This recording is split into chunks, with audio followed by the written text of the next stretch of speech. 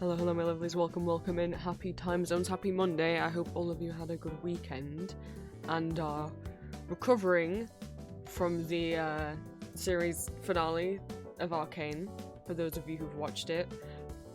I will say straight up, later on in the stream, I do want to talk about things that will contain spoilers, but not yet. I will say a spoiler warning before we get into spoiler territory. So you can mute stream. It's not like discussing the plot, it's I have some artwork I want feedback from you guys on that does contain spoilers for all 3 acts of season 2. But when we get to that, I will say a warning before I show it, so you guys can just not look while they're on screen, and then I'll say when they're off screen. It's just wanted to get that out right away.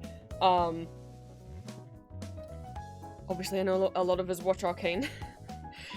It is the start, you know, of me doing all of this was, that I'd wanted to, those of you who follow my voice acting on YouTube, I'd planned, I had scripts I'd written for, like, ASMR voice acting content that I'd written years, like 3 years before I, uploaded my first audio that I even attempted recording. I bought my first Blue Yeti mic back then because I was like, yeah, I'm definitely, like, back in like 2018, 2019, because I thought for sure I was gonna do it, and then I didn't. I was too nervous, I was too dysphoric about my voice, and nothing happened. None of that happened. Because I was just always, I was just always too nervous about it until Arcane happened. And I was like, I think well, I was also in a position where, like, I graduated just before, like, lockdown hit. And, so it was hard, you know, it was impossible to find work because you couldn't go out. And then, it was a struggle too, so I was just living off the money that I made for Vetsy, which I made enough to pay my parents rent, but what they charge me rent is not like what you would actually, is nowhere near how much you would actually pay to have to go and live, you know, somewhere else. So, you know, it was at a point where I was like, alright, I need to get, if I can't make Etsy and doing, like, being self-employed work by the end of next year, that I gotta go get a regular job. And I uploaded my first audio, at least onto YouTube. I think I'd put some snippets on Tumblr first. But the first YouTube one went up on the 28th of December, 2021. And of course it was Victor. And, hi. Now you guys are here because of all of that. So, thank you, Lord and Savior Victor Arcane. He will always mean a lot to me. I mean, I loved the character anyway, but obviously now it's like, oh, no, he literally did he saved my life, so, it was weird, because at first I wasn't bothered about season 2 coming out, and then as I'd watch it, I did, like, I got sucked in, and then now it's over, I'm like, back to just like, I feel weird. I feel weird about it. But before we get into any updates and any thoughts on stuff, let me scroll up in chat, because I should have done that straight away. Who is here? Hello, Floral. Hello, Green. Tolman's being a menace. Oh, no. Oh, how do I pronounce this?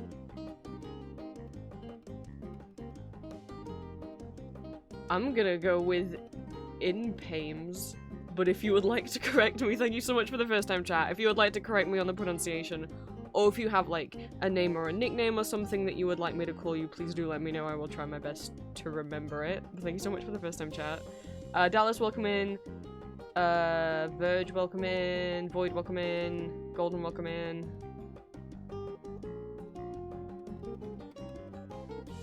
Let's call me Aaron.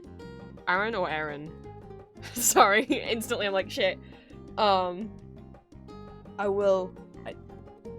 don't know if that's pronounced Aaron or Aaron. Either's fine. Okay. Okay.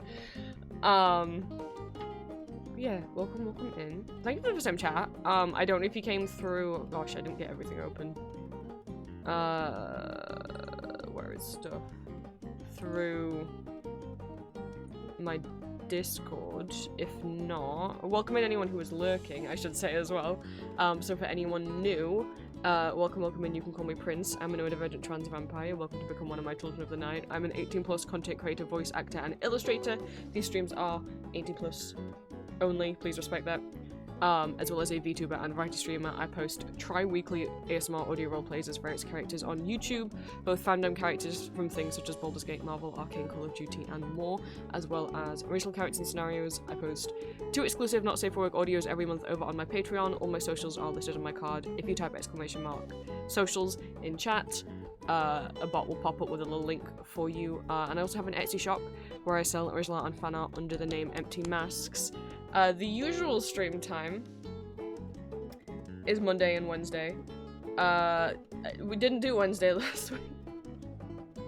Oh, thank you for the first time chat, Redhead. Welcome in. Yeah, if you guys lurk and don't want to chat again, that is absolutely fine. I don't mind. Yeah, I didn't stream last Wednesday. Look. It's the season of seasonal depression, and I've not been doing too great mentally. So, currently, so Mondays, I get my Etsy orders ready each week. I cut out all my stickers by hand and make badges with my little machine. So that's what we do on Mondays, and then Wednesdays, I play a video game, which at the moment we're replaying Ebe, which is a little RPG maker horror game. And so, which I don't normally play horror games, but I really love Eve. I didn't think last week was gonna- I didn't think I was gonna be able to stream last Wednesday at all, let alone play Eve, especially as we're getting closer to the bit. Eve doesn't scare me. It's not really that scary. It's such a simple pixel art style. There's a couple jump scares, but they're not like noise. It's not like a sudden big noise. It's just like, oh, was there a thing out of the corner of your eye? So it doesn't get me as much. But if you're familiar with Eve, the room, not to this isn't like a fucking massive spoiler, but there is a room later in the game when Eve goes in, she sees it as like full of bunny rabbits, and when Gary goes in, he sees it as full of these like rag dolls. I don't like those. I don't like them. I don't like the ragdoll room. I like the sound that plays in the ragdoll room. I don't like what happens in the ragdoll room. And I was like, we're getting further into the game. If I stream Eve today while I already have been like crying all week, I don't think I'm gonna feel better if I get to the point of the game where the ragdoll room is. Oh, thank you for the bits, Freud. So, yeah, I was like, let's not. You know, and I know I could have just like booted up Hades again, but I wasn't going to be able to stream, so hopefully this week. I don't want to leave it too long and then everyone forget what the fuck the plot of Eve is. So hopefully, whoa! Library of Leviathan, thank you so much for the subscription. If you subscribe, are there 30 months? Wait. I didn't see the founder badge. Hello. I don't know if your username has changed from what your username was when you first subscribed. But thank you so much. Sorry I got thrown off because not a lot of people with the founder badges are still active in chat, so it's just like, wait a minute. I know you. Sorry. My god, 30 months, thank you so much. I hope you continue to enjoy your ad-free viewing and your emotes. I don't want to say what I think your previous username was. In case you really don't want to go by that anymore. But, thank you for still being here, oh my goodness. Most people in chat have joined over the last year. A lot of people got here from around the time I started posting the Astarion audios and the Visiting King series. Because that first part of the Visiting King series audios is still my most watched video on YouTube. I think my second most watched has like... I don't have many I have maybe like 10 videos that are maybe over like 20k views, and the Visiting King one is the only one that's above 100,000.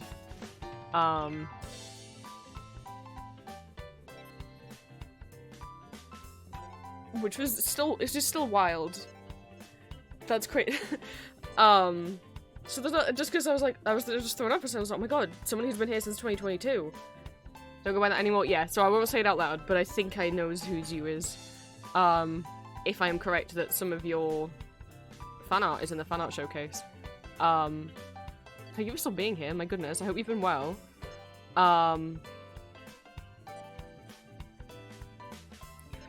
Speaking of, oh my god, subscribing, I got a couple more emotes on. I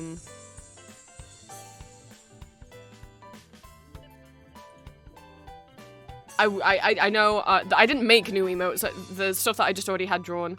I wanted to add the Victor Yikes face that I added to Discord, as a Twitch emote, and then I remembered you can't do that. You can't upload anything as a Twitch emote that you don't have, like, the copyright rights to, and I didn't want to get in trouble.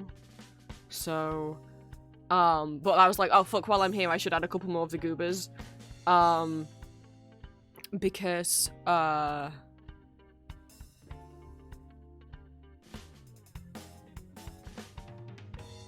yeah, I like ages ago I said, yeah, of course, that I was gonna add every single one of my OC goobers as an emote on Twitch, and then I just like forgot about it. I also did want to draw more ones. Originally we didn't have any more slots. We'd hit the max limit of how many emotes I could upload on Twitch, but since then Twitch twice this year has given streamers more slots, so I know I want to get some of Mori drawn.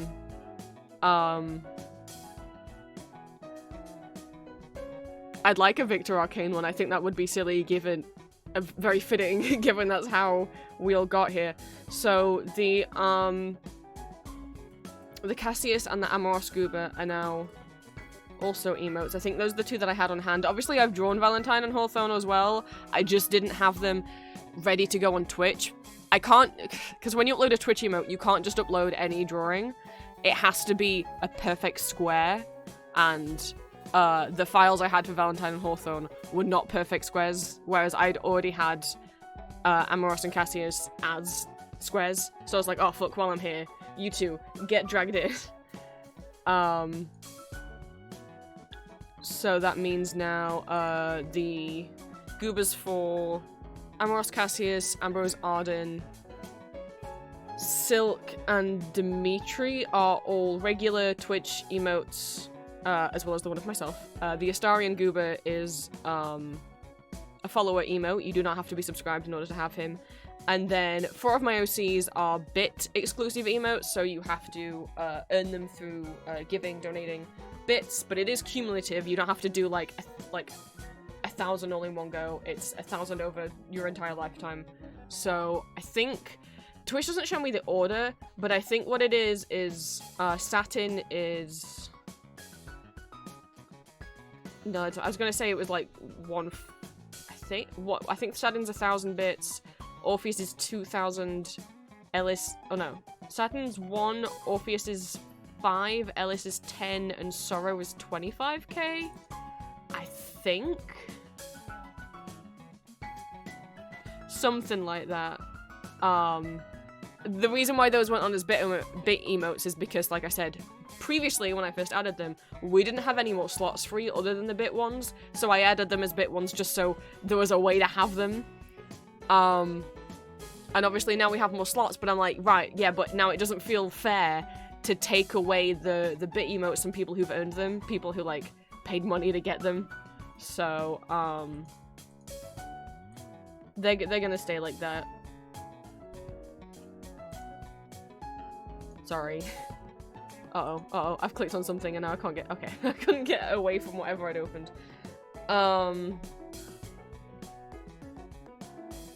You are Boo Boo the Fool was making noodles scotch on the hob. Oh, agree. Oh no.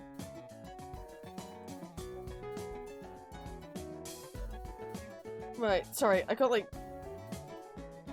thrown up. But that, yeah, I forgot to mention, I'm glad actually someone subscribed because that made me remember about the emotes. need to go over updates and stuff first, and then I want you guys' advice, if you don't mind, on some art stuff, and then we'll get into Etsy orders. So what's been going off in the last week? I've been depressed. That's what's been going on. But I'm still trying. I don't feel as bad today, and I started to feel a bit better yesterday, so it didn't help. It wasn't helping. I had night terrors again all last week, so those were back. But I didn't have any last night, so fingies crossed. I'm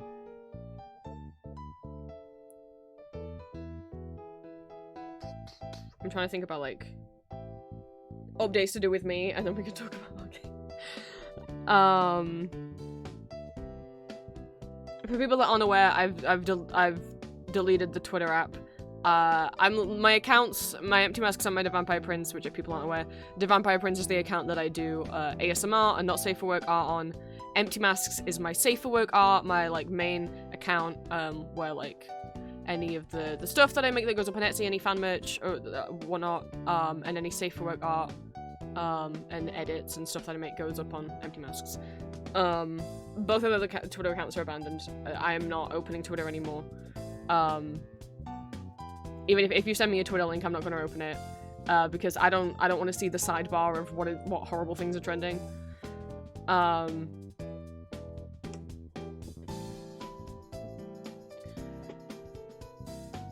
Because I can't spoilers because I haven't seen season 2 of to play League. What I will say for the characters then, it's not done the exact same way as it's done in League, like what happens with certain characters and their arcs. Like, obviously it's inspired by League, but it's not done exactly the same, which I am glad, because I was very worried that if they did it the same as League, okay, what I'll say right now, I don't want to get into Arcane yet, but what I'll say right now is some people on my Discord saw me have kind of a meltdown midway through episode 8 of season 2, because what was happening with Victor's storyline looked like they were going towards ableism and eugenics, and that is something that I wanted them to not touch on. And I got real upset, and I was like, please don't do an ableism, please don't. I don't, like, already just having, like, I mean, you can have disabled characters who are villains, you just can't have, like, all of the villains be disabled, right, or your only villains be disabled, but, like, what was going on midway through episode 8, I had to pause the episode, and I was, like, really angry, and I straight was like, I think I hate Victor now. I think, well done. I think you've managed it. I think I'm breaking up with him and gonna go kiss Jace now. But I kept watching, and they recovered from it. I was like, because it wasn't that like they straight up did ableism. It was just, oh fuck, the way this is going, if they continue going down this path, this is not good representation. This is bad representation.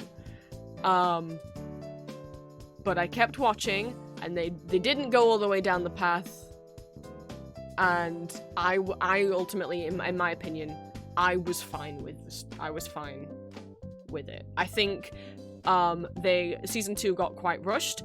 I think they should have had more episodes. I saw some people saying all of Act 3, those last 3 episodes could have been a season in themselves. They absolutely could have been. Obviously, they did the best, I think, with the time that was given to them, but there was a lot of scenes and dialogue and discussions that I think we needed that we didn't get, and I've seen people be very confused with Victor, and I think the only reason why I didn't get confused with Victor's motivations and what was going on is because I do know the League of Legends lore for Victor, but if you aren't aware of the League of Legends lore, I think watching Victor, you're gonna be like, what? How? This seems like he was like believed in one thing one episode, and now the next episode he's doing something like completely different, and there's no time given to his thought process. We never get to hear his motivations, and I think that is, you shouldn't have to rely on people knowing what goes on in League of Legends, especially when, like, obviously these are completely different takes on the characters with different backstories and stuff. So definitely things were rushed and things were missed, but I don't think they did ableism.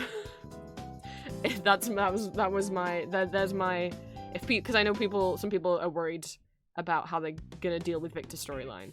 So that was my ultimate opinion. that was my thoughts coming out of it, so. Oh, bye, Aaron. Thank you for stopping by. I did find that line very funny when I got till after seeing the reaction to episode 9. Yeah, what? Just seeing me being like, I think I hate Victor now. I think I need to break up with him and go and be with Jason instead. And then episode 9 be like, never mind, I still love him. We're not getting into Arcane. I don't want to talk about Arcane yet because otherwise, things are gonna get derailed and I don't want people to have to leave stream because of spoilers. But I just wanted to say that, is in case anyone is worried about potential ableism or pro-eugenicsy shit, and talk, you know, if anyone's worried, like, Arcane's not gonna say disabled people need to be fixed, right? They didn't. They did the opposite, actually. They very specifically did the opposite in episode 9. So, whew. Thank good, because I got real worried there for a second in episode 8. My god. But if anyone's worried about that, I think they did okay.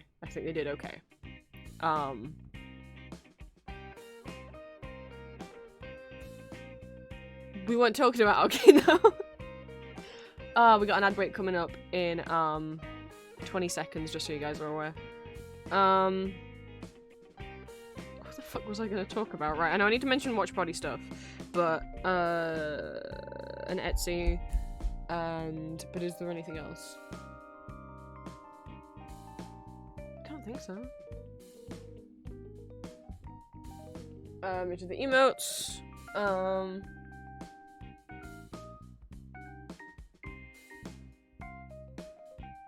Yeah, did I mention this on the stream? No, because I think they came to then. So the, stuff that I had for pre-order on my Etsy shop that is no longer, up for pre-order. So the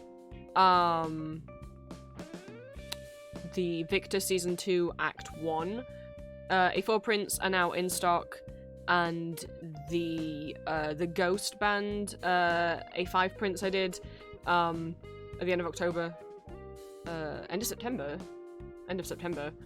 for like each of the 4 poppers with the ghouls. Those are now in stock now as well. I have them from I use Doxu for printing stuff. That's just what I've always used for years. So they're in stock now. In terms of the other stuff, didn't Twitch just say, okay, there's the ad, I was like, didn't it just say we were getting an ad break? Where'd it go? And then in terms of everything else, so, the Victor pins, well, the Victor pin restock, the first one, the first 25, not the second 25, because there's a second 25 now. I wish I'd known that was going to happen before I placed the order and I could have just bought 50. But whatever, the initial 25, along with the Sam Lucifer Supernatural standee, are in the process of being manufactured. I proved the proofs that I got from Zap over the weekend. So they're currently being manufactured as we speak. As well as, I mentioned this on Discord, but hadn't mentioned it here because I haven't streamed since it happened. For a while I've been wanting some kind of freebie to put in orders. I know, like, you guys shouldn't expect to get freebies when you order from small businesses and Etsy stores. Like, don't get mad if you don't get a freebie or a thank you note. But I've always wanted to include something. For a while last year, I was just like buying stickers, like sticker sheets, and just like cutting them out and throwing them in. But that took ages. And I'd keep running out, and I'm like, this is stupid. What am I doing? And I couldn't keep going out often enough to get the stickers, so that didn't last very long. But I was trying to think, what is a sticker that I could give away for free with every order? Like I was like, okay, why don't we just make one sticker? We give that away with every order. Instead of me cutting them out by hand, I'll just have Zap print them. To save me all that time. Which I've never had anyone else manufacture stickers before. I've always just printed them myself and cut them out, so it feels weird. But I was trying to think, well, what do I have that's something that everyone would be happy with? I don't want it to be a fandom sticker, because, like, what, I'm gonna give Arcane stickers to someone who would have Marvel stuff and doesn't know what Arcane is? Like, that's not fair. So my initial thought was Mori, and that's not what we went with, just because I didn't have a drawing of Mori on hand, and I needed to place the order then and there. I was already getting the standee and the pins. So I was like, shit, no, I need something now. What do I have that's like universal that everyone can enjoy? And I was just looking through what drawings I had of like silly guys, and so I landed on the silliest guy that we have, which is Sad Frog, which is a drawing I did on stream like a year ago, I think it was now, during a subathon where there was a reward for I had to draw blindfolded, and chat picked what I was drawing. So someone requested Frog. I don't remember who it was. I drew them blindfolded, but we colored them in unblindfolded, just to highlight the little mess that we'd made. And so that they didn't look too messy, so you could appreciate how silly the line art came out. I didn't draw the mouth on him blindfolded. Everything else was drawn on. And I gave him the little sad mouth after because it looked like one of his line art. He didn't come out too terribly because I tried to draw almost all of it with just one continuous line, so I didn't lose where I was. Obviously then the eyes ended up in the wrong place, so his eyes are meant to be on the things that now look like ears, but those were meant to be where his eyes were. And one of his eyes is connected to the line art. So I always thought it looked like he's like crying his own line art. So I gave him a little sad mouth, we named him Sad Frog. Chat liked him enough that he became a follower emote. So now anyone who places an Etsy order, not anyone who's placed it right, because I don't have them in stock yet, but anyone who currently has like an open pre-order for any of the Victor pins or the Supernatural standees, or anyone who places an order after whenever I get the stickers in stock, we'll get a little free Sad Frog sticker with every order. Hopefully that's nice. Right. So there's that. I'll mention why I said the initial first 25 of Victor after we go over other updates. Literally like going through my brain really quickly. I can't think of any Patreon updates or any Twitch updates. Or any Discord. Well, Discord we're gonna mention.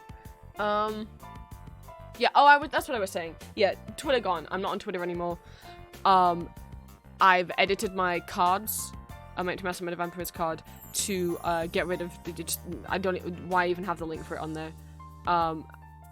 If you want to keep up with what's going on, you know, outside of when I post on YouTube and the Twitch streams, Tumblr and Blue Sky are the best places to do that. Obviously, I mean, my Discord server would be the best place. That is where I'm the most active, but that is Patreon exclusive. So outside of that, Tumblr and Blue Sky. Tumblr mostly, but I mean, I've been posting more art on my Empty Mask Blue Sky lately, trying to like, because there's been like these like threads that are going around, or it's like retweet this with your art that's symmetrical, or with your art that's blue, or with your art that's pink, or whatever. So, putting what I can put stickers on that doesn't need them people order. Yeah, I've checked it. None of my stickers are waterproof, and also the Sad Frog ones that I've ordered are also not going to be waterproof. That would have been too much money for freebie stickers. I feel Blue Sky for no reason at all. It's been so chill. I've actually like already like made like new artist mutuals and like actually like been gaining. If I tweeted art on Twitter, no notes, like no likes, no retweets, no one would see it. But like stuff is actively getting noticed and seen on Blue Sky, and people are interacting with it.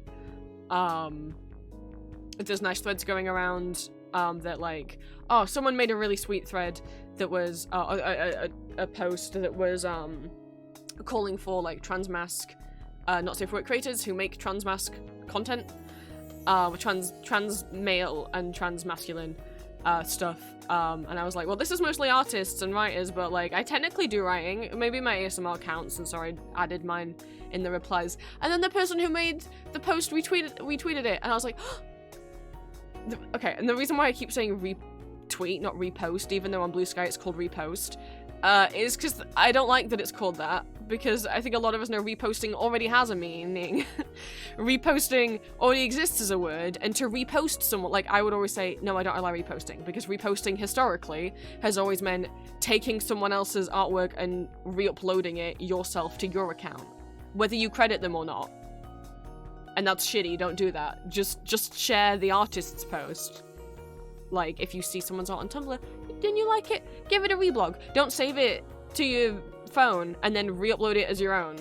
Whether you claim that you made it yourself, whether you just don't post credit, or even if you do post credit. I don't allow re-uploading. So I don't want to call it reposting on Blue Sky, because that's going to get confusing. When I say don't repost my work and then I talk about reposting on Blue Sky. But no, Blue Sky's really chill. It's really easy to just... a lot of people, which I'm very glad, are not engaging in shit. I mean, I have, you know, I can't go on Twitter without seeing something triggering. That doesn't happen when I go on Blue Sky. There's big lists that people compile then when you can just block everyone on the list. Like, here's a list of people who are, like, known transphobes. Oh, cool. I'll just block... I can just block everyone on the list with the click of one button, you know?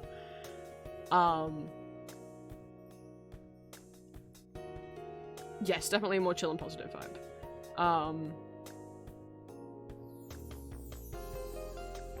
And it's nice seeing people actively trying to encourage people to reply more to people's posts, to you know, reblog things, not just like things, and encourage blocking and not engaging with, like, trolls and people who are just trying to, like, agitate you. Like, just block them. And people, wow, bigots on Twitter are getting real mad and are calling Blue Sky toxic because people aren't engaging in arguing with them when they send hate to people. So, and also the amount of people, how alt text or image description text, ID text, whatever you call it, is so widely used. Like, most people do use alt text on their images. I've been doing my best. I mean, I've been writing alt text, or doing ID descriptions on most of my art on Tumblr for quite a while. But Blue Sky has a proper way to actually put alt text, like, in an image caption. And I've been trying to... I'm not the best at writing alt text, I don't think. Mine don't seem as detailed as other people's, but it's nice to see how, like, universally normalized actually writing alt text is on Blue Sky. And of course, while I'm not someone who needs alt text, which if people don't know, alt text or ID text or image description text is text describing an image for people who are blind or hard of sight, for their screen readers to read aloud, so they can still, instead of just, oh, there's an image there, but I don't know what it is, they will actually have an idea of what the picture that they can't see actually is.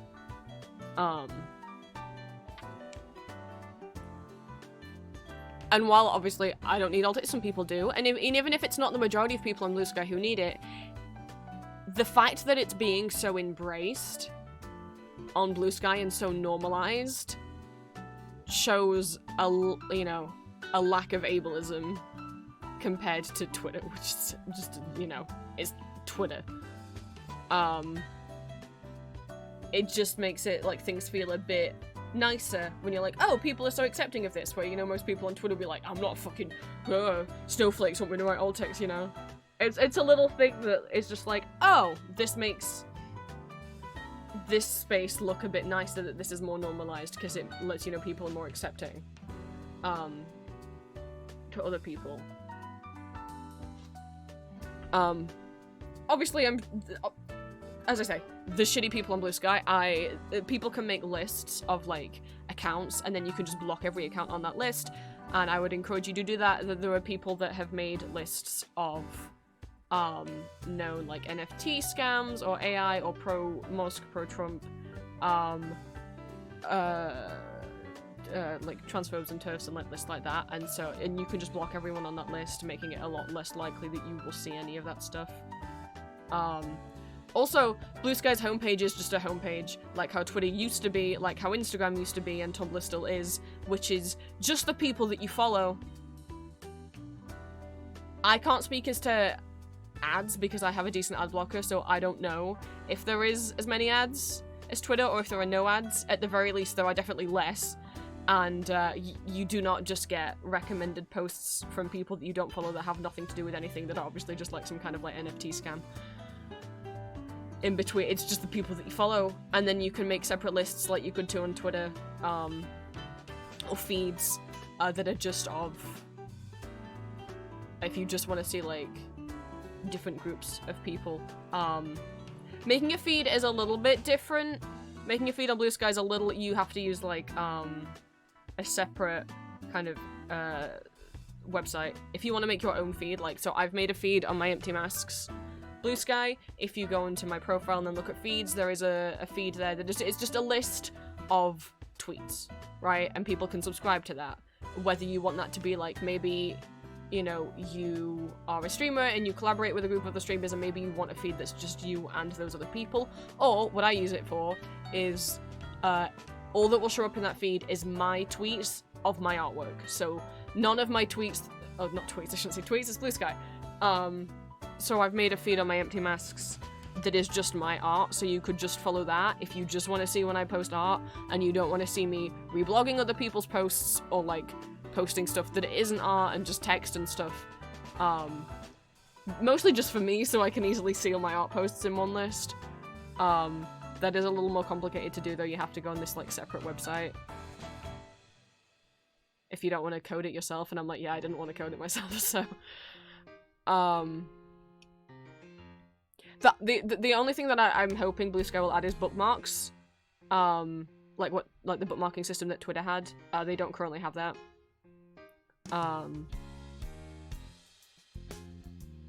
I like that they have a copy post text. You can, when you click to like the three little dots that will give you like the options to share and copy a post, you can copy post link and you can also copy post text. That's so helpful. Because if you just try and like select the text and copy paste, it doesn't like copy the formatting and stuff, right? So like, I'm really liking seeing how people are like formatting, like how they tag at the bottom. So I can just like, oh, I want to post all these tags again, cool, I can just easily copy a text from the previous post that I made.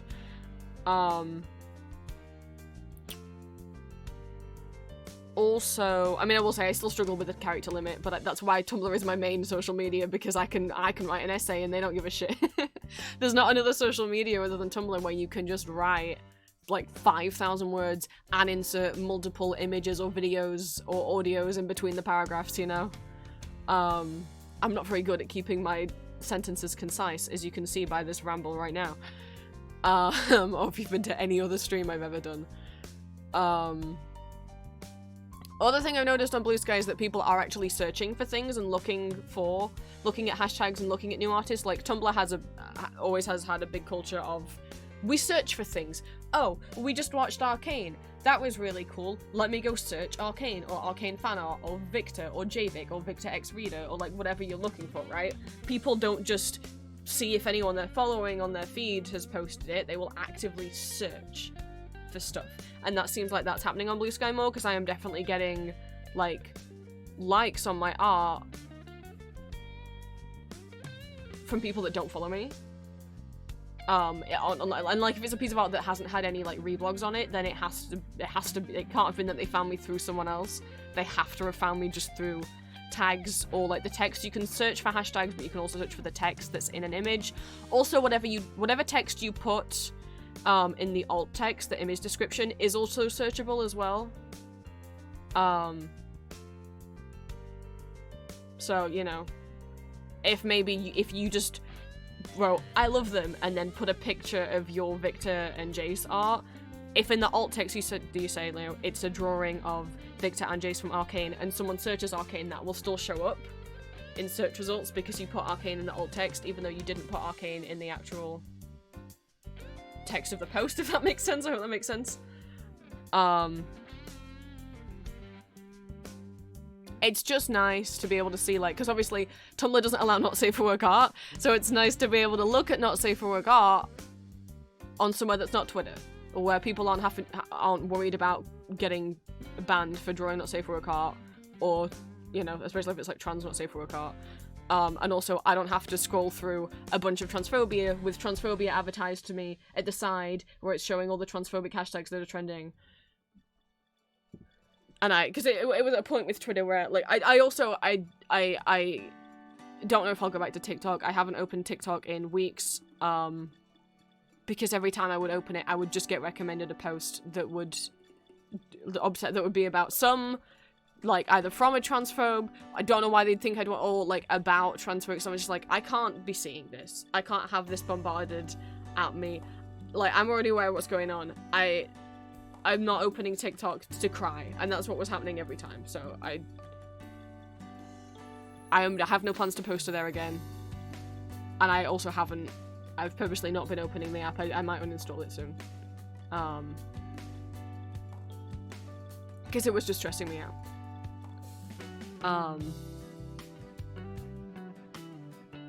You may also notice I haven't posted to Instagram in a long time. I mean, I never used the Vampire Prince Instagram anyway, but my main Instagram where I post my art, I've stopped posting to, because it just... I find Instagram just unusable. Not because I see bigotry, but just like, I mean, the home feed is just me getting recommended reels from people that I don't follow every other post. I'm sorry, I hate reels. I'm not on Instagram to look at videos, I'm on here to look at pictures. If I want to look at videos, I'd go on TikTok. But I mean, it felt impossible to ever build a following on Instagram, and I've been trying to get following for my art on there for like 10 years, and it... nothing, you know? I was like, I don't see the point of this anymore. So...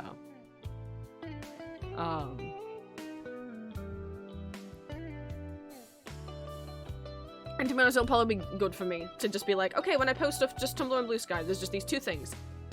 And obviously, if it's a bigger announcement or something, it'll still also go up on Discord and Patreon on my YouTube community tab.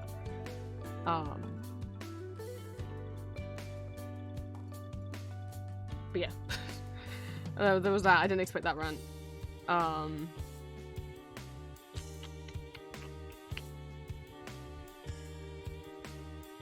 Where is actual announcement stuff? Right. So there's that.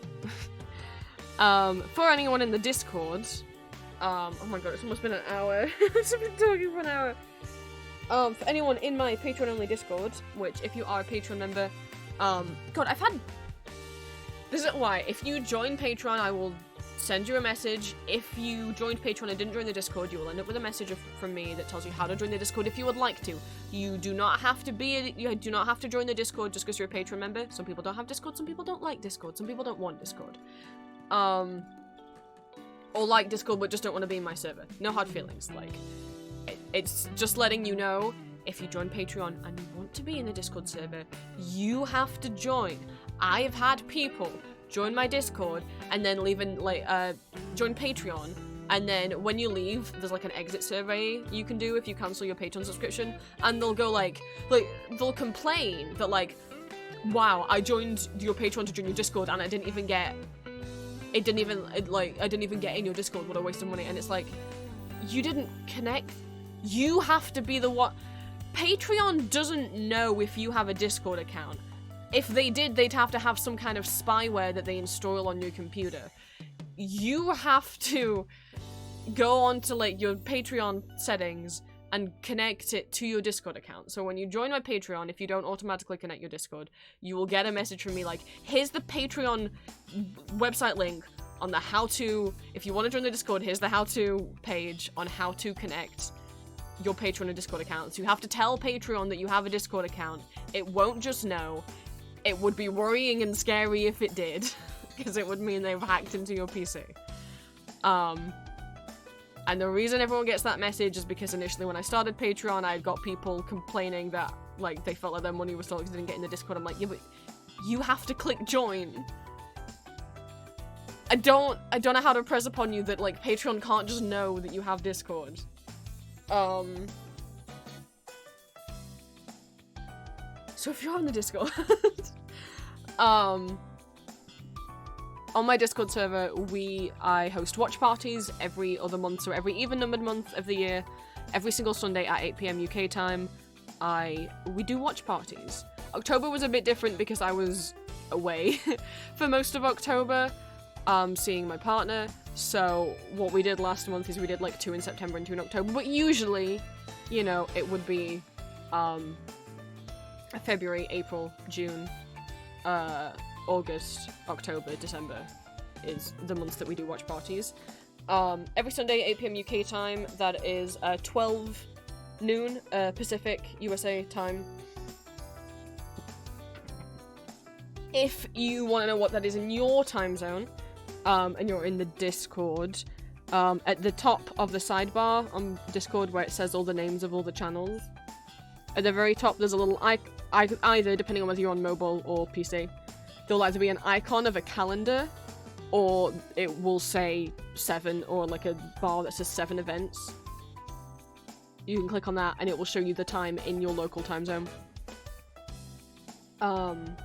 So it's almost December. What the fucking shit? What do you mean? That it's weird because you would think that November would have passed really slowly for me, given how my mental health's been, and yet I'm like, what? Fuck! I need to send Julia's Christmas presents so they get there in time. What do you mean? It's less than a week till December.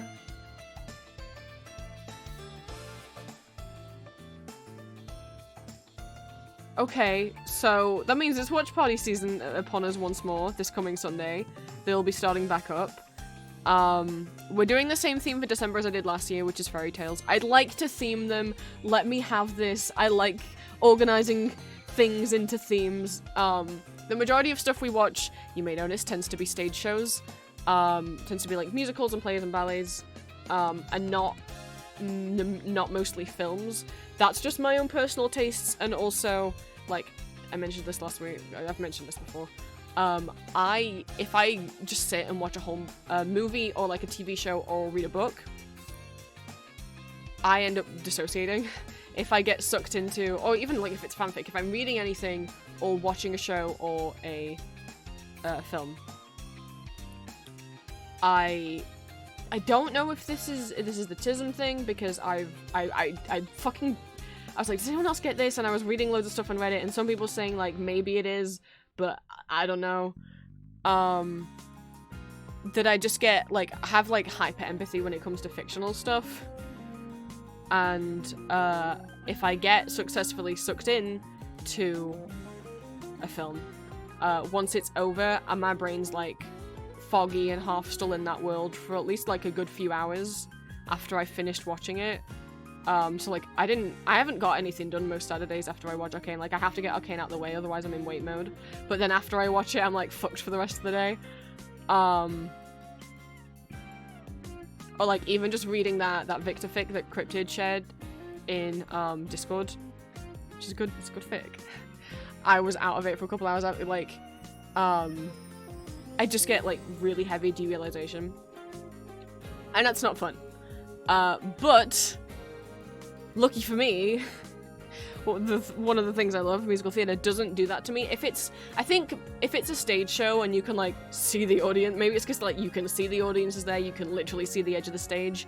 It doesn't happen to me if I'm watching a recording of a stage show. It doesn't happen if it's a video game, or like, I mean, I don't watch much reality, but that's why I watch like a lot of YouTube videos and video essays, because that doesn't happen to me with those.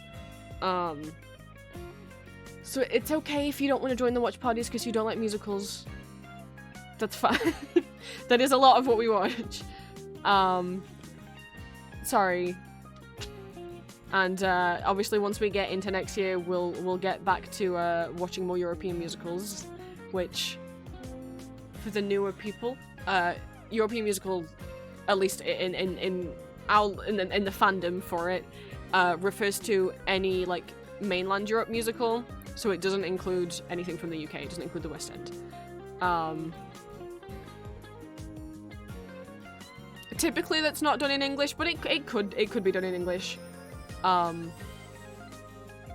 But it's like original musical theatre, so it's not like, oh well, the Phantom of the Opera is performed in Germany, so does that count? It's like, not really, because it's not from Germany. But you know, German musicals like Elizabeth or Tanz die Vampire or Rebecca or Mozart, or gosh, I'm trying to, like, original French musicals like the other Mozart one, 1789, Adam and Eve, fucking French musicals, brain, come on, or like The Sun King, or like Russian musicals like The Last Trial, or Master Margarita, Onegin, Dutch musicals like Three Musketeers or Soldier from Orange, Czech musicals like Dracula, or I'm literally just trying to like go on, come on, you know more original musicals. Oh my god, I didn't say Romeo and Juliet or Notre Dame de Paris when I was thinking of French musicals. Christ. Point is, if you cannot tell, European musicals, more specifically the Austrian musical, Elizabeth S musical, is my special interest. So you guys get subjected to it. You say Dracula, I cheer 100 bits. Thank you, thank you. If I can ever find a copy of that musical with English subtitles on, obviously we'll be watching it. I've never even found a full recording of it, so I haven't seen it at all. I have some old copies of a German musical theatre magazine. I forget what it's called. It might just be called Musical Theatre. And I do have an issue from... I bought some of the issues that just had, they're all from like the early 2000s, that were about, like I think I got the one that's about the opening of Tanz die Vampire in 1997 in Austria, and then the Elizabeth Essen production, and then the Three Musketeers German production, and then I think Mozart's opening in 1999. One of them has an article about what I think is the opening original production of the Czech Dracula musical. I mean, it's in German, so I can't read it. I've enjoyed the photos very much. So that's the closest thing I've got to seeing it, is staring at pictures in a magazine. I know there has been German, I don't know how many different language productions there has been of the Czech Dracula musical, but I know at least there has been a German production. I'm pretty sure it was done at Tecklenburg, which is this like outdoor open air theatre that they host musicals every summer. And there's always like a kids friendly musical, and then there's always like a more adult musical. Some years they've done Rebecca, some years they've done Rebecca there, they've done Three Musketeers there, they've done by more adult I mean it's just not made for children. Like I think or they'll do like English language musicals, like I think they've done Mamma Mia there. They've done, I think Frank Wildhorn's Dracula there, but I'm pretty certain they also did the Czech Dracula musical there, and that Ethan Freeman played Dracula. I don't think I'm making that up. I think that's a real thing that happened. And I'm pretty sure there's a recording out there somewhere, I just don't have it.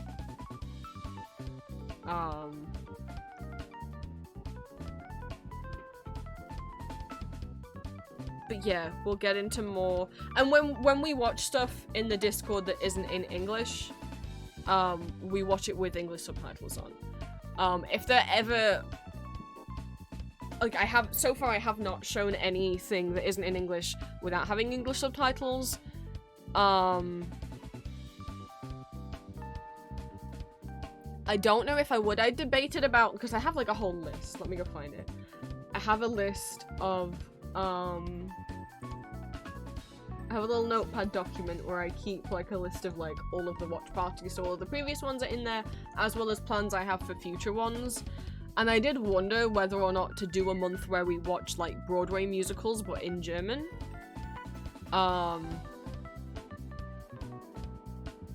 And obviously we wouldn't have English subtitles. You would just have to already know Phantom of the Opera, right, for example. But I couldn't think of 4 musicals to do it. Like, I do have, like, out of the videos that I have of musicals, I was like, well, if we did that, we could do Jesus Christ Superstar, we could do Wicked, we could do Phantom, and then I couldn't think of a 4th one out of what I had.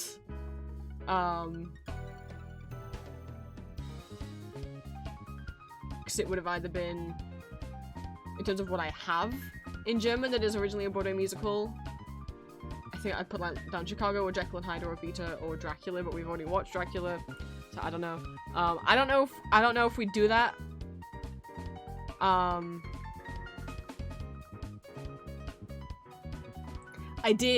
I did in the process of being like, but which Phantom? I have so many copies of Phantom and so many copies of it in German.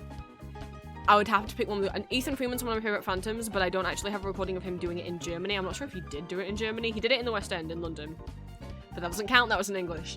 So I was going through all the German recordings I have, and I was very happy to find someone playing Eric who I'd never watched as Eric before, because I was like, we're not doing Uwe Kruger. I'm sorry. He's amazing as Todd and Elizabeth. He's terrible as Eric. It's so bad. I also personally don't really want to watch Thomas Borchert as Eric, though I do have recordings of him. I think I have David Arnsberger as well. But I was like, I don't love any of these as Eric. And I was going through and I noticed I had a recording of Matthias Edenborn as Eric, and I'm like, oh. Well, I've seen, he's been in, I'm pretty sure he's played Krolok in Tennessee PD. And I'm like, I don't mind him as Krolok. Let's have a little look. And so I was watching, I was like, I judge an Eric on like, can they make me cry during Final Lair? I really like him as Eric. I think I have a new favorite. He's not going above my other favorite, but he can join my list of favorite Erics, which is Ramin Karimlo, Ethan Freeman, Jeremy Stoll, and now Matthias, I guess. But I don't know if that would be interesting. Obviously, we wouldn't be able to watch those with subtitles.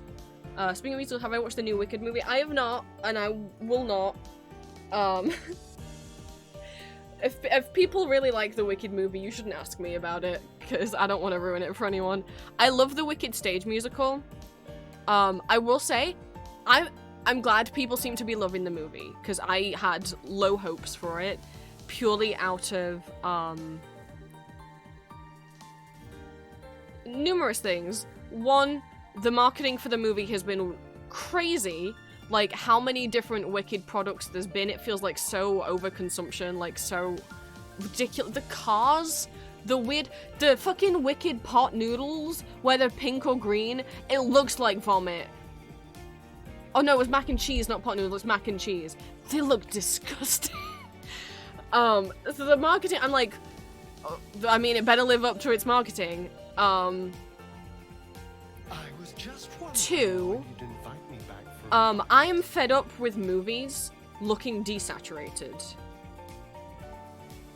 Well, also, for people that don't know what's going on with the Wicked marketing, they also, Mattel a few months ago announced that they were going to use generative AI to help, like, make the packaging on their dolls.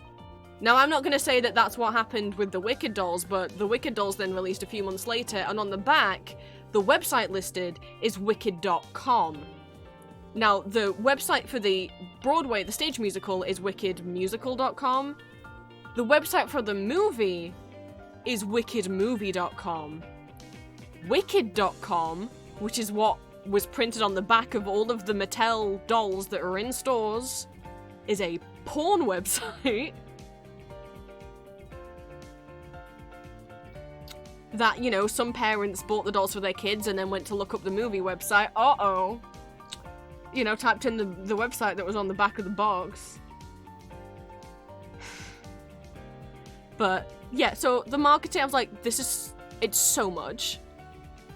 It felt too much. I was like, I feel like, come on, Wicked, what are you doing? And this is someone who, I love the stage musical, it's one of my favorite musicals. So I say this from a place of, like, I already love Wicked. Two, I'm fed up of movies looking desaturated. I'm fed up. I remember someone referring to the Marvel movies as if you took every frame and, like, and put it side by side, that overall it just looks like muddy concrete. And, yeah. Like, the Wicked stage musical, which I've seen, it's one of the few musicals I've seen live in the West End. It's so bright and colourful. And the movie in the trailer looked kind of dull. I want those greens to be, like, bright greens. I want it to look fun, especially the Emerald City. Now, I haven't seen the movie. Maybe the movie looks more colourful than the trailers. But the trailers looked kind of dull. Kind of like they slid down the desaturation slider in Photoshop or whatever. And I'm so sick of movies looking like that. Like, if you think of, like, there's not that many musical movies that have come out over the last few years, but if you think of something like La La Land, that had a lot of nice bright colours in it. Or even something like, and I wasn't getting that from the trailer for the Wicked movie. Like, if you love the Wicked movie, feel free to just, like, mute me while I rant about it. Like, we're allowed to have different opinions. I don't think anyone's stupid for enjoying it. And obviously, my complaints aren't anything to do with the plot of the movie. So that, you know, it kind of felt like it. Do you remember that Winx Club live action series that Netflix did a couple years ago? It's giving, like, and it was just so boring. Well, one, because they made it a dystopia, but just the color palette from what was such a bright cartoon, just so disappointing. Whatever. So I just felt like it looked desaturated. 3, Ariana Grande. I personally am not a fan.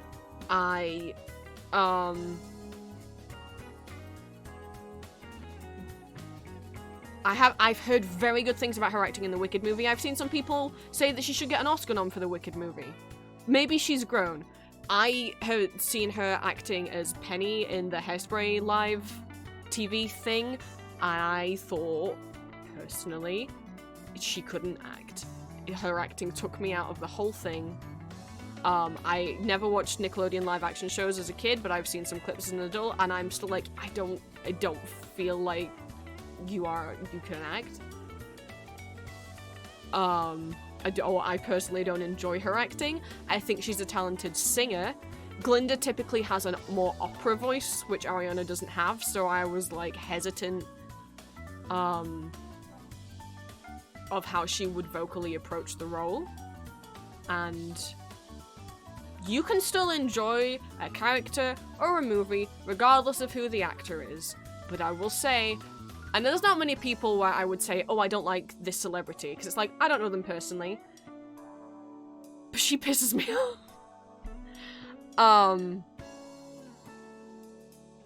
Like, I, as someone who's just listened to some of her songs casually, but never been a fan or followed her, and obviously I am white, so I don't want to, like, be someone who is being, accusing her of these things, but I have friends who are POC who hate her and have ranted to me about hating her because of what other people have referred to as blackfishing from her. So I don't like that about her. And I don't like the trend that she has, which she has continued to perpetuate on the set of Wicked, which is seemingly stealing people's husbands. What is she doing? Like, I don't follow celebrities, but, like, I didn't know she had a trend of doing it. I just became aware what happened on the set of Wicked, because who plays Bok in the Wicked movie was who originated the role of SpongeBob SquarePants in the SpongeBob musical on Broadway. And everyone thought he was just a sweet little nerd, and he had a wife, and he had a fresh new little baby, and then all of a sudden, pretty soon after, you know, him and Ariana are caught, and she's married at the time, getting it on the set of Wicked, and they're both like, oh, no, it only started after we both broke up with our spouses, and I'm like, I hate drama and I hate knowing about other people's personal lives and celebrities' personal lives, but also cheating makes me very angry, and I'm just like, I'm not buying that for a second. So, already I'm like, I don't want to look at her as Glinda. Just because I find cheating really upsetting and triggering, and I'm like, fucking, what the fuck are you doing?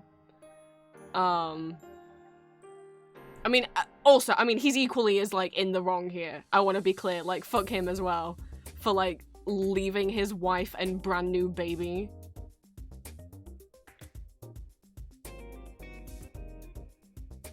Every day I learn more celebrities against my will. I learned all this against my will. I'm sorry for passing it on.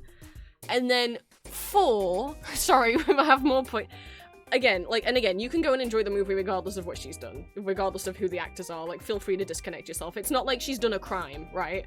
It's not like she's, like, abused anyone, or, you know, I don't think I'm not saying she should be cancelled. I'm not saying the movie should be cancelled over this. Like, she hasn't done a crime, you know? what the fuck is going on with it? I was fine with Cynthia Erivo's casting. Again, I don't know anything about celebrities' personal lives, but I was aware of her. I've been aware of, like, I've seen her perform at the Tony Awards in other musicals that she's done on Broadway. I thought I've heard she did a BBC Proms performance a couple years ago, like a whole concert that I watched while I was sick. I think she's got a gorgeous voice. I was like, hell yeah, she can absolutely belt. She can play Elphaba. And I'm not doubting that. But I just got annoyed over the thing that happened with the Wicked poster. If people don't know, the traditional poster for the Wicked musical is like this kind of 2D artwork of Elphaba with her hat like down over her eyes, kind of at an angle, with like bright red lipstick and like a smirk, and Glinda is up against her. Glinda's mouth is covering, her hand's covering her mouth like she's whispering a secret. And obviously, it's meant to be intriguing. It's like, okay, why is Glinda whispering to Elphaba? What, aren't they supposed to be enemies? Like, and, you know, you can't see Elphaba's expression, you can't see her eyes, you can only see her smirk. So that's playing into, like, ooh, what is she really like? What is she really thinking? We can't see her eyes, we can't see her expression. Playing into, because if people don't know, Wicked is, like, the real story of the Wicked Witch from Wizard of Oz and how she was treated unfairly, right? So, kind of like a Maleficent story for her, right? And, so there's the kind of mystery of, like, because we don't really know what she's really like, and the musical's gonna tell us what she's really like, right? Or maybe she is as wicked as everyone thinks. Who knows? So the actual, the poster for the movie comes out, the live-action movie, and it looks off, because obviously they've gone to recreate the Broadway version, but Glinda's hand isn't over her mouth, how you would typically tell a secret, it's like below her mouth, and I've seen fans speculate, I don't know if this is true, that apparently Ariana Grande really likes her dimple and refuses to have her dimple covered up, so that's why her hand is lower than her mouth, so that you can still see her dimple, and I'm like, if that's true, that's so fucking petty. Who whispers a secret with their hand under their mouth? That's not, if you're whispering a secret, you also cover your mouth up to help, like, stop the sound from traveling, and people can't read your lips, you know. But more than that, you may be like, that's a silly thing to be annoyed about. That's not the thing that pisses me off. So, and the poster itself wasn't pissing me off, but that was a silly choice. And instead of Elphaba's like hat over her eyes with the smirk, her head is fully up. You can see her whole face on her eyes, and she's just blankly staring with like a dead expression into the camera. Don't know, weird changes to make, but whatever. A fan on, I think, Twitter decided to make an edit to the poster where they pulled the hat down, where they made the live-action poster look more like the Broadway poster. So they moved up Ariana Grande's hand to be over her mouth, they pulled the hat down over Cynthia Erivo's eyes, and they put red lipstick on. And, like, I think maybe edited the mouth to, like, pull the corner up to make it look like a smirk. That's all they did. What's the problem?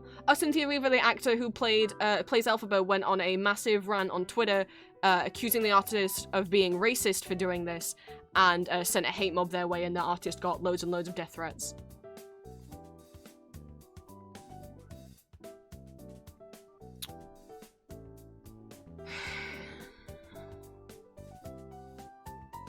What's wrong with people?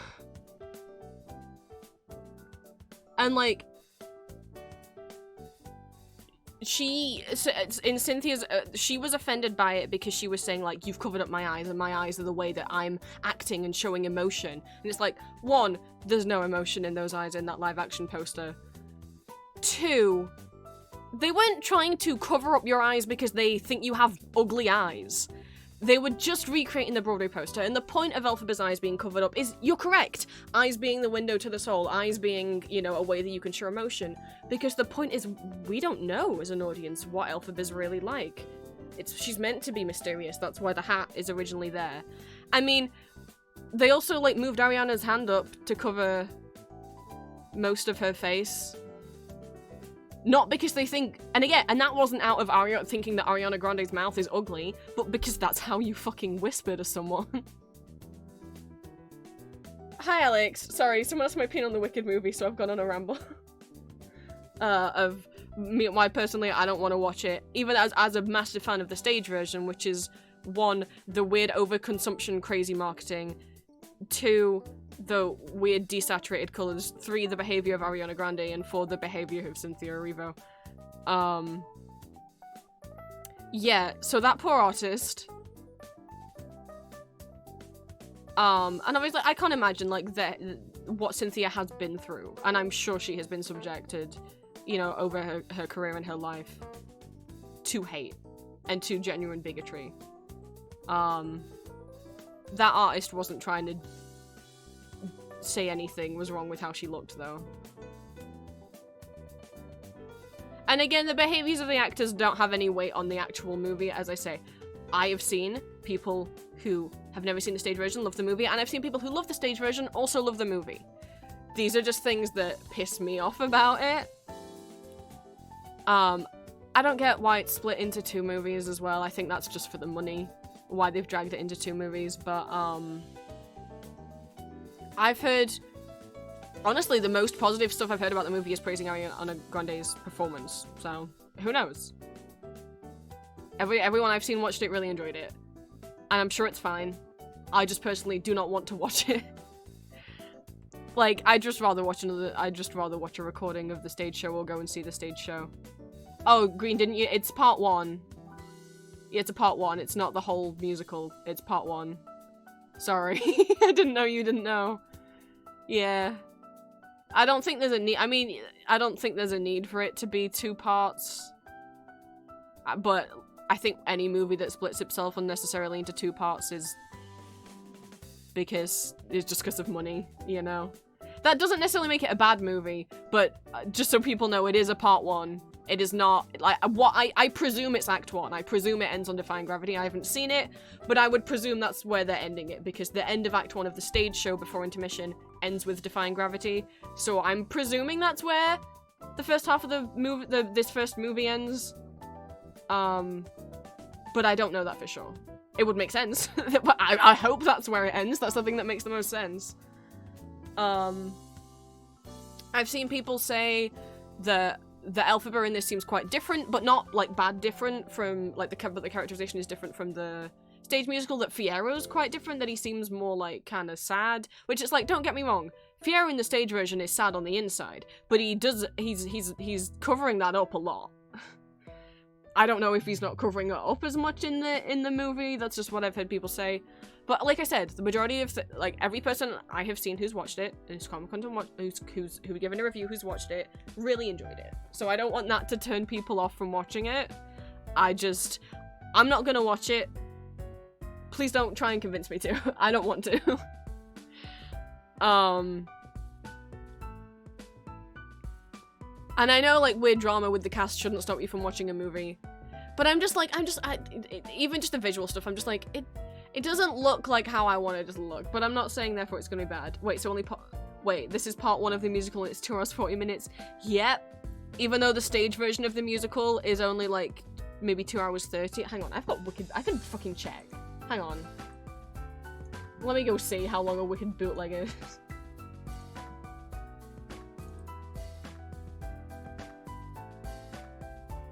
Because that's longer than the whole stage musical. It's definitely not 3 hours. Oh, it's in 2 parts. I'll have to do math. There's no way the stage musical is over 2.5 hours. And this isn't to dissuade anyone from watching it. Like I said, everything I've heard about it is really good. And you can agree with me on why I don't want to watch it and still go watch it and still enjoy it. And that's fine. Like, you can criticize things that you like. I really hope we're all grown up enough here to know that. But, like, if me criticizing something is not saying you're stupid for liking it, and,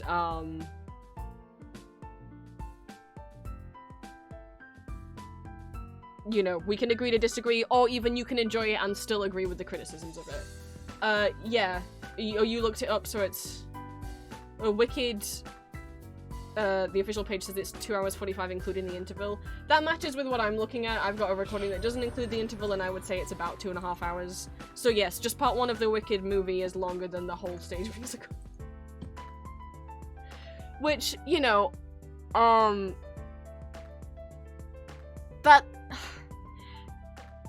at absolutely you could make the movie longer than the stage musical and it'd be fine. You could add in some scenes. But to double the length of the musical, how much did they add? Like, I really hope they didn't add so much that the pace feels like it's dragging, you know? Like I said, I haven't seen it. I'm gonna go and see if someone's written up the plot on Wikipedia, just so I can actually confirm where it's ending. That it does end on Defying Gravity, I would presume so. Oh yeah, the posters do just say Wicked. That's really deceiving. That's really shitty. Wicked, titled off-screen as Wicked Part 1, is a 2024 blah blah blah blah blah blah. So, yeah, Part 2 will be released on November 21st, 2025. Again, I haven't looked at the posters. The posters do just say Wicked. It does not say Part 1 at all, does it? It doesn't say Part 1. It just says Wicked. That's shittily deceiving. And I like that Wikipedia even says, in parentheses, titled on screen as Wicked Part 1. So I guess at the beginning of the movie credits it says Part 1, but on the posters advertising it, it doesn't. In the trailers it doesn't. I'm gonna go double check where it ends. Yes, it ends with Defying Gravity. Okay, that's what I figured.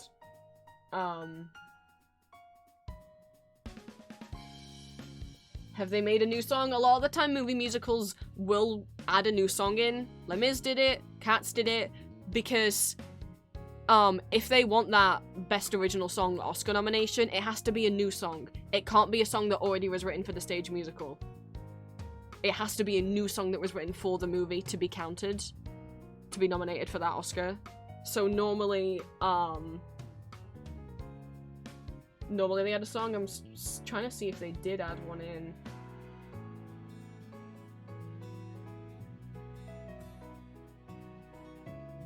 I'm not seeing it, because the Wikipedia says, like, in brackets, like, what each song is. It doesn't seem... Wait, where's... Oh, I didn't see Dancing Through Life then. I was like, they didn't cut it right. No, they didn't. I just didn't see it. Okay, there is, like... one new song credited here, but it might not be a new song. It says Oz Just Duet for When Elphaba and Glinda Dance at the Ball. There is a song that plays there, but it's just kind of considered kind of still part of Dancing Through Life, I guess. I don't know if that means they're singing in this song now. So you only find it's a two-part after you pay for your ticket, I guess. You know, I've heard some people were really happy that apparently there's a bunch of cameos during One Short Day. Like I think both Idina Menzel and Kristen Chenoweth, the original Elphaba and Glinda, appear in like a cameo. So there's like little things there for people who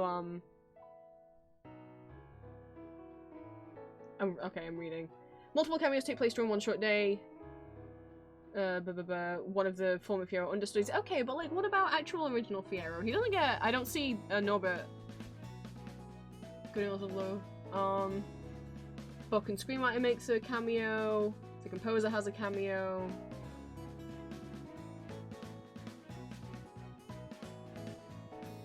So yeah, some different West End and Broadway stars appear in little cameos.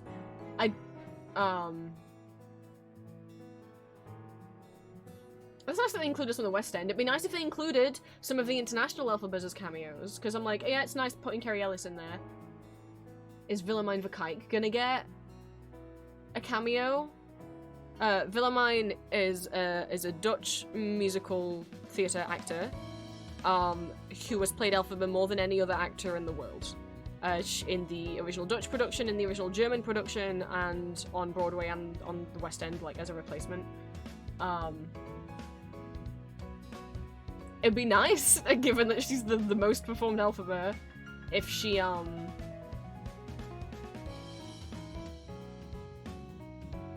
Okay, I'm looking through the musical numbers. No, Oz Just Duet is just an instrumental. So there's no new song.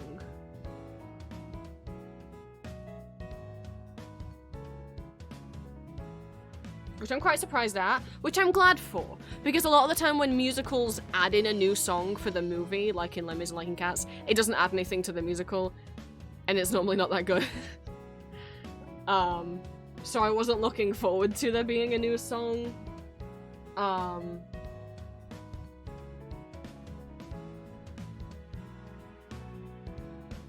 So there is no new song. There's just more of a kind of a different score instrumental piece that plays during the ball, and then the only song cut from the musical's first act. So they cut the Little Wizard and I reprise that happens with Elphaba and Madame Marble. I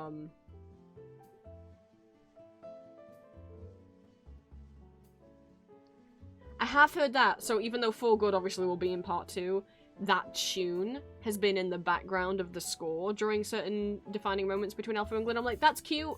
That's cute to foreshadow, to have that little thing in there early on.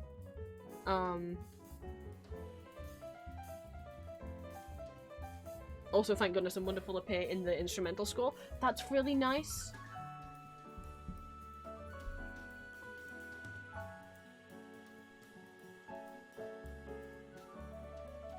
I am looking- oh. See, okay, personally for me, I just don't like, then why is it almost 3 hours? I'm reading that there's a whole bit on the Wikipedia that's changed. I hope you guys don't mind this bit where we're just fucking talking about the Wicked movie. Okay, here's the other thing. I don't like CGI and 3D animation. There's very few 3D animation things that I like. I just think everything looks Uncanny Valley to me, personally. So, Arcane and Spider-Verse are like 2 of the very few 3D things that I actually like.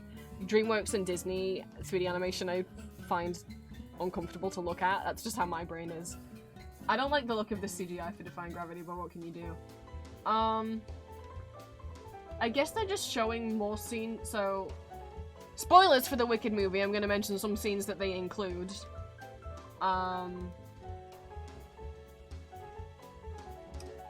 So they actually show more of Elphaba's childhood and her being bullied. You see,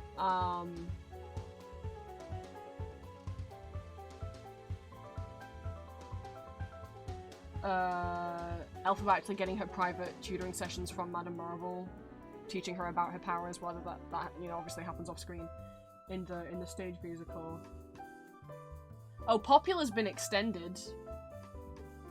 It's longer, apparently, and has a key change in it. Hail, Prince. Dance with Your Life is longer. Bok. Oh, great! More of Bok. Bok is expanded upon apparently quite significantly.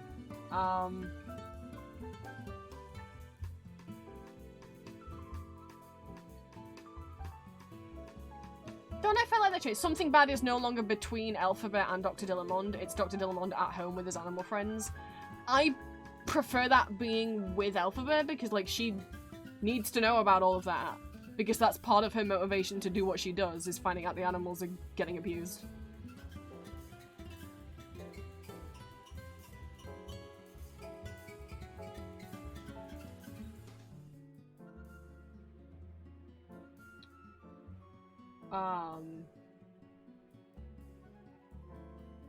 I don't know why it's mentioning the Defying Gravity shot. That's not really different.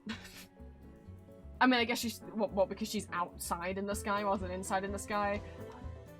Okay. I always presumed she was meant to be outside in the sky anyway, eventually. Yeah, and then it just ends with a to be continued. Oh god, you could get all the way through the movie and not know it was a part 1 until that to be continued at the end. Oh god, there's a whole thing on the Wikipedia page called Poster Criticism. And the Mattel doll. Oh boy.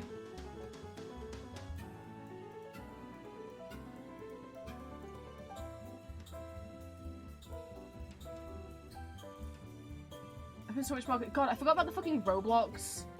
They made a Roblox event thing you could go and be in a Roblox world about I don't know. The sequel will be coming out in a year, in November 2025. What? Stephen Schwartz and Winnie Holzman stated they were talking about the possibility of something more associated with the series, but it would not be titled Wicked Part 3 or 4. Please don't. Don't do that.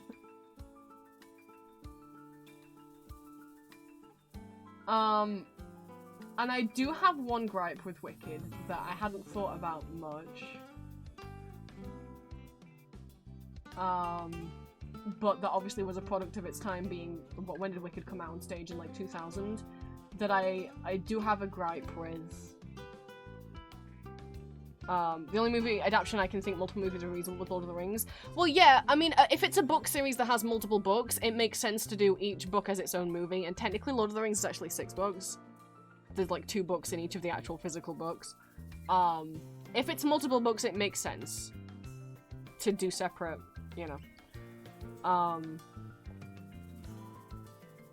Doesn't make sense to like split The Hobbit into 3 movies when The Hobbit is a smaller book than just The Fellowship of the Ring on it. So I say as someone who had like the Hobbit movies are like a guilty pleasure. I will say one thing with Wicked, for if people are not familiar, because I can't really say I love Wicked and then like not talk about Nessa Rose. And I never thought about it when I was a kid into Wicked, but now I'm older and wiser about representation and things, and also now also having my own problems with God, I don't know. I'll be honest, I don't know. Fucking, I can't believe I'm saying this on stream. I don't know if I can or should use the word disabled for myself. It's not out of like internalized ableism. I don't think I'm like above the term. I just generally don't know if I'm allowed. I'm like, I don't know if it counts to have chronic pain and occasionally have to use a cane and be autistic. I'm like, is that enough? I don't know. Which I know is stupid. Anyway. But as someone with that, obviously I am not someone who is in a wheelchair. But to talk about Nessa Rose, for people not familiar, Elphaba's half-sister. Oh, yes. Elphaba's sister, Wicked Witch of the East, the one that in The Wizard of Oz the house lands on and Dorothy steals her shoes. In Wicked, she is in a wheelchair. She's been in a wheelchair since birth.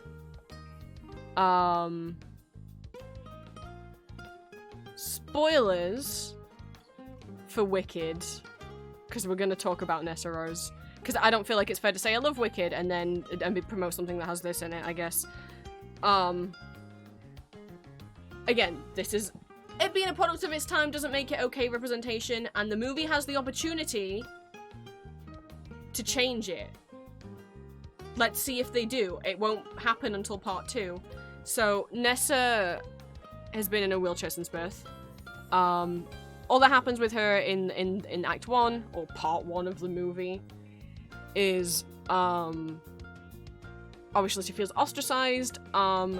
She has a crush on Bok. Bok has a crush on Glinda. And,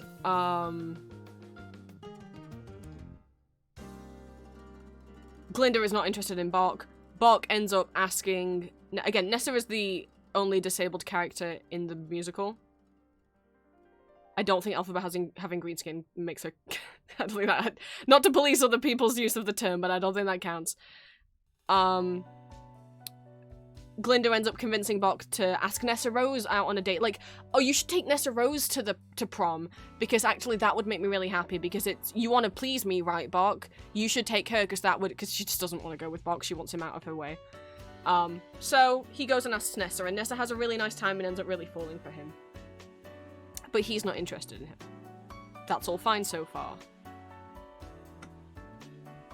Blah. Alex, as a disabled person, yes, you are, if you want the label. Okay, it makes me scared. And again, not scared out of a... like, an ego thing. Just of a, I don't want to get told off for using it by someone else. The problem is what happens in Act 2, which obviously, I mean, I told you she's the lady who the house gets drops on. She becomes the Wicked Witch, which is that, she then, in Act 2, becomes an evil dictator of Munchkinland, is forcing Bok to be her servant because he's a Munchkin, and she's literally, like, mayor. Like, she has the ability to take away his rights and his home. She does that. It's stated that she has stripped them of some of their rights. And she keeps Bok as, like, her own little servant or slave, and she is in love with him, but he doesn't feel that way. Elphaba comes and is like, I have a gift for you, and gives her the ruby slippers, which, I'm doing air quotes, fixes her, allows her to walk. right? I would never say the term fixes. This is just like how the musical fucking presents it, right? Wow, Nessa, which means, inherently, because Nessa has this scene where she can walk, she can never be played by a disabled actress. She can never actually be played by an actress who is in a wheelchair. Or at least she never has been played by a disabled actress. I guess technically she could be played by someone who is an ambulatory wheelchair user, you know, who can stand for short periods of time. But she has never been. And I never really thought about that until I was seeing Wicked reviews, and someone brought up that in their video, and someone in the comments said that they saw Wicked, they were a wheelchair user, and they saw Wicked when they were a little kid, and they were so excited for Nessa, and then afterwards, and then she walked, and her parents told her, yes, the actress who plays Nessa isn't disabled, and that, like, broke her heart as a kid, and I'm like, fucking hell. This is where I was like, and that's not, and then what Nessa proceeds to do is, use a brainwashing spell on Bok to make him fall in love with her, because Bok's like, wow, now that you can walk, you don't need me anymore, right? You're only keeping me around to be like your slave because you were disabled. But now that you are able-bodied, you'll free me, right? And Nessa goes, no, you can't leave me, I love you, and like brainwashes, tries to put a love spell on him, right? That's Nessa, and then, obviously, and then eventually a house falls on her and she dies. That's what happens with Nessa. It's already not good representation to have your only disabled character be a villain. It is worse representation to have them, quote-unquote, I mean, again, the musical never actually says the quote fixed, but to have her, like, only family member who's nice to her, like, wanting to cure her disability, and then doing so, being like, I got you a birthday gift. It's a cure for your disability, you know, like, it's shoes that and it's not to say, of course people in wheelchairs, of course, like, many would wish that they could walk, but doing, this is the representation, having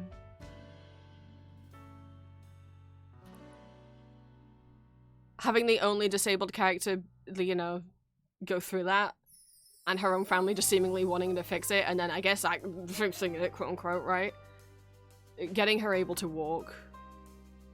Which, I mean, she doesn't then, she still then is just a villain and does villainous things for the rest of it.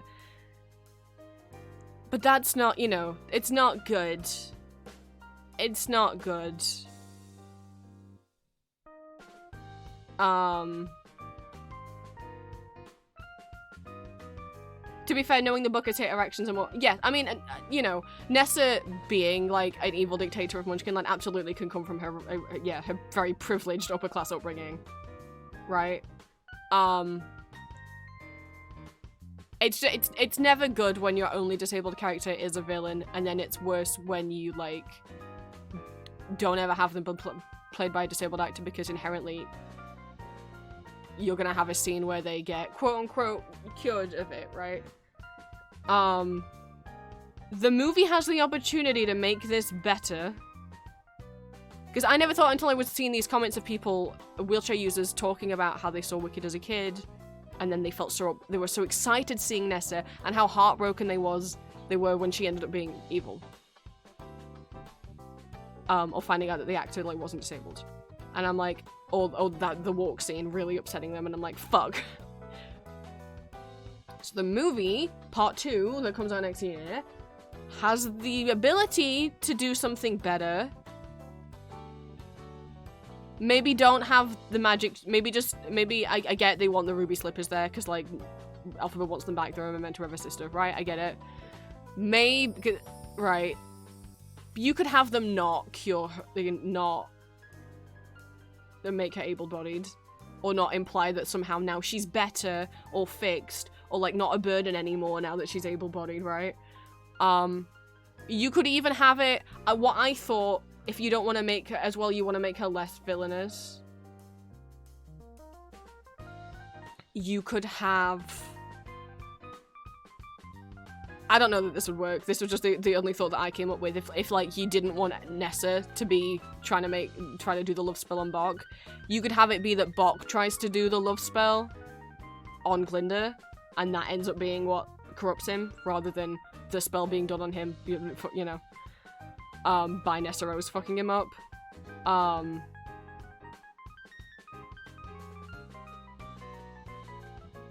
I get this type of representation. I kind of see the slippers as an aid rather than a cure. I'm not disabled in that way, so opinions on these matter are more in.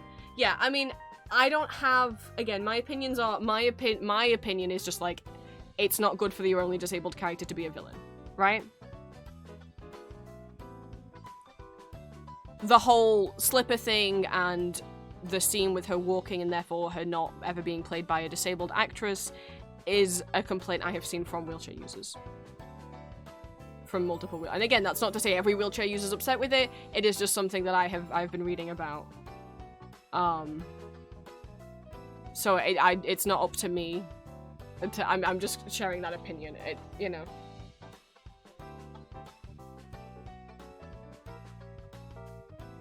Yeah, and that's the other thing. I haven't read the books. If that is true, that in the books the slippers are just a gift and they don't magically make her. Again, Nessa in the books has a different disability, and in the books, I think the slippers don't change that. Like, they don't change her disability, or they don't make her able-bodied, right? So that is a weird change to make for the musical, and the movie has the option to make that better, right? I don't know if they will.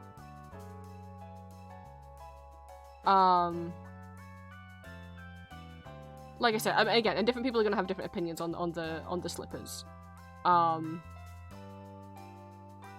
you could actually see them as like being more like like how a walking frame is. I'm just saying what I've seen in comments on videos about Wicked from people who are wheelchair users. Okay, so in the book she's a double amputee. So she has balance issues in the books, but yeah, then like what you said, like you could have an actress who's a rollator, playing her. You could have there's nothing stopping it, you know. And the slippers could just be a gift. They don't have to. Because as well, also, like, if she is already using a rollator, using a cane, whatever, if it is a disabled actress who is using a cane, a rollator, a crutch, something like that, or even an ambulatory wheelchair user, you could have that be a thing without the slippers, without, and I get if you see the slippers as, like, a walking aid, but I don't know. I feel like you could also see an undercurrent of, like, someone's family member coming round just to be like, hey, I don't want you to be disabled anymore. Like, you know, like, I understand how, like, that scene is upsetting for people who are wheelchair users.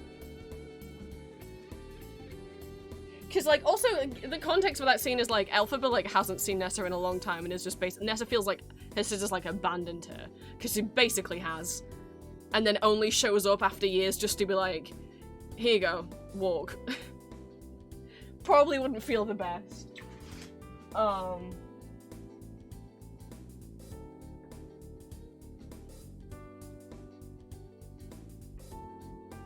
I'm not familiar with that. I didn't know that about the books. Sister and I have been upset at Nessa Rose the entire time I've known about the books for like 15 years. Yeah. I mean, the musical itself, especially, like, again, I'd have to look up Nessa Rose in the books, but yeah, if that scene doesn't happen in the book, there's not really a reason to add it into the musical, but it is in there, and that is a thing that I do not like about Wicked. And the movie could change that, you know? I mean, also they could have changed it by just not having her be the only disabled character, and then you could still have a, you know, I'm not saying they need to stop making her a villain, because I don't think you could stop her being a villain without changing the plot of the show, right? I don't know. But, like, hell, there's a good number of changes. Oh, sure, but this change is, like, kind of ableist.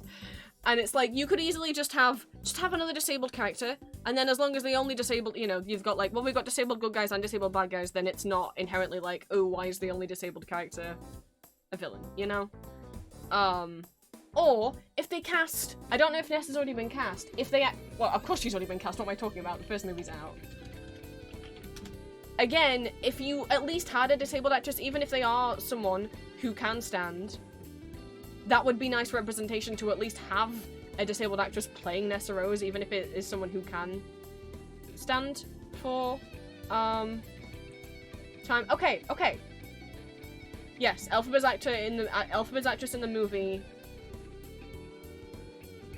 is disabled. Huh. They did the bare minimum. Thank fucking goodness. That's like one of the things I was like, okay, if the movie's gonna if it's gonna do anything, please try and cast.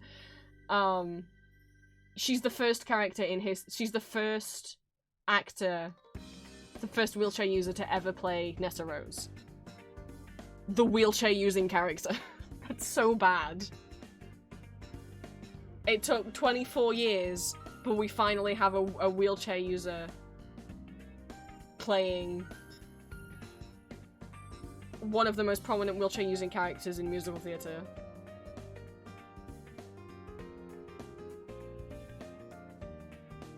There you go, you get a point. Wicked movie. Well done. Oh, and there's dolls of Nessa Rose. Oh, the Mattel dolls that have the porn website on the back. Well, that's nice though. Apart from the porn website on the back.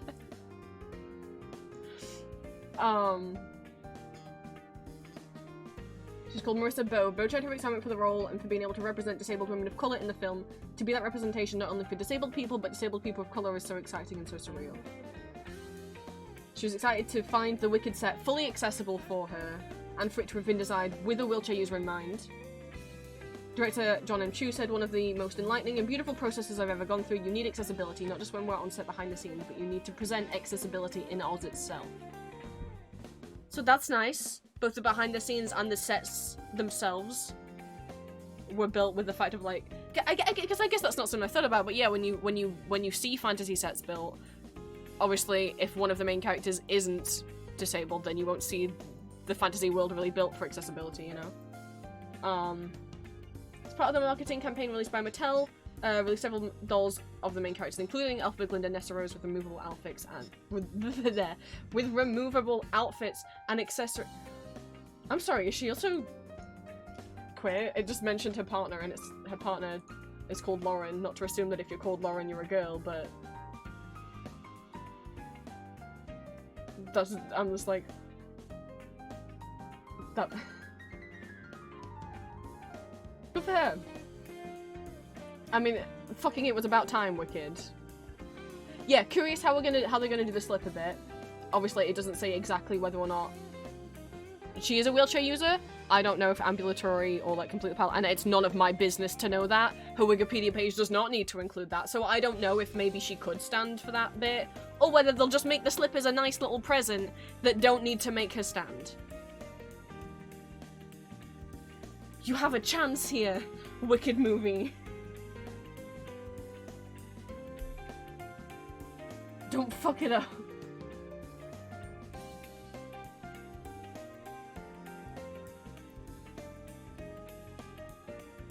We'll just have to see.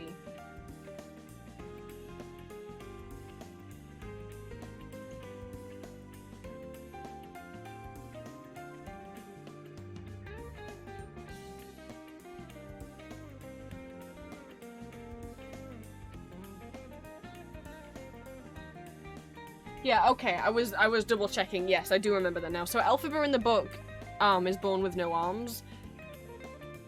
She doesn't, so the slippers are genuinely just a gift. They don't enable her to walk because she can already walk.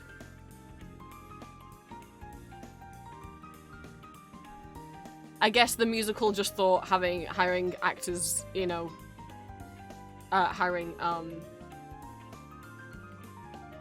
you know, actors who are missing limbs would be too difficult. It's like, I don't know. Man, you could have still not, you could have done, you know, I guess they just figured, well, the wheelchair's easy, we can just have anyone sit in it. It's like, okay, yeah, but like,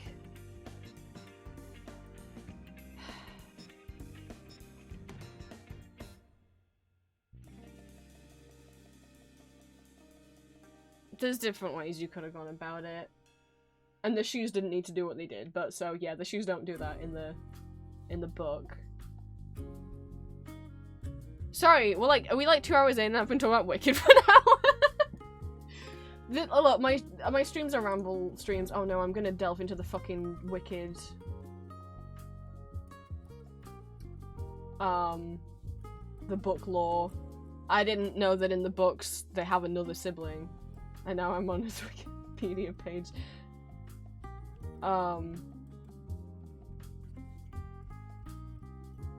Because that's not in the musical.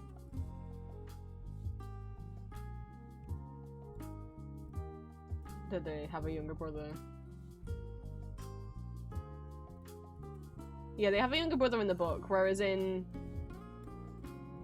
Yeah, he's an asshole, okay.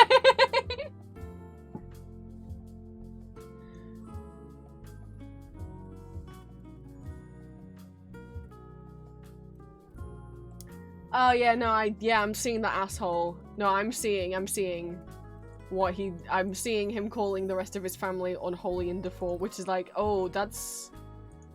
One, internalized ableism. I mean, I don't know if he's... But two, I mean, there's a reason. There is actually a reason why Nessa and Elphaba are different. But I will not... Spoilers if you haven't seen Wicked and want to go into the movie blind. Well, at least that's a nice thing we learned about Wicked, that they actually do have, for the first time in, what, 24 years? No, Wicked's not. Wicked didn't come out in 2000, it's like 2004? The German production was like 2006, 2007, so it's earlier than that. Okay, 2003. So... Still, it took 21 years to get there. That is nice, though. To actually, finally have a disabled actress playing Nessa Rose. That is one of the things that I was like, I hope the movie... Again, I haven't been that aware. I'm only aware of the stuff I've talked about against my own will. Things just appear to me. So I've never gone looking into it. So that is actually something that I'm like, well done. Well done, Wicked movie, you did a thing.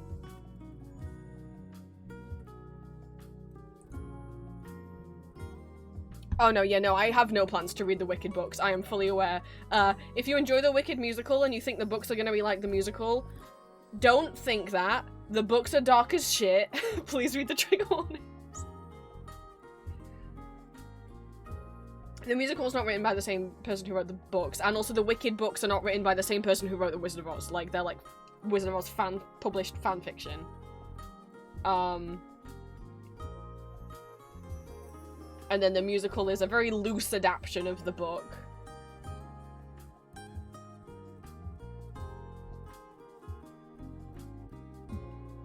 Please don't go into the Wicked book thinking it's gonna be like the fun musical. There's a lot of stuff going off in them. And if you like, you know, dark stories and stuff, go for it.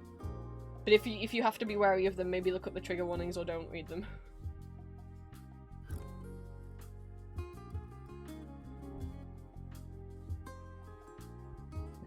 And I say all of this stuff, still loving the Broadway musical of Wicked, and I'm still not gonna see the movie. I am glad to know the casting of Nessa. And this isn't to say don't go see the movie. Sorry, someone just asked my opinion on Wicked. I get opinions about musicals, I'm sorry. Oh my god, I was announcing the watch party. Remember when we were doing that? Remember when we were getting through announcements so I could actually do my work on stream, and now it's been 2 hours? Crazy how even then fanfiction actually became a real thing. I mean, you know, technically any adaptation of Dracula that changes the plot is fanfiction. Any version of Andrew Lloyd Webber's Phantom of the Opera musical. I mean, obviously Love Never Dies is obviously fanfiction, but even you could argue that Phantom of the Opera itself is fanfic, is almost like a fanfic, because, you know, of how much it changes from the book. You could say it's more of an adaptation, I suppose. Love Never Dies, 100% fanfic, or something like Susan Kay's Phantom novel, which is, came out in the 90s, which is what the Yenston and Coppet Phantom, it might be earlier than that, what the Yenston and Coppet Phantom musical is based on, which is a book, fanfic about Eric's backstory and life in Persia.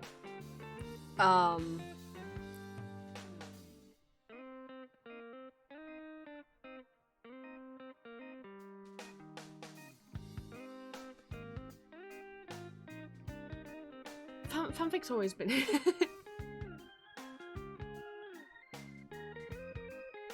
You know, is American McGee's Alice not? Or like Tim Burton's Alice in Wonderland not? Would you consider those fanfics, or would you consider those adaptions?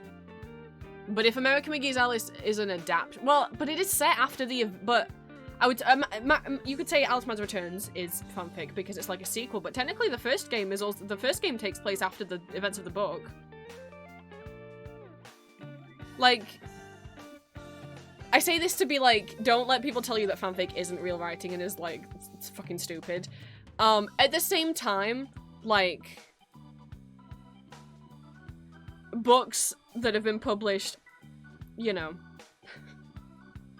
throughout the last so many years that have been badly disguised fanfiction. I mean, fanfiction where they've just, like, changed the names up. They're never that great, but that's not because fanfic is its own entity, right? You know when you're going into a fanfic, you're not expecting to have to get an introduction to the characters. You already know them. Writing fanfic, you don't have to do all that build-up of explaining who the characters are, right? It's a different kind of right than if you were writing your own original story, then you gotta also, you know, explain all of the who they are and what they look like and their motive and everything, you know. Fan art? You mean the fucking Renaissance? I know, when people have a go at fan art and it's like, I'm sorry, isn't 90% of the paintings in this museum characters, or I shouldn't say characters or people or beings from the Bible? Or like Greek mythology?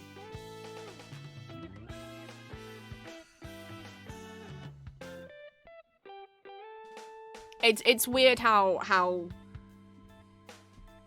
even if you were to paint something that is public domain, even if you were to paint like an Alice in Wonderland or like a Dracula painting, that would be considered less than inherently just because it's of a fictional character. And I'm not gonna call religious characters fictional. Like, I'm agnostic. I'm not gonna police anyone. I'm not gonna sit here and say that about anyone's religion. But it is weird how, even if it's like a complete public domain character, so it's not even like copyright is an issue, people consider it less than if it's a character that like you didn't make, but also not a real person, but also not a religious figure. Which is inherently silly. It shouldn't matter, should it? It shouldn't make it inherently, like, lesser than art. Oh my god, we're not going on a Guys, I just wanted to talk about the Watch Party schedule.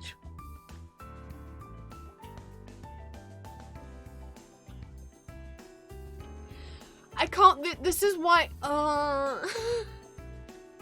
this is why, like, I you know, we used to put, like, Night Vale on Mondays so that I couldn't ramble, so that I could get work done.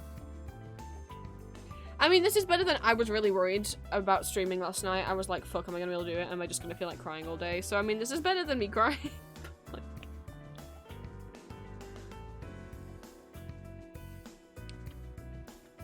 it's been 2 hours. I haven't cut out a single sticker. I'm not.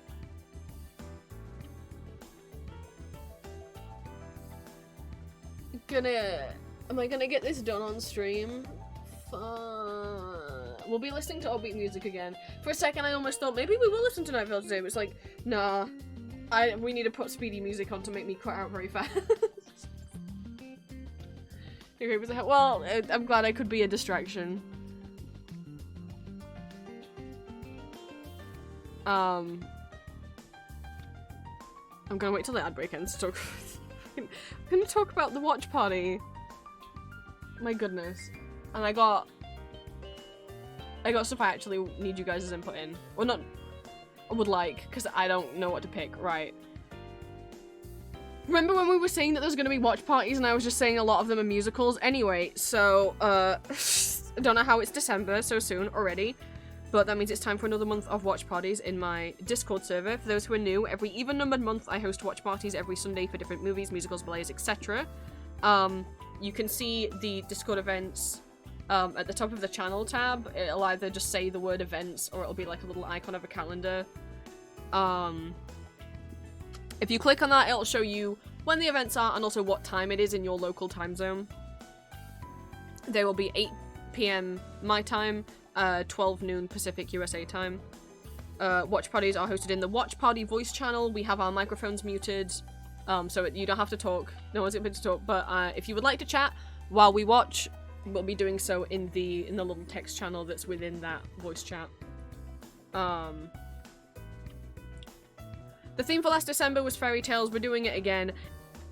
I don't do Christmas themed stuff. I just don't like it. There's no Christmas movies that I like. Sorry. All the trigger warnings are listed. I might have missed some out. Some of these things, it's been a long time since I've seen them, and one of them I haven't ever seen. I've only seen bits of, so. On the 2nd of December, that is this coming Sunday, we will be watching Into the Woods, not the Disney movie, the original Broadway production, which was filmed professionally, I think for PBS, from 1989. If you have only seen the Disney movie, you may not know the musical is meant to be a comedy. I get really passionate. I don't particularly like the Disney movie. Again, it doesn't mean that you guys can't.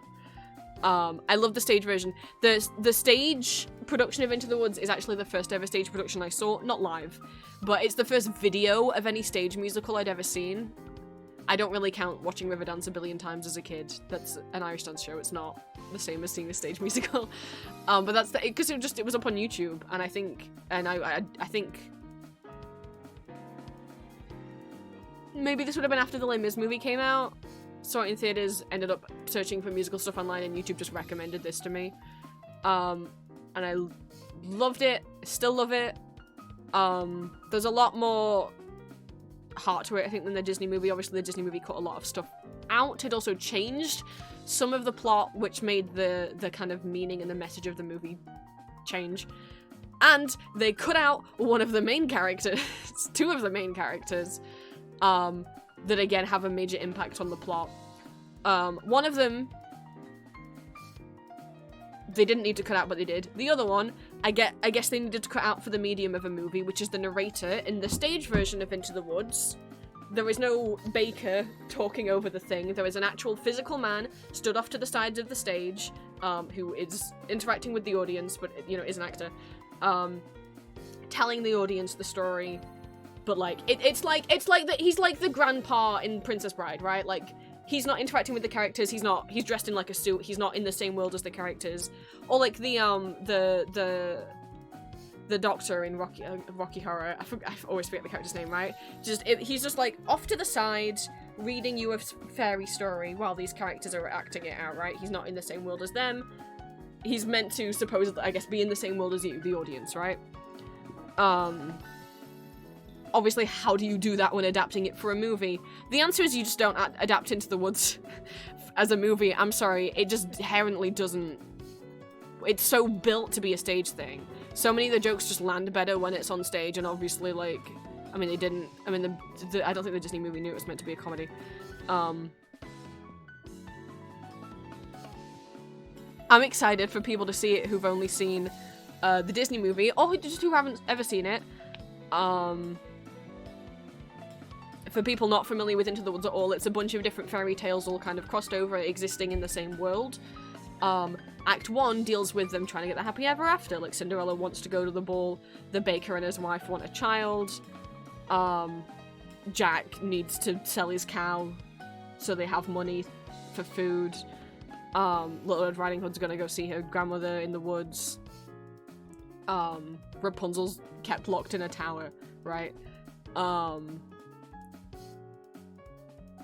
And Act 1 is like them trying to get the happy ending, and then Act 2 is what happens after Ever After.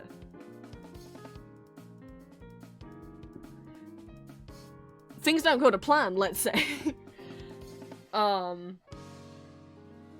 and I love it.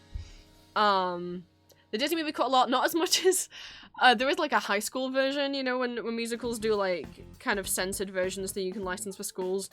The Into the Woods school version is just Act 1. It's just Act 1. They don't include any of Act 2. It's just Act 1.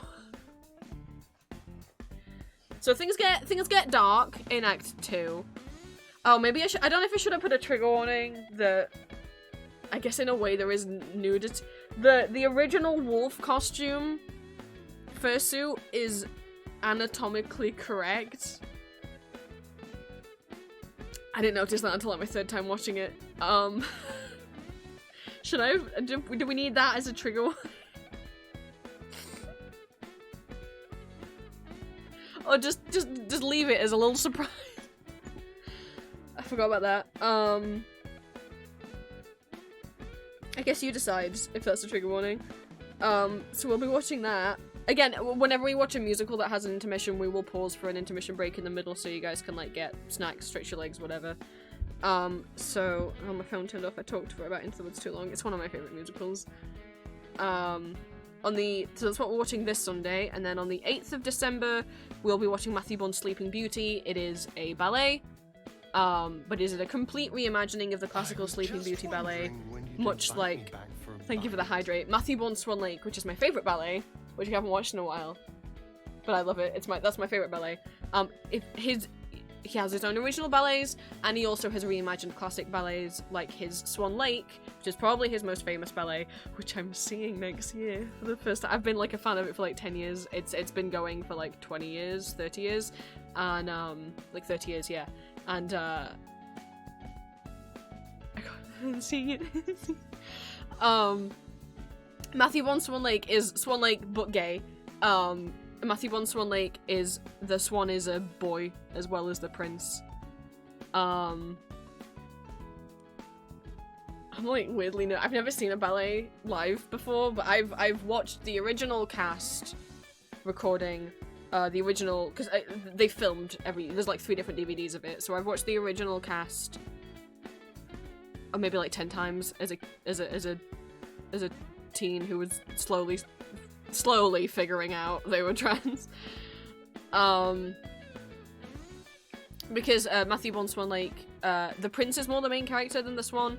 The swan is a male, and it is also dealing about kind of the prince can't be accepted for being gay by his mother, the queen, and stuff like that. So there are trigger warnings to be had, but it is gorgeous.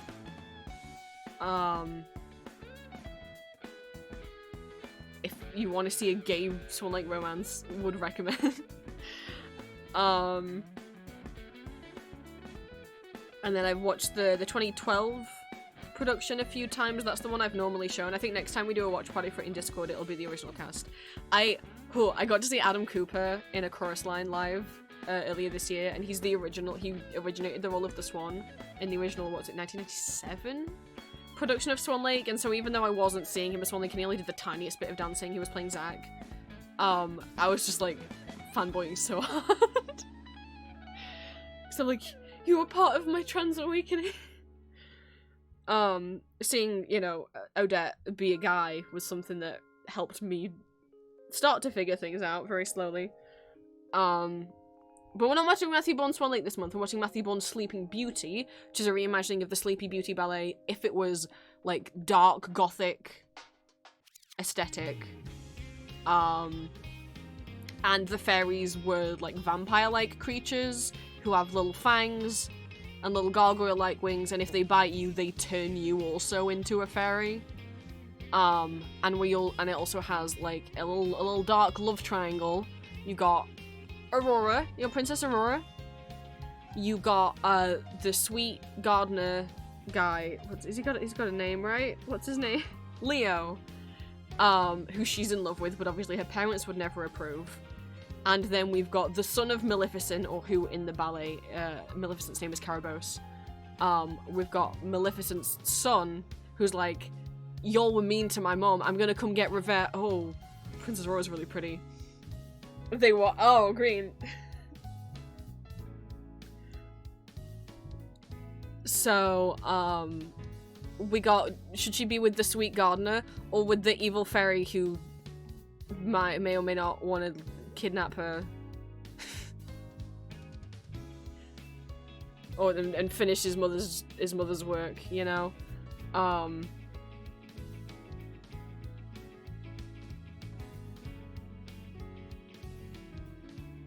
Yes, there is Pretty Fairy Man.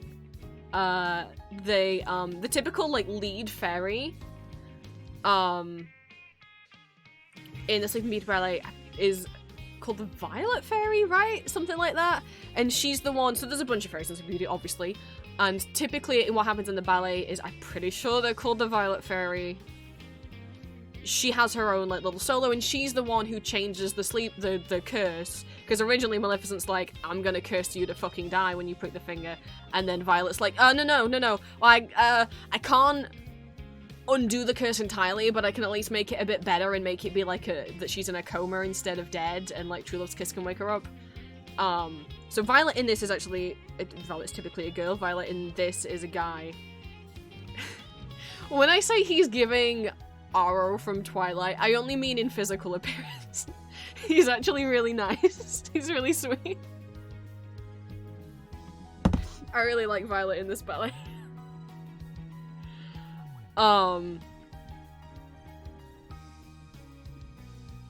So again, that's Matthew Bond's ballets are really interesting. He also has a version of Cinderella which is set during World War I or World War II. He did a ballet version of The Red Shoes, the movie. He has an original ballet called The Car Man. He also did a ballet of Dorian Gray in like a modern setting. There's no professional recording of that, or even bootleg recording of that I can find though. He also has an Edward Scissorhands ballet, which actually they did film professionally for the first time this year. That ballet's been around a while, but like years and years, but they filmed it in its entirety earlier this year. I need to get my hands on that recording.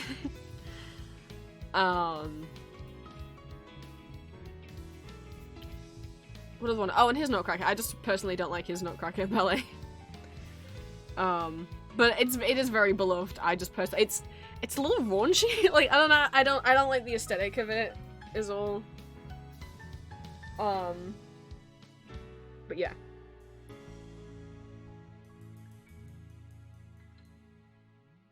Moving onwards, a local indie theatre was showing the film of Edward Scissorhands ballet, but only while I was. I'll see if I can find a recording of it. I mean, I'm down to do a watch party month where we just do ballets. But I don't know if people would be into. Last year we've watched Matthew Bond's Swan Lake a few times in the Discord before because it's my favorite.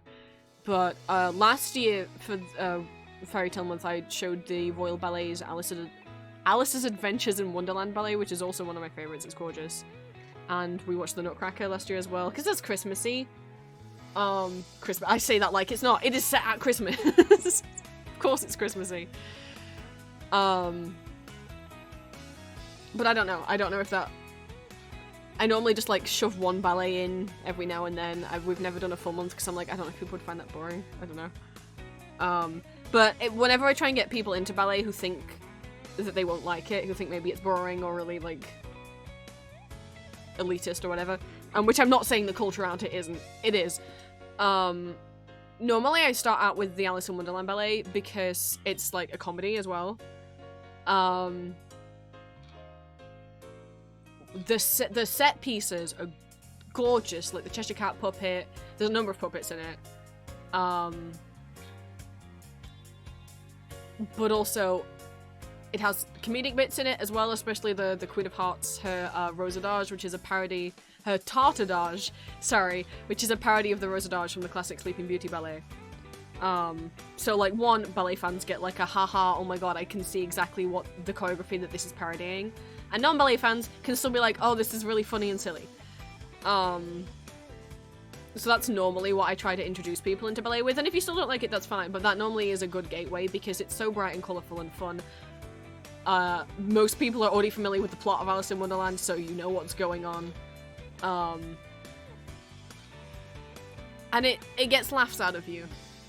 And I think a lot of people don't realise that ballet can be funny. I think maybe people think it's all serious. Nutcracker immediately got Ambrose out from two separate people. I wonder who they could have been, Green. Super Ill Witch Nutcracker last year made me feel a little better. Oh, well, I'm good. But we are watching 2 dance shows this year, just not 2 ballets. So moving on to the 15th of December, another one Green might be buzzing for. We'll be watching Anastasia, but not the Don Bluth animated movie, the 2017 Broadway adaptation, musical adaptation of the Don Bluth animated movie. Which I wish looked a little nice. Like, I just wish with the Anastasia Broadway musical, I've only seen bits. Everyone's sort of yelling Anya. I wish the set design was a bit better. And I personally think the way they did Once Upon a December could have been so much more interesting. She just stands there with the music box and sings, and then, like, the other dancers acting as the ghosts come on and dance around her, and I'm like, you could have done a quick change. You could have had her dress under her rags, and she could have taken it off, and there could have been, like, a little quick change, and then she could have danced with her dad. But they don't have her dancing with her father in the stage version, and that, I'm like, no! You...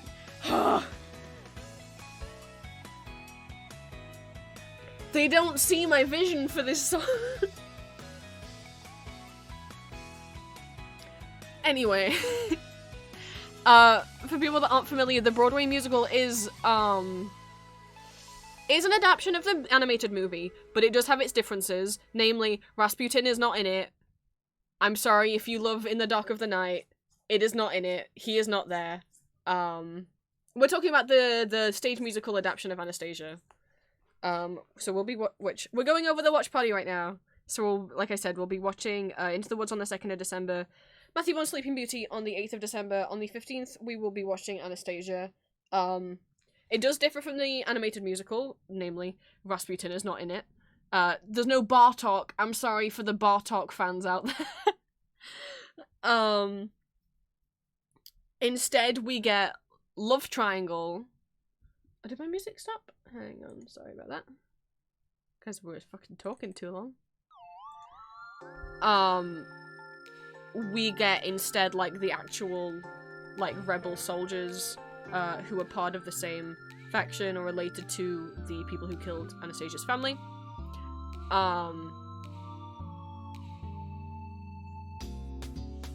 Namely, the reason why I finally caved and I'm like, fine, we can watch Anastasia. Which is Gleb, who is played by Ramin Karimloo, who you may be familiar with as playing Eric, the Phantom of the Opera, in the 2010 25th anniversary Royal Albert Hall concert version of the Phantom, like the one that you can get on DVD. He plays Gleb. He has a song that was going around TikTok, and like, Ramin's got a gorgeous voice.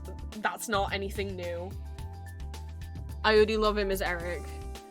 But, yeah, what happened a couple months ago is a sound from Anastasia was going around TikTok, specifically the end of the Still, the Never Flows reprise. The one where he screams Anya. The children, their voices, a man makes painful choices.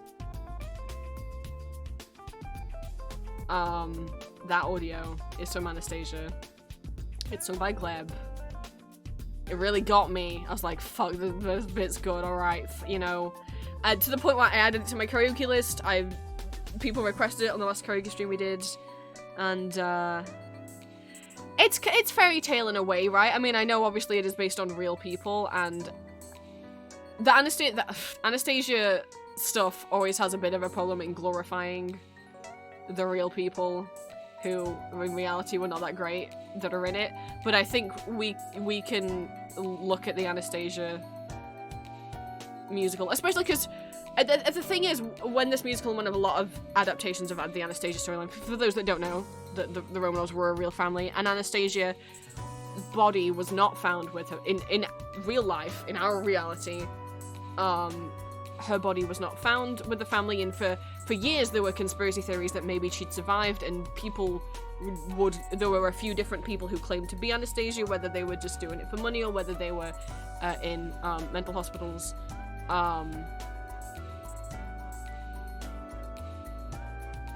But ultimately, and when a lot of these stories came out, these fictional adaptations of Anastasia where they have Anastasia actually still be alive and she just has amnesia, were done before we found out the truth, which is, since Tom Bluth's animated movie came out, Anastasia's body was found. She did die with her parents. But that's where the idea of this kind of conspiracy theory comes from, because at the time people didn't know that. I think we can look at Don Bluth's Anastasia and see it as more like a folk tale fairy story that just happens to be based on real people. I'm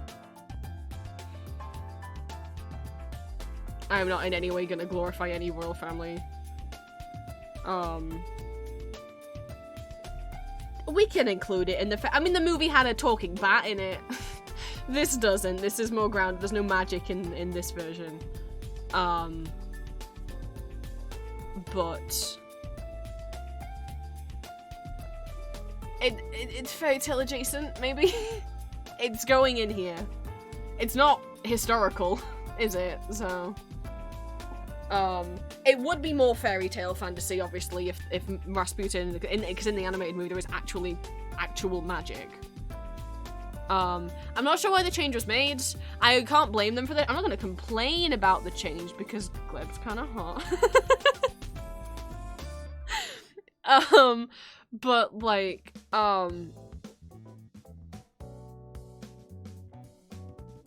maybe they were just like, maybe we don't want to fantasize real people too much, or maybe they were thinking, thank you for the Void, thank you for more bits. I hope you enjoy your bit emotes that you surely are obtaining by now. Thank you so much. Well done on tidying the desk. Or building that. I forgot what you were doing, so I'm sorry. But I'm glad the desk is done. Maybe they just figured, let's not take these real people and put too many fantastical elements in there. Maybe they were like, how the fuck are we gonna do Bartok and Rasputin on stage without it looking comical? You know, like, what were they gonna do, like a Lion King style? Oh, you were building it, that's right. Oh, well, I'm glad you did it. Are they gonna have, like, a Lion King style Zazu puppet, but, like, of Bartok? That's gonna shift the tone of the musical real quick, you know? So I understand why the change. It's a shame, because In the Dark of the Night, it's probably, like, my second favorite song from the movie. But there's some new good songs. I understand why the changes were made. I think it would have been a weird tone shift to try and have this kind of serious and sad story with, like, Bartok a Bartok puppet flying around. And how they would have gone about doing In the Dark of the Night. Would they have had, like, projections? Like, just, like, I don't know. So I get the changes being made.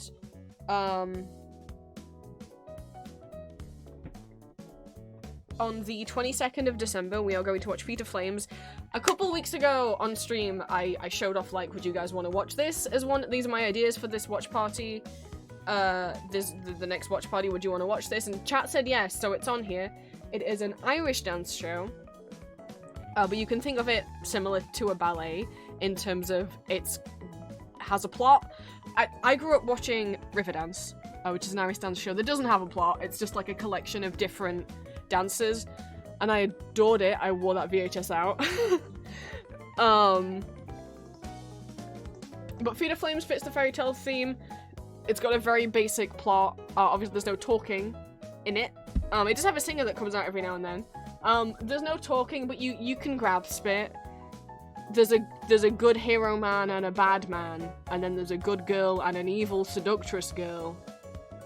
And there's a little fairy with a flute, and the good guy and the bad guy are fighting until eventually, like, the bad guy, like, kidnaps the little fairy and the hero goes and gets her back. The plot, what a plot.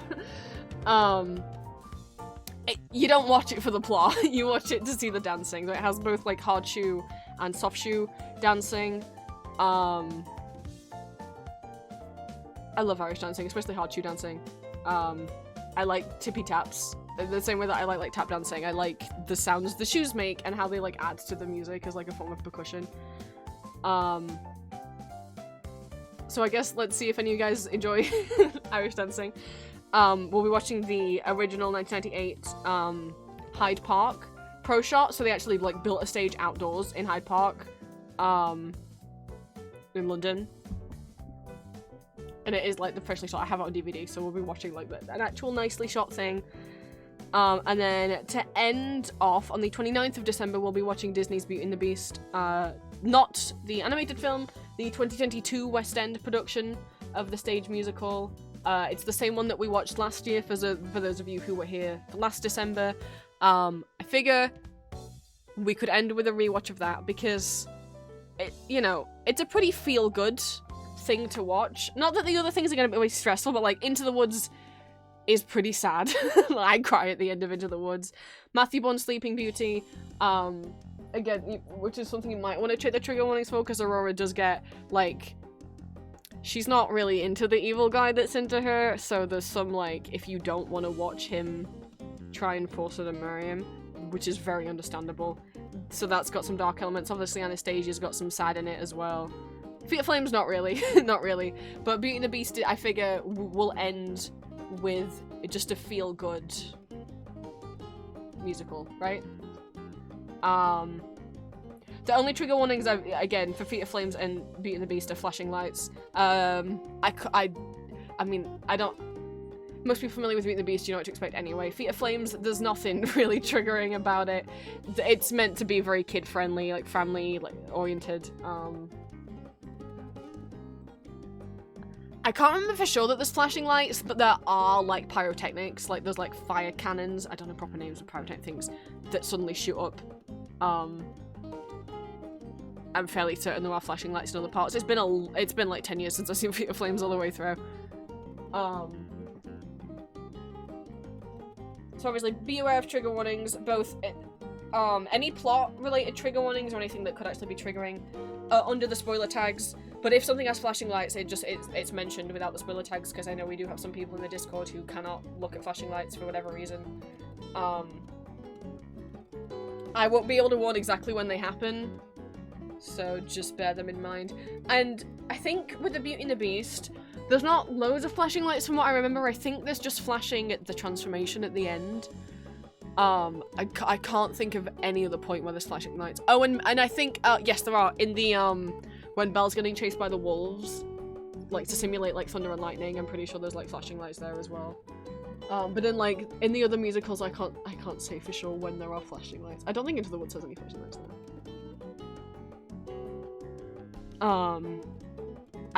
I do not know. Again, I haven't watched Anastasia all the way through. I've only watched a few tiny clips.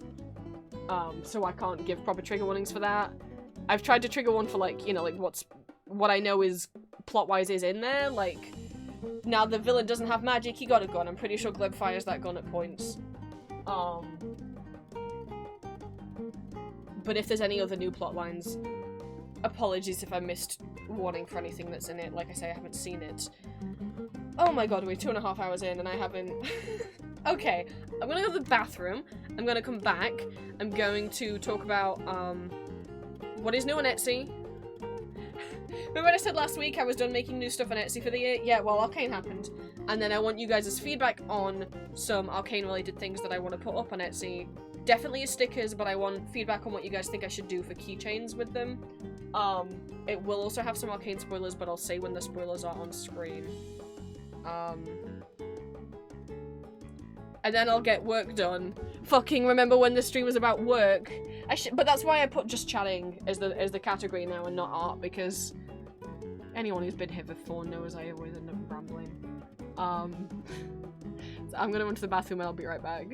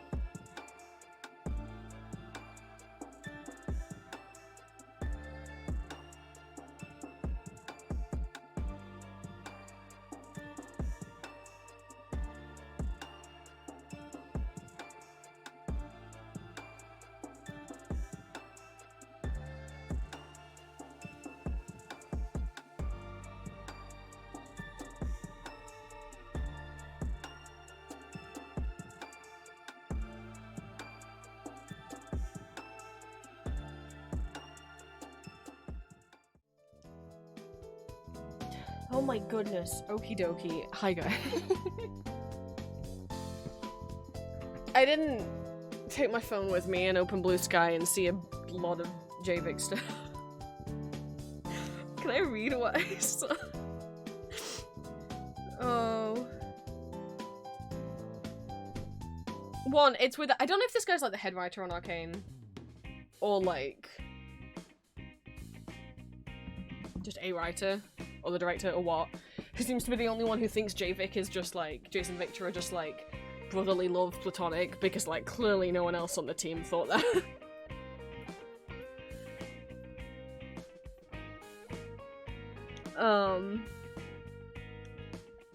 What was it that I saw that made me giggle? One, there's like new splash art for, I guess they're doing a new Victor skin in League to like match the Arcane Season 2 look.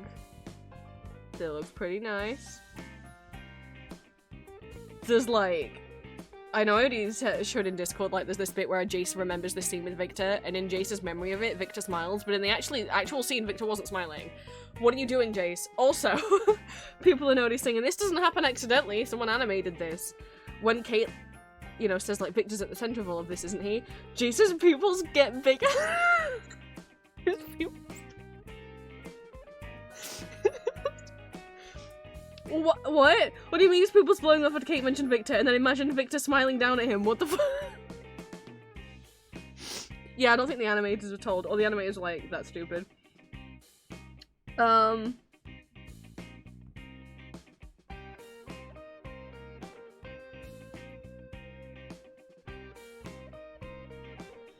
was the one. People will write the most transgender gay character ever and then be like, well, I guess it can be perceived that way, but we intended him to just be normal. I swear in my life that I'm not a woman get in the way of my MLM, women get in the way of my gay shit person, but, like, what do you mean Victor would have been with Skye if you were in a different mindset? He never showed any interest in her or the women, but was getting his cervix telepathically attacked while J-Mel were having sex.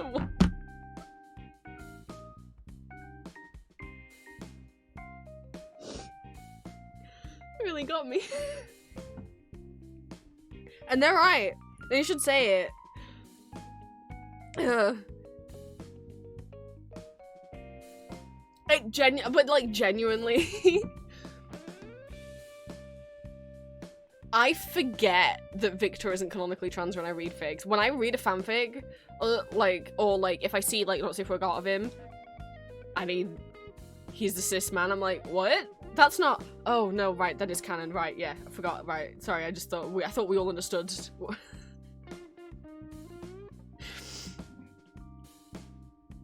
Oh man.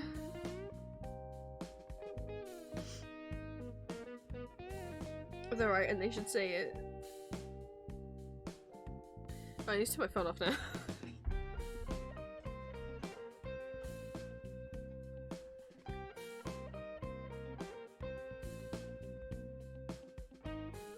But no, we do not need another, like, well, there's just, like, what the fuck did he say? Christian Limke was like, oh, well, no, it's not romantic because I just think, you know, that's overdone and we need more, like, platonic love. It's like, dude, it's not overdone. There's still very little gay representation out there when you compare it to straight relationships and romances. What are you talking about?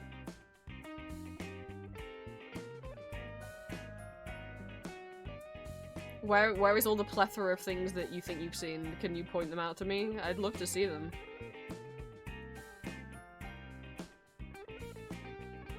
Meanwhile, I'm like, no, look, I don't... At the same time, I'm like, I don't think Riot would have let them kiss. I'll be real.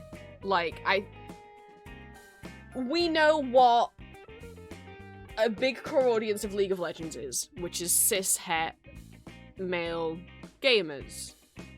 Particularly probably kind of angry, bigoted, cis-het male gamers. And, you know, they'll be okay with watching Kate and Vi kiss because they'll probably fetishize lesbians, whereas let's be real, if Victor and Jace kiss, they'd probably throw a big old fit, throw the F-slur around, and then say that they're not going to play League anymore because they don't want to play a character who's gay. That's just my personal opinion and how I've been fucking feeling. What we got, I thought was very nice. I'm not gonna spoil what we got. But, you know, it's the two minds of characters don't need to kiss to be gay, and also, but... It's like, yes, characters don't need to kiss to be gay. Romance is a spectrum. You know, but at the same time, the majority of people, a lot of cishet audiences, will never interpret characters as being gay unless it's explicitly stated or they kiss on the mouth. Like, it will just go over their heads because they just can't even conceive that gay people could exist. So by having them kiss, it would have really solidified that. If that makes sense, right? Like, people couldn't have ignored it or say that it didn't happen, right? Anyway. We have things to talk about before I can start working. We're gonna talk about the things. Fucking hell, we're gonna talk about the things, and then I'm gonna put Vocaloid medleys on like what we listened to last week. And I need to work.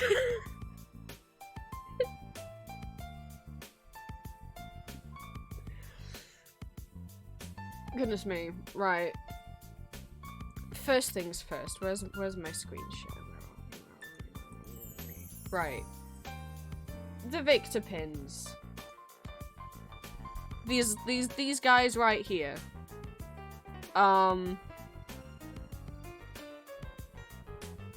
Last week you may have seen me tell you they were back in stock. They have already sold out. So they're back in stock again. If you didn't already have the chance to get one. But alongside Victor now, Jace is also back in stock. This is like Victor's third restock. This is Jace's first restock. These pins came out back when season 1 came out. I'm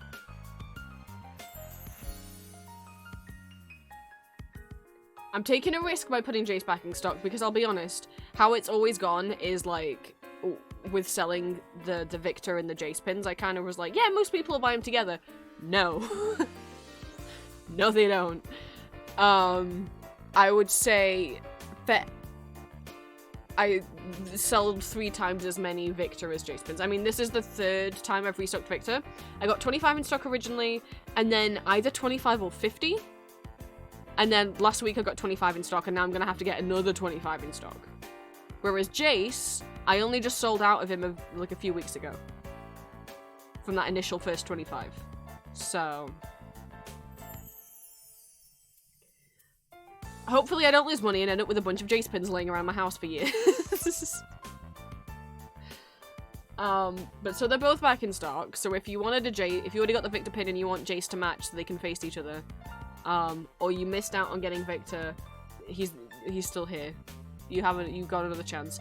I wish they'd almost sold out before I placed the order from the manufacturer for another 25. So I could have just ordered 50 all at once, but what can you do? So, I mean, people have already been buying them. There's currently 19 of Victor left in stock and 23 of Jace. So, there's here's your chance. Thing number 2, if you do not want Arcane Season 2 spoilers, I am going to be showing fan art that is spoilers. So I'm gonna try and not say it. I'm not gonna describe how they look out loud, so you can listen in, and that's, you know, to hear when I say they're off screen. But if you do not want to see spoilers for Arcane Season 2, because these will be spoilers for Act 1, Act 2, and Act 3 of Season 2, look away now. I'm gonna wait like 10 seconds, and then I'll actually bring the art up. So look away now, and then I'll tell you when you can look back, because I'll avoid saying the spoilers out loud so that you can still listen in and look back if you want to. Or if you just want to leave stream, that's fine too. Okay. Everyone's eyes averted who wants their eyes averted. Maybe I should put arcane spoilers in the hang on. I'll put arcane spoilers in the title of stream while they're up. Okay. Everyone's been warned. So, spoiler art is on screen. Those of you in my Discord have already seen some of these, or like the work in progress, before they were coloured in. So, I need input. I have JVic babies, little pixel chibis of Victor and Jace in Season 1 Act 1, Season 1 Act 2, Season 1 Act 3, and then Season 2 Act 1, Season 2 Act 2, and Season 2 Act 3, and as a little bonus, Astral Plane, right?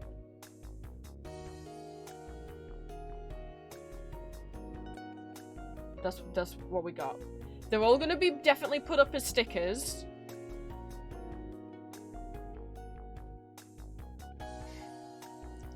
But I really want to make them into keychains. But we need to talk. I need to discuss how and if I should do that. Because sorry, I know I took it off screen. I just needed to open something else.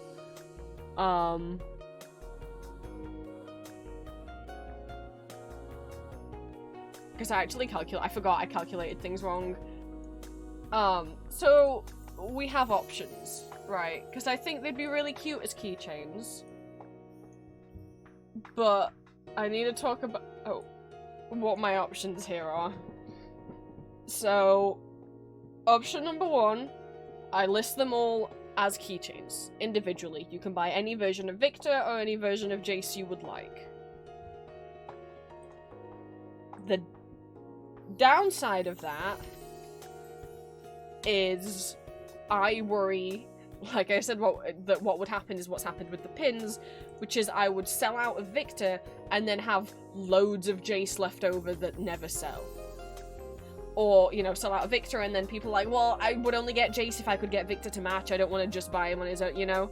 And so I could be left with loads of Jace stock that I can't move and be losing money. I mean, that would be 16.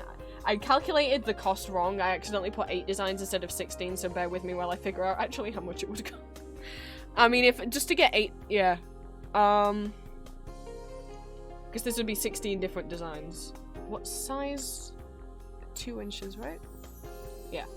So the same size as the Elden Ring ones that I did. They would be the same scale as the Elden Ring Pixel Chibi, so their bodies would be the same size. Obviously, they wouldn't be the same size as the entire Mesmer keychain. They would be the same size as Mesmer's body, because obviously Mesmer had the extra helmet and snakes and spears. So let me...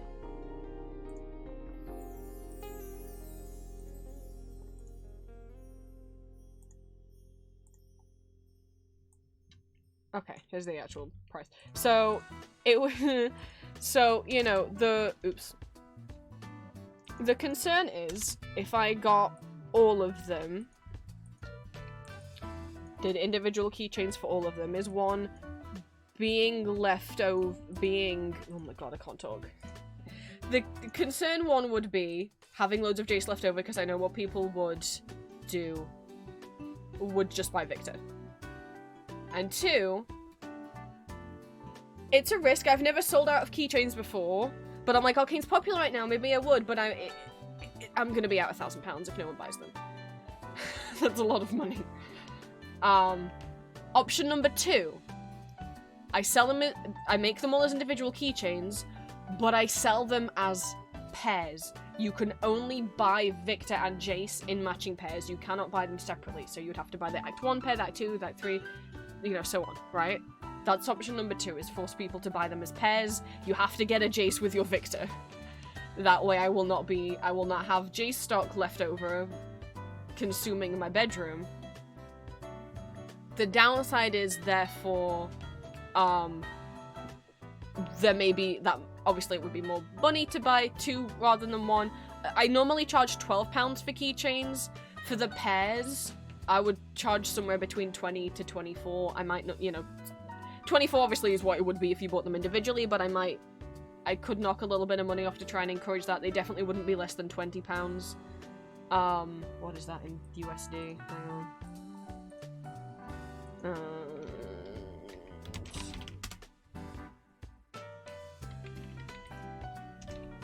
They definitely wouldn't be less than £20, so that's like $25.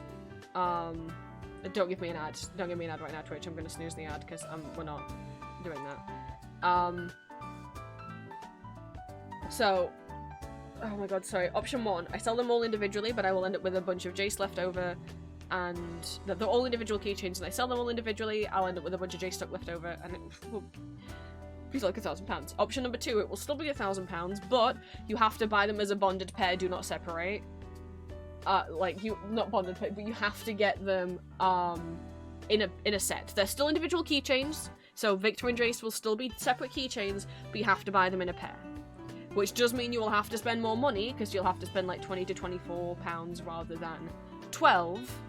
But, you know, and it will still cost me as much money to manufacture, but I don't have to worry about having loads of Jace left over.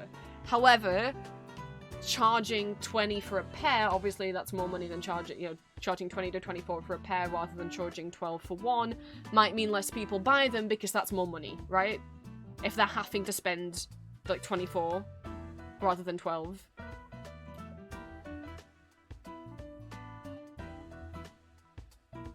People might decide that's too much money to spend. Option number 3, instead of making separate keychains for Jace and Victor, they are double-sided, well, instead of like double-sided with the same design on each, do Jace and Victor as one keychain with Victor on one side and Jace on the other, therefore only making 8 different keychain designs instead of 16.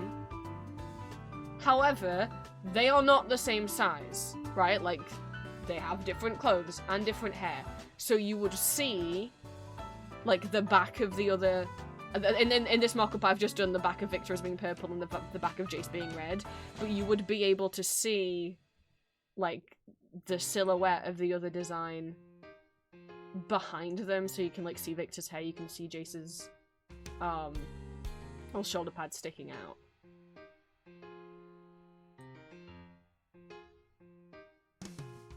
I think this is kind of ugly. I don't know.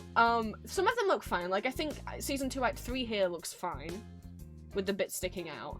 But, like, when you look at, like if you look at Season 1 Act 1 here, there's just this tiny bit of the sliver of red on the top of Victor's head, because Jace's hair is taller. Does that look stupid? Just that little sliver of red?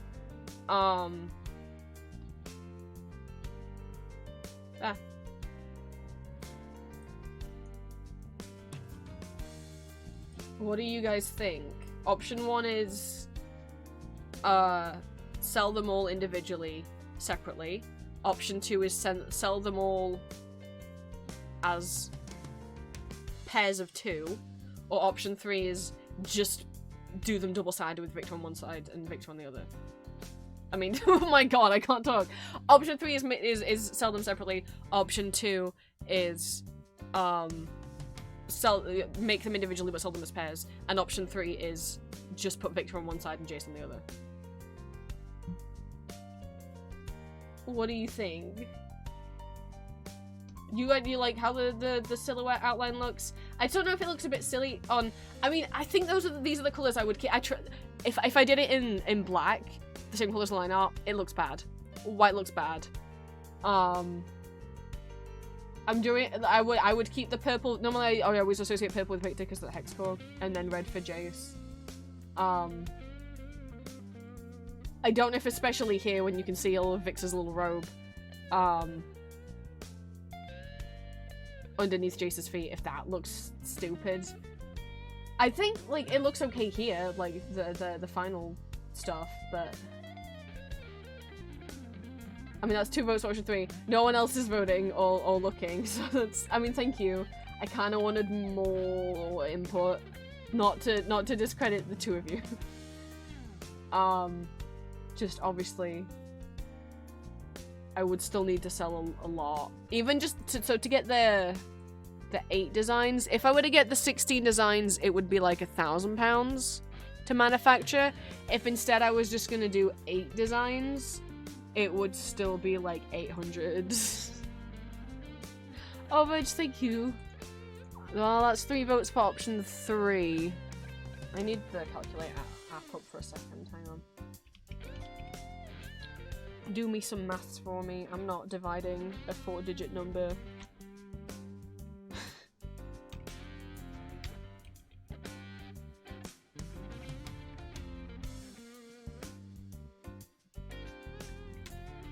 That doesn't make sense. Hang on.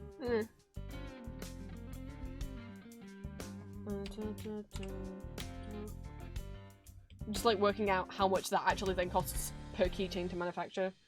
So I need to divide how much it costs by how many keychains I would get. Okay.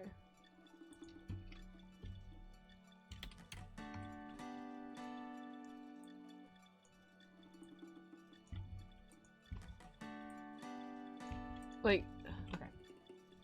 So, not that different. I mean, still, I would still be charging 12 each for them. Gosh, lolly. That's very sweet. Should I should probably write down. Hang on. I will write down the votes.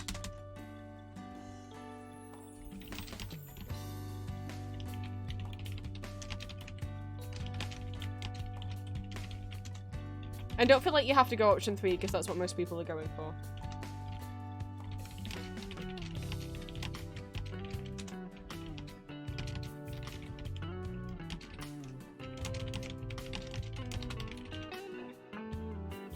How many?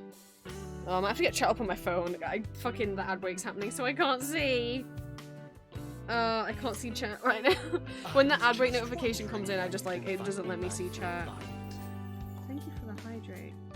If I get stream up on my phone, can I see? Yay, I can't see the backlog of chat.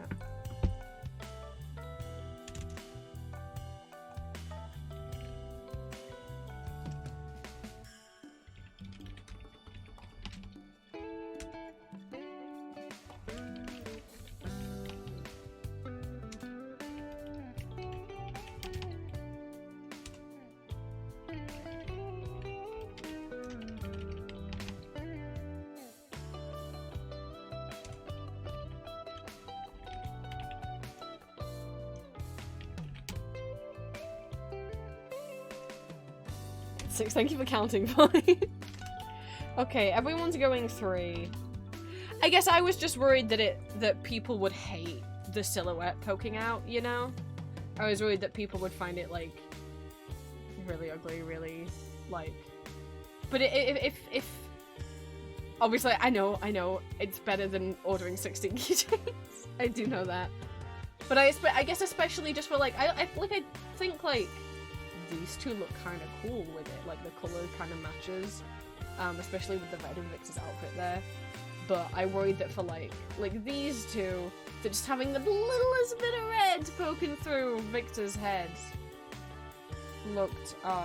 Yeah, I didn't draw the bodies twice. I just flipped it. I was so stressed figuring out how to. They are technically a bit different because you can see Jace's little gemstone on his wrist. But,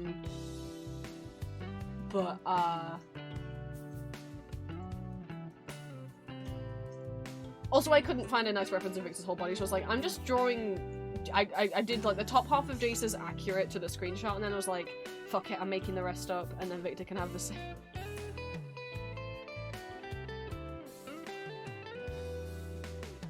How to very explain that I like the silhouette. It's not that they're in each other's shadows, but like a positive version.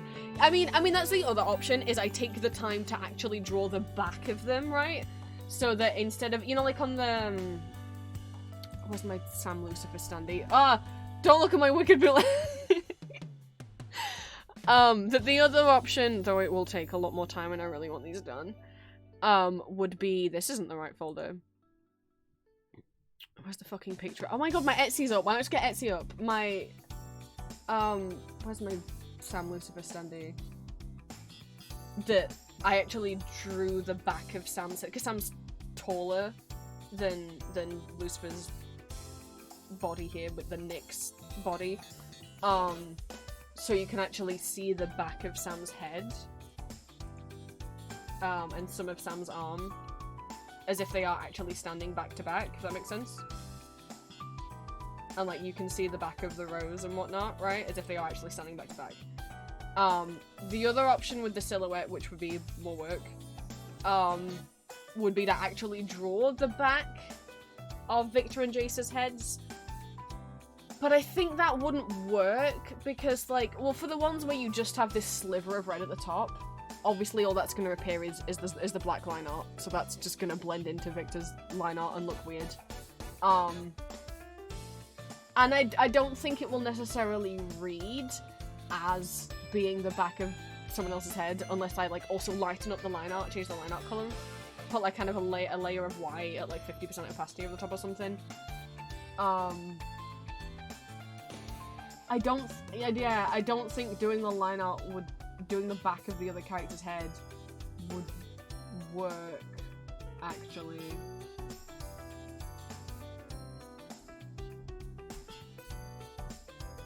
I think it would look too busy.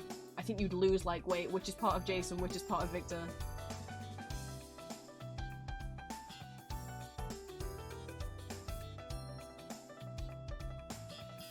You like the block colour?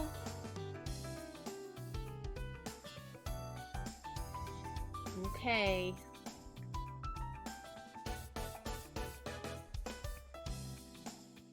We'll see. Okay, I guess that's what we're doing then. We'll see which actors are the most, which versions are the most. I was scared of how Act 3 Victor was gonna come out, but I'm pretty pleased with it. I think doing, obviously, mostly this is just block coloring, right? But with Victor here, I did actually do shading on his face because without it, it didn't look quite right. It looked a bit weird because this part is purple. You have to watch my mouse, I'm not trying to spoil things. And this part is grey, and I'm like,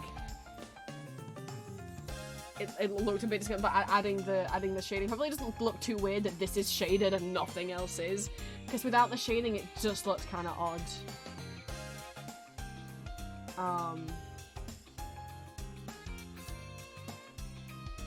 And I did change this is the only one I actually changed the silhouette, where I actually did change it. You can see, like, the waist, the hip bone thing.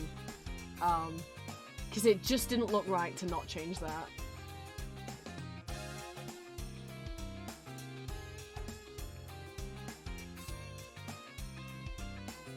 Well, okay, if you guys are a fan of the block coloring, then I'm still rip over what, if you saw in the Discord, what I realized was missing when I was getting all my reference images. What was missing here, where I'm circling what used to be here, and then what is missing. I'm distraught. Oh, yeah, okay. Okay, well, I guess they can be double-sided then.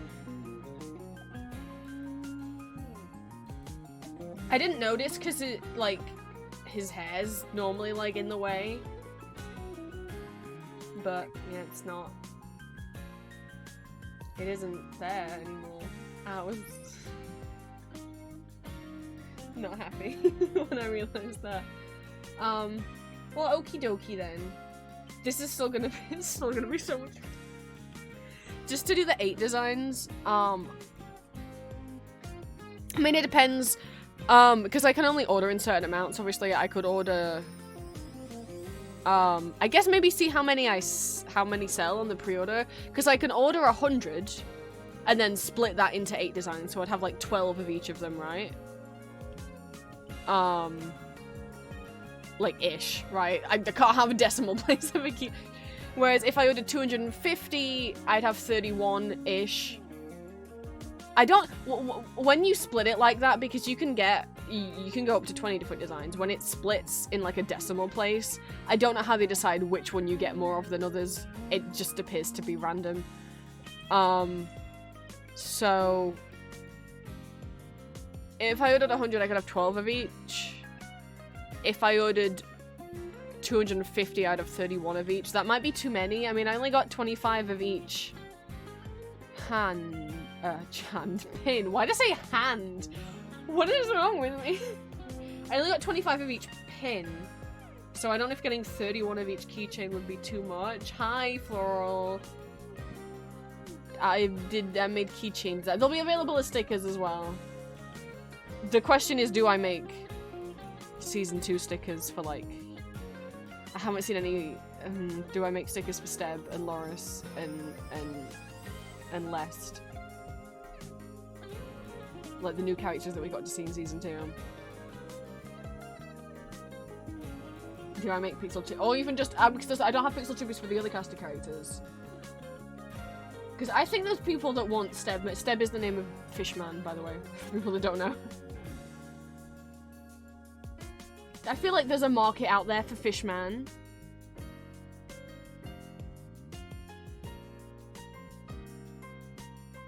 Oh, I'm sorry, Green, did I remind you that Loris existed?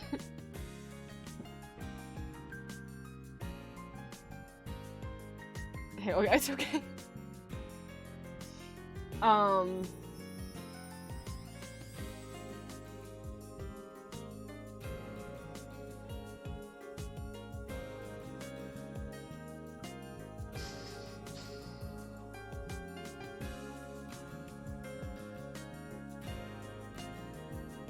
My brain froze. I need to catch up with my thought. That was all. I was having a lot of thoughts at once.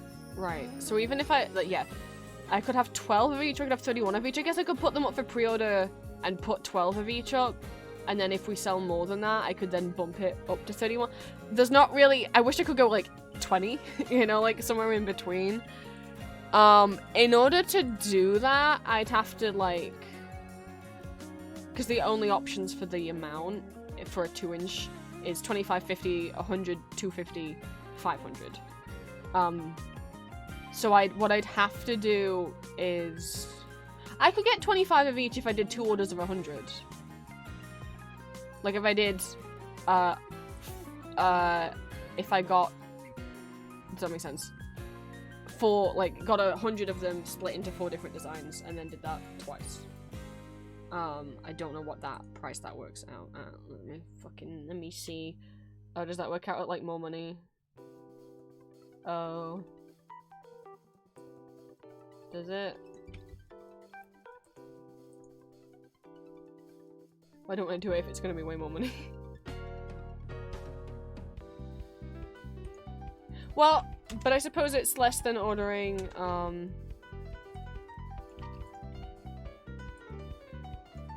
I ordered 100 of 4 designs times 2, so I'd have 25 of each. As long as it's... That's not gonna be that much... It's only worth doing that, ordering 2 lots of 100, so I could have 25 of each. If it costs less than doing the 250 order, where I end up with 31 of each. I mean, it does... by like £150 less, which is not nothing.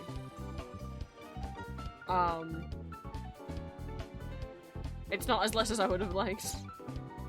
But,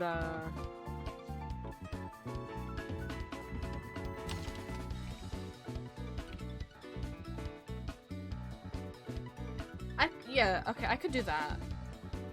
And hope people buy them so I don't lose a lot of money. I said I'd take less risks. I said after doing the OC keychains and not selling enough to break even that I wouldn't. I mean, I might have now. I don't know. I probably haven't still, maybe. But I feel like I can charge more than £12 for them because that's like what everyone else is charging, you know, around for their keychains. I don't know if I've broken even on my original character, the flower portrait keychains yet. I didn't break even on the Elden Ring keychains. I might have just. I didn't break even on the Doctor Who keychains. I haven't broken even yet on the Supernatural standees. I have broken even. I've made a profit on obviously the Victor pins, not on the Jace ones. Not broken even yet on those. So obviously there's like, if I could at least break even.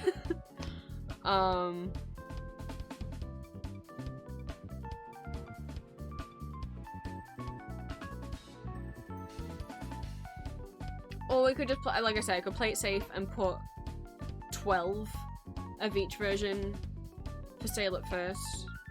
But then I'd have to keep an eye on it, because if they sell out, I need to immediately be able to bump it up to 25. Or I just start out with 25. And if by the time I want to order from the manufacturer, there's less than 12, then I can just edit it then and put less in. That's true. Maybe I'll do that. Sorry, I know I'm just like thinking out loud. That's how I think. I have to think out loud. How much does that cost per keychain then, if I do it that way? If you guys don't mind. If I don't work this out now, it's not gonna happen. Okay, that's not bad.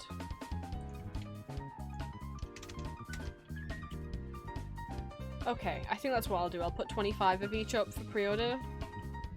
Obviously, they'll matchy like Act 1, Season 1. Jason Victor will be on the same keychain and so on.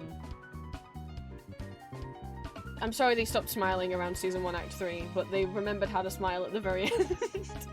There's a story being told here. It just felt wrong to keep the smiley faces on them.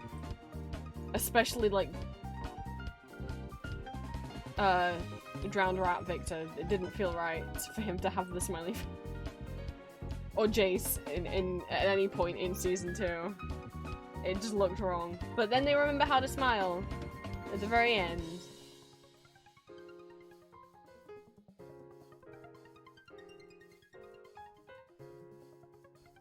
Well, I can't say! What do you want me to say?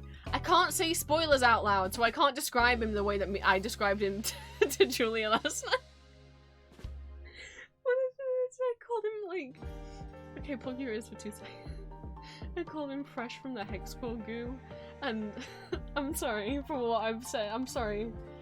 I'm sorry for the things I've said.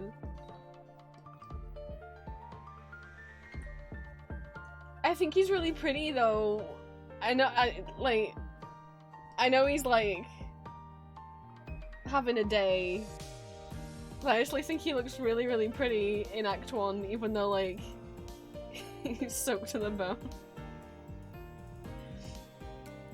I'm sorry, Season 2, Act 2 Victor. Of course, you are also very pretty. Why does when he's fresh out of the shower, why does that?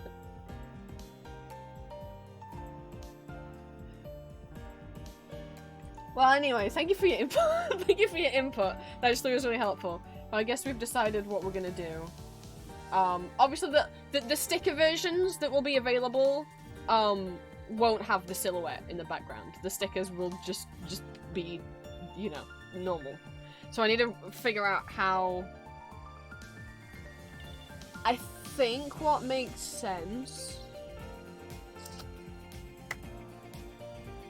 I was gonna say offer, do the keychains as one listing and the stickers as a different listing, if I end up also doing stickers of other Season 2 characters.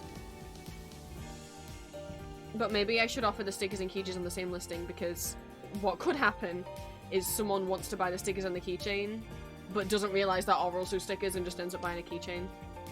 But I would need to make it clear somewhere in the listing. Like, I'd have to put it in the image, because people don't fucking read the description. The amount of time I get, like, reviews being like, wow, the badges are way bigger than I thought. I'm like, it says in the description they're gonna be 45mm. I don't know what you expected. And most people are fine with it. Sometimes people leave a bad, very rarely people have left a bad review for it, and I'm like, I don't know what to tell you, you got what you paid for. But I will need to make it clear that, like, the stickers don't come with the silhouette, the coloured silhouette in the background, only the keychains will have that. The stickers won't have that. The keychains will have that. Please understand this. Don't complain when you get them that they do or do not have a silhouette.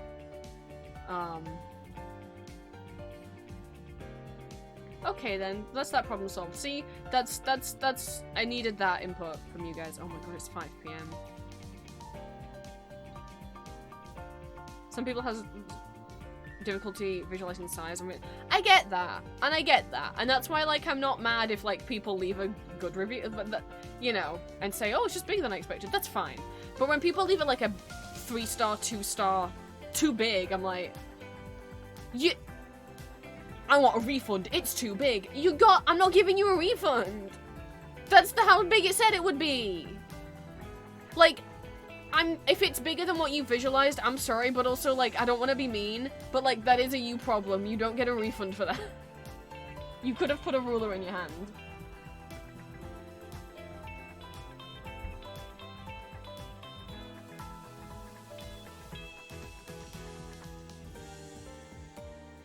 You own 3 rulers?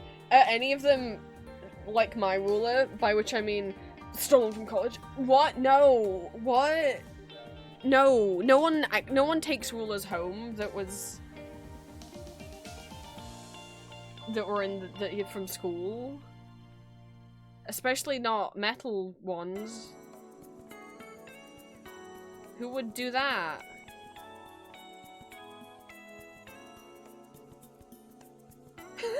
Done that high school. We've all done it, it's okay.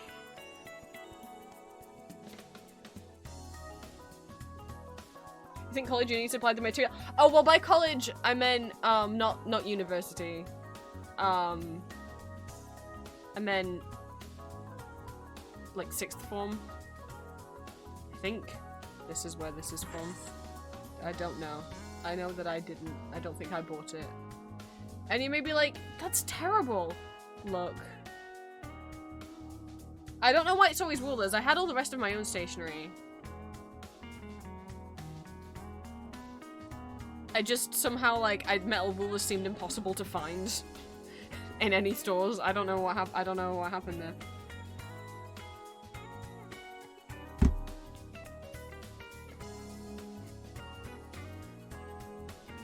Thank you, anyway. It's for the ruler tangent. Thank you for the input. That is actually, that's when I know what I'm doing now.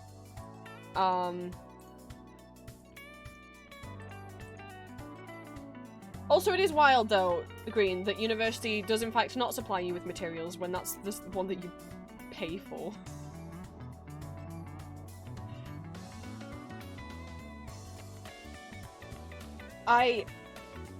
You may be like, well, what materials did you need? I did illustration at uni, and before we went there, we were given a list of books that we had to buy and read, and the materials that we had to buy. And the materials are split into, you need these immediately when you start, and you need these by December so you can get them a bit later, right? Everything on that list, one, I just tried to find free PDFs of the books, so not counting the books, just the materials on that list was like £300 to £500. That's not nothing. Especially like back then when I didn't have a job yet. Well, I'd worked a summer job, just to save up to buy a laptop. All that money went on that laptop. Yes, my university also had not a supply shop. And the thing is, I bought everything on the list. I bought everything on the, well, I guess some of the, yeah, I ended up having, like, my savings from my grandparents. I'm like, right, okay. So, you know, everything, I got everything on the list. Everything we needed straight away, including the stuff that they said we didn't need to December. I didn't buy any of the books. I will admit that I didn't read any of them. Turns out, yeah, we never needed to. None of those books ever came up. Normally I would always do any kind of reading, but, like, it literally, like, wasn't, like, I guess properly required. We never needed to read any of them. We were never asked about any of them. And they wanted us to buy them all when it, like, wasn't actually anything to, we didn't. But whatever, I got all the materials. All the materials we said we needed. Do you know how many of them we used? Barely any of them. Barely any of them. The only stuff that we used was, like, the paper. Right? And, 3 months into the course, they were like, we got a Christmas present for everyone. And they gave us all, like, these little shitty toolkits that had, like, ooh, when it came, like, they gave us materials. And you're like, oh, are you complaining? They gave you some material. They gave us, like, a palette and, like, some, like, I think layout paper and I don't know why they give us a toolbox, and, like, gouache paint, and I'm like, why have you done this? And maybe like, but Prince, you wanted them to give you materials. Yeah, but they gave them materials. They gave us free materials after they told us we already needed to buy all of it for ourselves, so we all already owned those materials. Why couldn't you have just given them those to us for free at the beginning of the year? But yeah, we did not use the majority of the materials we were told that we had to buy. The stuff that we needed, we didn't, and also it was very easy to obtain because there was an art shop there, telling us that we needed to buy all of it beforehand and move down with it, bring it there for the first day of class, when actually there was an art shop on campus, like in the building. And to make us buy all that stuff, not use most of it, and then the little bit we did use, give us free copies of it later in the year.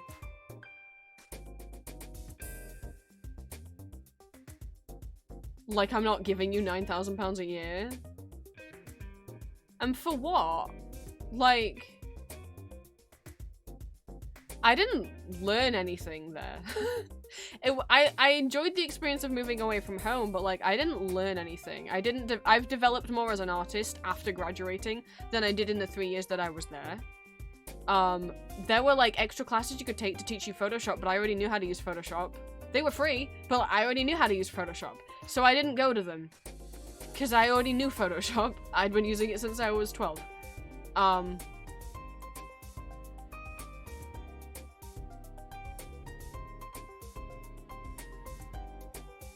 We were supposed to have business lectures. We had a couple of them, and then they got cancelled because like they only had one like business liaison for the art department, and she like got sick or something, and so they were pushed back. And then they were like, oh yeah, you'll have them like next week instead. They never happened. So the year above us got them, and the year below us got them, but my particular year just didn't get them, and they were the lectures that were supposed to teach us how to get a job once we left uni. So didn't get any of those. Also, the year before us and, like, above us and the year after us got to go on, like, a trip. We didn't get any trips. Not even... And they don't need to take us anywhere fancy. It can be in the UK. I went on trips with my college, with my sixth form. So when I was 16 to 18. My art department every year... in England, we do high school 11 to 16, and then for 2 years you go to college or sixth form when you're 16 to 18. My art department there took us to London every year, where they took us around 2 galleries and to a West End show.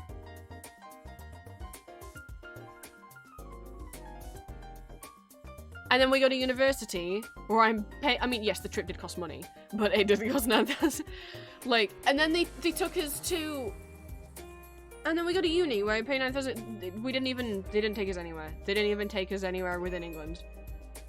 There was rumors that, like, one of our teachers was going to plan taking to some kind of art exhibit, and then that didn't happen.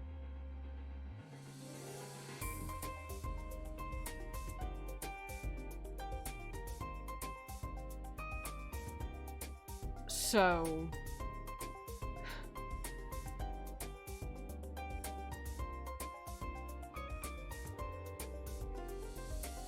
What fun. Oh, I'm gonna I can't go around about every pet peeve. But like, for £9,000 a year, you would think that they had a registration service, like as in, you know, when you have to mark that you attended your class, like your attendance record, that worked. They would print out pieces of paper and we had to actually sign them with a signature. And there were so many people in our class, it'd have to be 3 sheets of paper per morning and afternoon. Or per lecture. Like, so we would have like full days where we had to be in the studio, and there would be separate registers for the morning and the afternoon session. Sometimes they just wouldn't print 3 sheets and people's names would be missing. Sometimes we just wouldn't get the afternoon sheet. I had 100% attendance. I went in no matter how crap I felt, and I was having a really bad time. And my attendance record, I got an email saying that I was in trouble for not having good enough attendance because the system just wasn't working and wasn't recording. Also, I had a tutor that like swapped around what week I was gonna come see him, because he was so like the first half of the alphabet one week and then the second half the other week, but it didn't work for me, so he switched me to the other half, and then I guess just never fucking told. He was like, oh yeah, no, I'll just tell the registration staff that you did. I don't think he did. Or if he did, they didn't. I was so pissed when I found that out. When I was like, I've been dragging myself in here. Everyone else would just leave. Everyone else like skipped classes, or on the day when we had like a full day in the studio. And bear in mind, a full day in the studio didn't mean the teachers were there. They were not. They'd show up to put the register down and then they just locked themselves in the office. So you weren't getting taught anything. We might as well have been at home.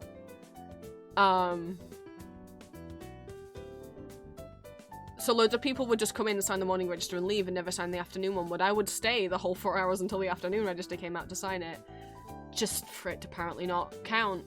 None of it counted. I think like I should have had 100% attendance, and I think I talked to my tutor around it. He got some of it fixed, and then the stuff and then from then on it still just went back to being broken. Any new attendance records, like me signing in, just didn't count. So I think at the end it said I was somewhere between like 85-95%. I know that might not sound that bad, but like, I was not doing well. Really, really not well. And to the fact that I dragged myself in just to like get not get marked as being present, that pissed me off so much. And for our exhibition, we only got to use half of the studio. They just folded up chairs and tables on the other half. We only got half of it. And the books that I had printed of my work all got like bent and just like ruined. I'm like, what the fuck? Whatever. There's so many things that I'm like,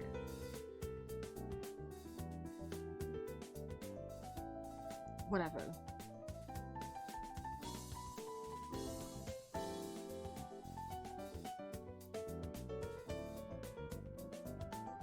Required studio was such a waste of time, particularly when you couldn't do work in the studio. Yeah, because it's like, I'm not bringing in 5 bags of art supplies into the studio every day. Most of the work I was doing was digital based, so I was bringing my laptop in. But it is like, this is, I would work better, honestly. Me and my friends who were staying in the same house, renting the same like student house, our studio time became our social time. We would just sit and talk. Our work time would be once we got back to the house, and then we would work in our bedrooms and work. Because the studio environment was just not great for trying to get work done in.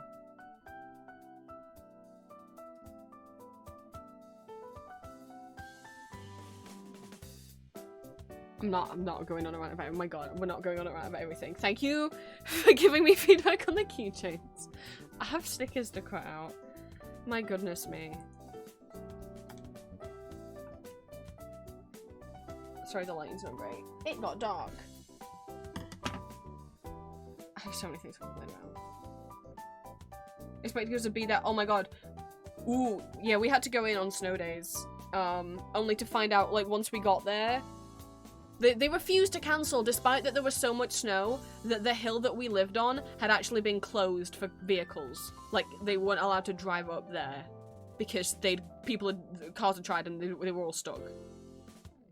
They were all stuck. And we walked all the way in to find that there was only one of our 5 teachers there. Also, I felt bad because also when we got there, our one teacher that was there, Sue, she was like saying how she was the only one. She was like, oh, she said money, and she was with this girl who'd like was there for interviews. They were doing interviews for new students on that snow day.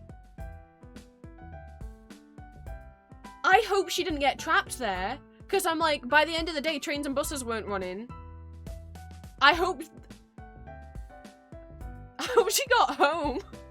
Or I hope she lived in the city the university was in and she could just walk it. What do you mean you still made people come in for interview? I felt so bad. Because she was just bringing this interview in as we were leaving, and she was like, are you guys leaving? You just got here, and we were like, yeah. Well, basically, we walked all the way in, found out that, because Sue wasn't actually meant to be teaching us that day. Anyway, so we got in, found none of our teachers were there.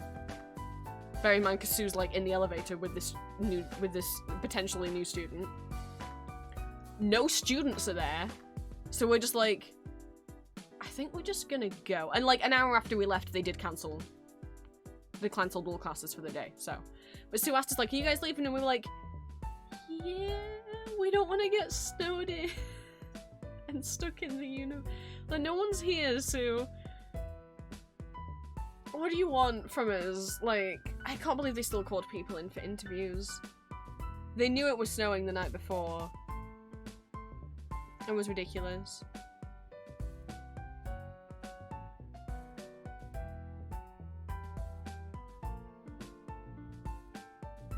My class was from 9 AM to 9 PM despite only being class 9 to 5. Yeah, we had, I mean, it depended. I can't remember the schedule we had for each year because it was different. But I think we had like 2 9 to 5 days. But then if you had tutorial, that took place at like 6 or like 7 p.m. So you had to, are you gonna go and come back or are you gonna stay? And then like one half day, when like 9 or 12 or 9 or 1, which was normally the lecture, would be just the half day. I hated the full day that we had on Friday in year 1 because half the class had life drawing in the morning and half of it had it in the afternoon. I was in the afternoon half. That room was boiling. In the afternoon, when it would start to get hot and the sun would shine on it, and there was only one tiny little window and it didn't open. Oh, it sucked in there. And everyone else who was in the studio, they could just sign the register and go home early, but we couldn't because we were in the life drawing room. We couldn't just up and leave. We'd get, like, we were in there the whole time with a teacher, like, oh, we roasted in there. We only had to do life drawing in first year, though. Which, like, I didn't mind life drawing, the room just sucked. There's no aircon in it and the window didn't open.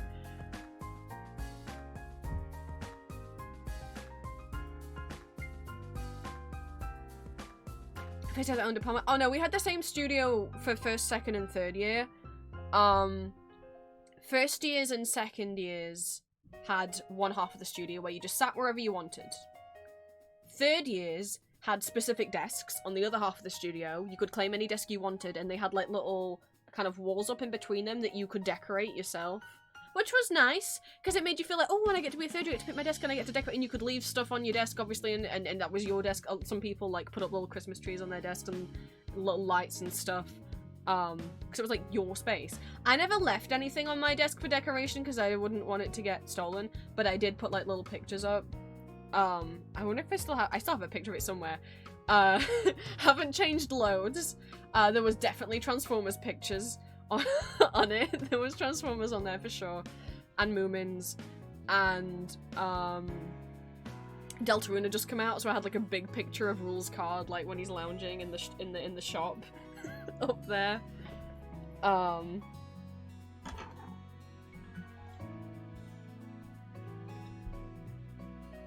Okay, let's see. This is the only sheet that isn't stickers. Not as many badges this week, but we have 1, 2, 3, 4, 5.5 sheets of stickers to cut out.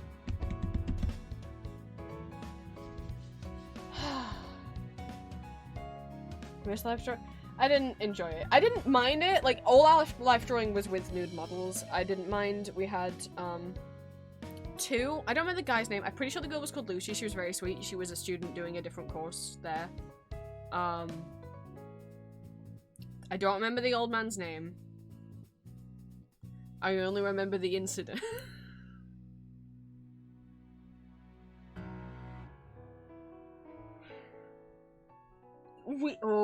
So he was there when our teacher decided that he was going to pose with props.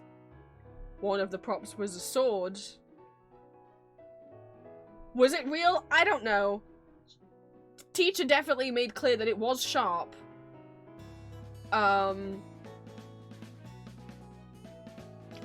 She had him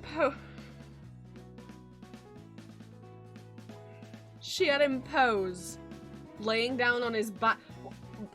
I don't know. This was her idea. So, do I have like? Oh, well, I have this little drawing model guy. Okay, so she had him pose, just like laying on his back, like holding the sword down against his leg like this, so it's like down on his thigh and like balancing on his toes. He fell asleep. The sword started dropping and sliding towards his, you know. Teacher noticed and woke him up. He still has all of his parts to this day. But my god, he almost didn't.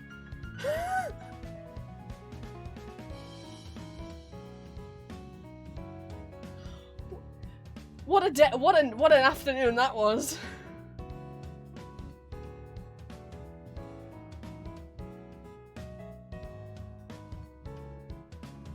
That was scary. The only other incident was when she made us like, and that which this only affected me. She made us like paint with ink, which honestly I was a lot better at than doing the pencil like that very quickly. So we were all just holding our ink pots and then painting, and she just full on walked into me. She just entirely just like bashed me by accident and sent the ink everywhere, all over my shoes, all over me.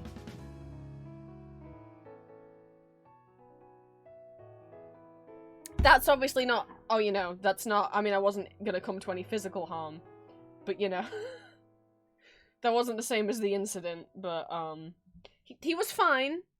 He's fine. I mean, I hope he's fine, but, yeah, fucking hell. What even pose is that? Why would that help us learn how to draw by having him lay down with the, I don't know why she chose that.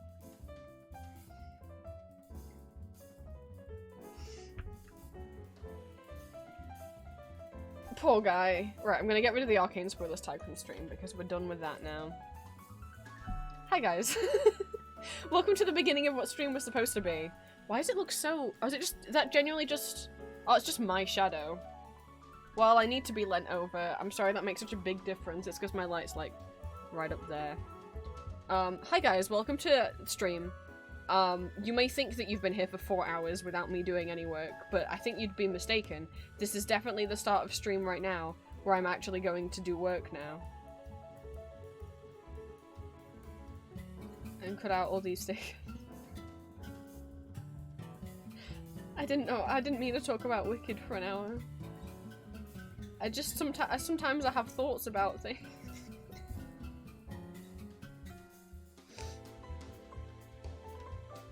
Oh no.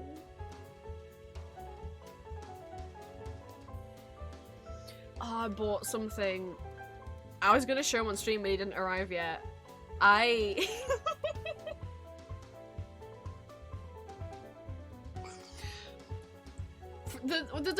have very few grail items. Grail is in, like, is a term that I got from when I used to be in the BJD hobby. So grail is in, like, holy grail is in, like, this is, like, an item that I would dream of having.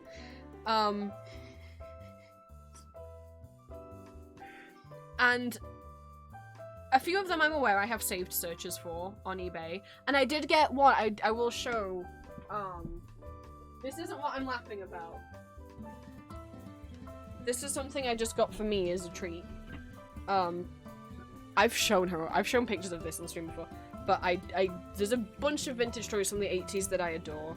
And one of them is this girl. She's from a line of toys called Fabulous Felines. But I specifically only care about her. And I know I've shown pictures before. If you've been on my Neo Cities, there's pictures of her on some of the pages. I can't believe she's here. And I'm holding her in my little hands. They were called Fabulous Felines. And people suspect they were kind of inspired by the Cats musical. There's like 5 of them. I would grab the box, but it's pretty grubby. She did come with the box. Oh, I have the booklet. Where did I put the booklet? Oh no, please say I didn't immediately lose the... I actually don't know where I put the booklet. Gosh, I hope I put it in the box. I just realized I don't know where the booklet is. And I only just got it. Oh no, I for real, like, don't know where I put the booklet. She comes out with this tiny little storybook. They were released in Canada and possibly the States as well. Oh no. I don't know where the booklet is.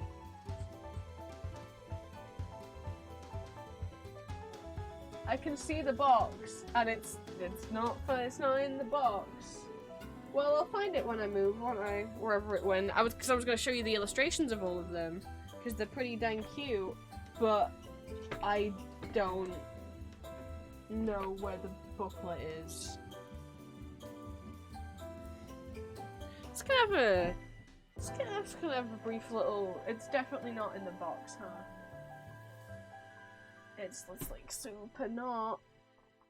Did I put it on the shelf where I put her? I don't remember doing that. No, I didn't. Ah, I got it.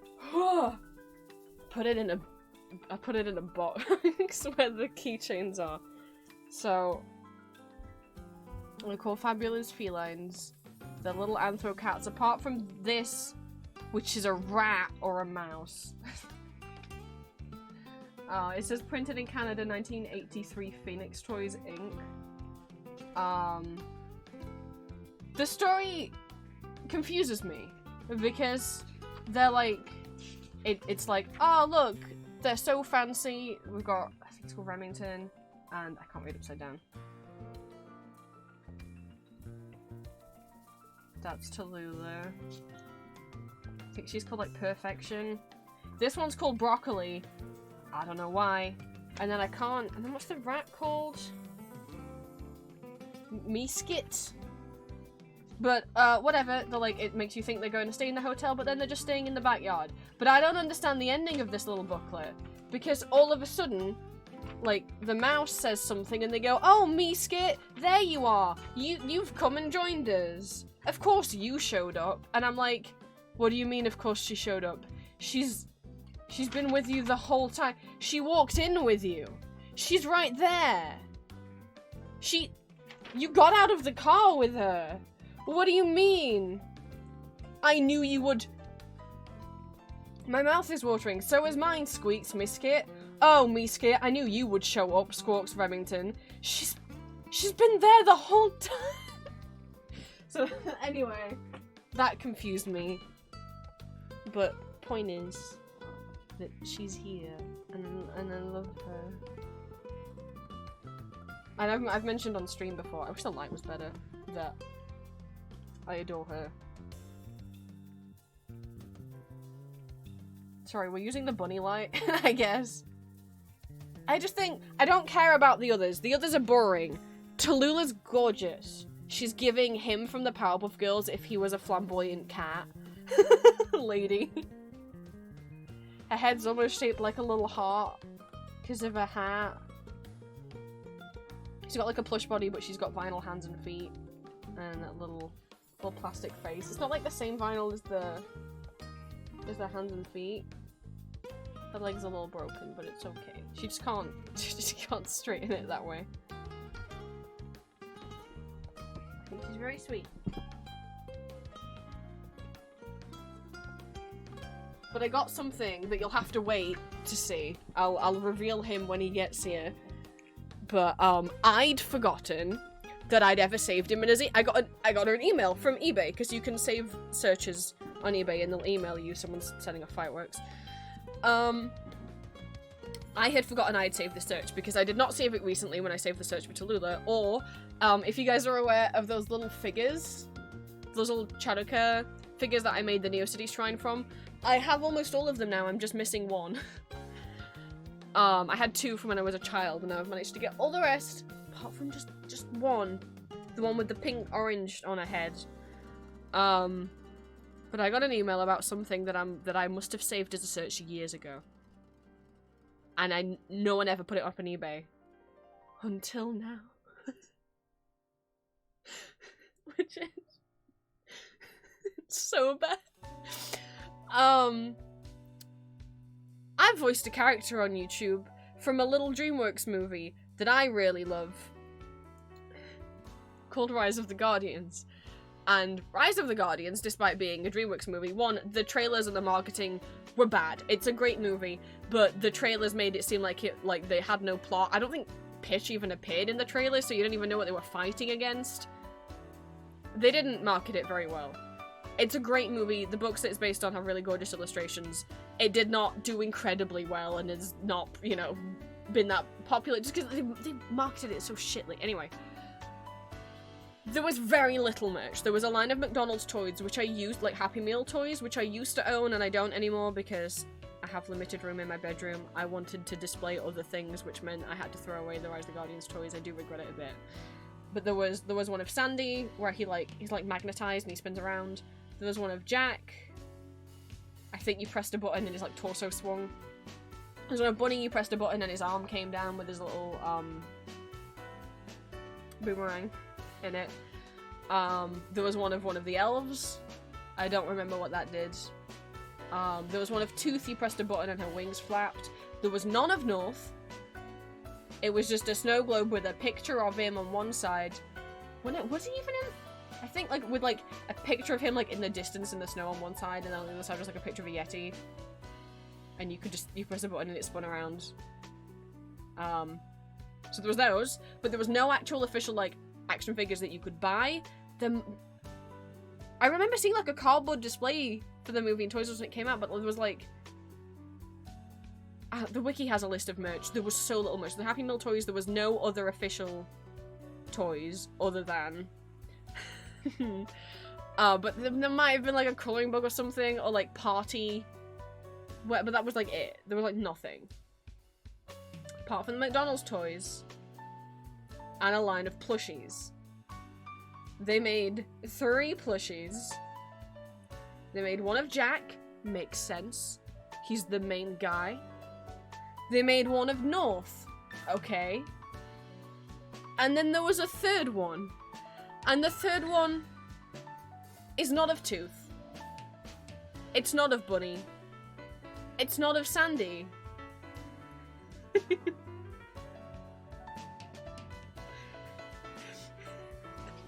I can't even. Oh my god. It's of Pidge, and it's one of the worst plushies that was ever made. Like, it's worse. It's funny bad. It's worse than the Potato Copia from Ghost. It's. And I've wanted him my whole life. Okay, I was gonna. I'll find a picture. They didn't give him feet. I'll find a picture because you guys are gonna Google it anyway. Oh my god. I've wanted him for 12 years, you don't understand. And I can't believe he popped up on eBay.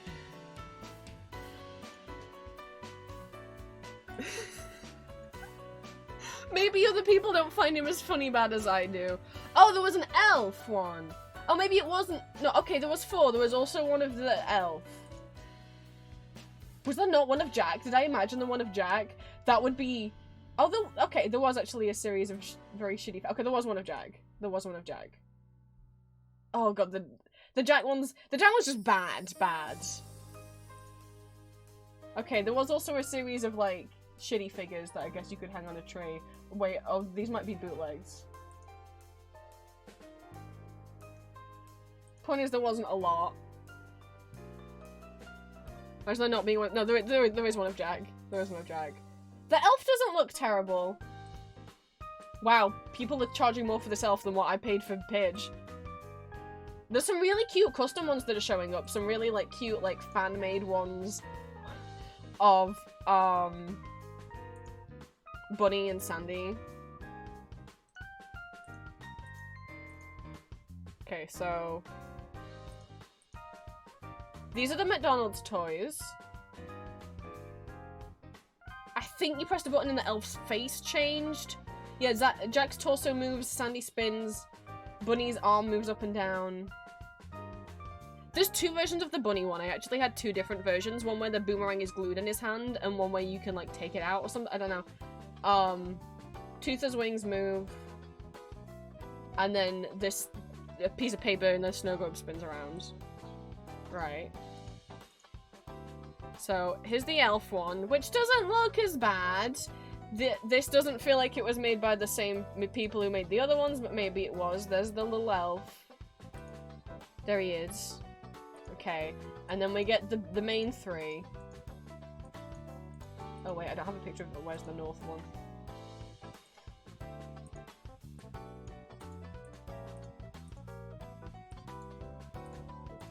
Okay. So here's the one of North. He's very wide, but so he's a square, but you know, so is North. I mean, making plushies of humans is definitely more difficult to make them look cute than animals, but I will say, I have a couple really cute. I have this Bucky Barnes plush from Japan, somewhere in Japan. I got it from Japan, I don't know who made it. that's, like, frankly adorable. They just gave him a little sewn-on dot nose and pretty cartoony eyes and a little cartoony mouth. A lot of the Vocaloid plushies, like Hatsune Miku plushies, they manage it. Those are cute. I have a Loki plush that's pretty cute. Like, the Wally Darling plush from Welcome Home from Makeship. It's pretty cute. This isn't too bad. They gave him a 3D nose, which normally when you give human plushies a 3D nose, it makes them look horrible. Like those Marvel plushies. Or like the Ghost plushies, but the Ghost plushies have a charm to them. But this is not too bad. It's a shame that his arms are permanently bent. Okay. Here's Jag. I don't know why his ears are so far up in his head. When you draw ears, they should be... The bottom of the ear should start where the bottom of the nose starts, and the top of the ear should end at, like, kind of the top of the nose where the eyes are. He is giving Hobbit. His hands and his feet are very big. His eyes are rectangles, which is not the shape that eyes are. He doesn't have a 3D nose. His hair's a bit of a mess. It's just like one-sided felt, like they didn't even double-side it, so it's just like raw underneath. But I guess a lot of anime plushies do that.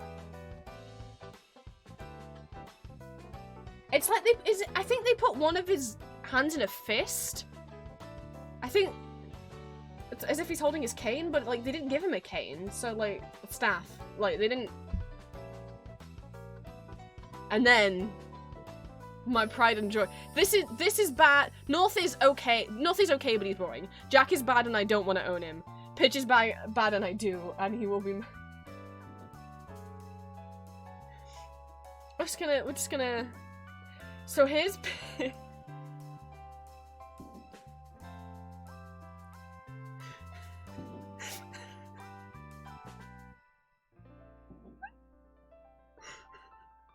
So let's compare. Let's get at what Pitch looks like in the movie. He's giving Loki, right? He's voiced by Jude Law. I would smash. Contrary to what the plush would have you think, he does have legs. He's just wearing like a floor-length kit. You see his legs multiple times, like when he's walking. When he does that silly like dodge out of the way of like whoever, like someone's attack. When Sandy's like whipping him. Oh, not whipping him. Sorry. Like throwing his whips at him. I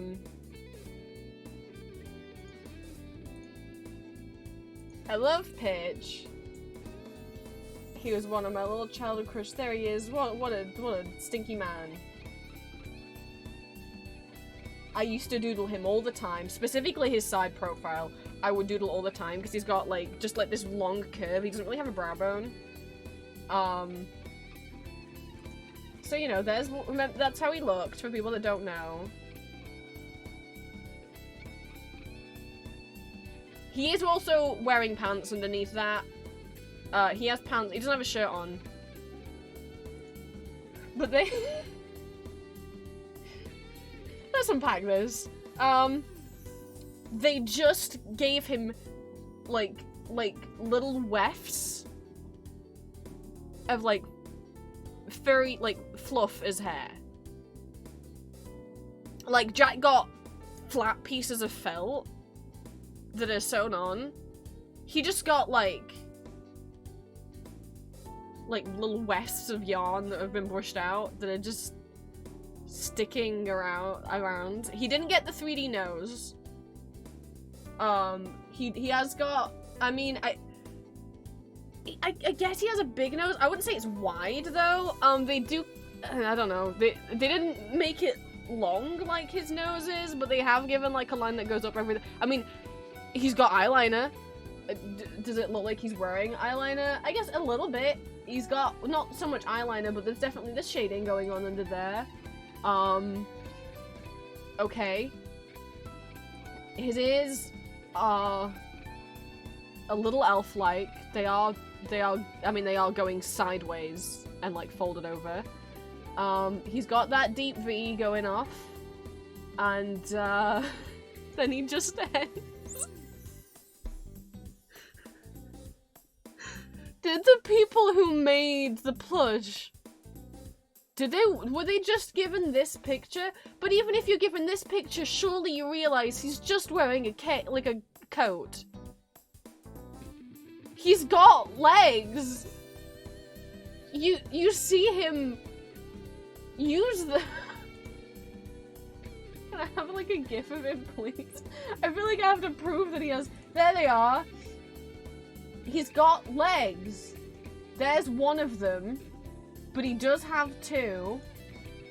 Oh, you can see it. There they are. They're both of them. He's got like black leggings on and like black shoes.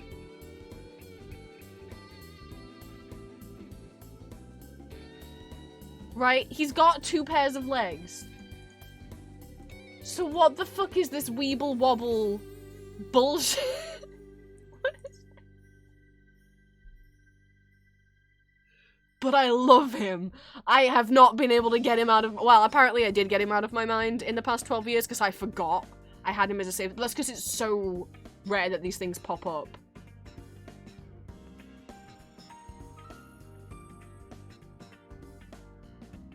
But he's gonna be mine. He's coming home to me. I'm so happy. He's so bad. And he was like a normal amount of money. He wasn't like they put rare in the title, but like they weren't charging crazy money. I think he was like 25. That's like what you pay for like a new, that's what he probably cost when he was new. I don't, maybe he's not in demand, but he is in demand to me.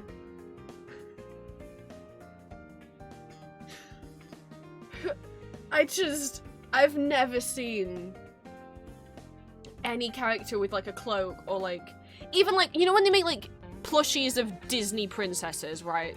Like if there's like a plush of Belle in her ball gown, she has legs, and even though the ball gown reaches the bottom, you know, reaches the ground, she still has legs. Like they'll just make a dress and then she'll have legs underneath the dress. They don't completely like concrete cement her legs. They don't sew the bottom of the dress closed. Like flat on the bottom. What is this? I love him so much.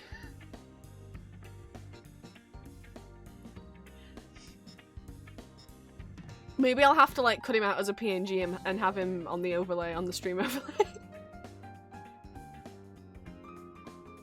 He's so special to me. Whereas the Guardians was like a massive thing I was into at the time that it came out. Like I said, I would doodle pitch as side profile in like the margins of like my school books, and also like on my hand, like almost every day at school, and then have to wash it off.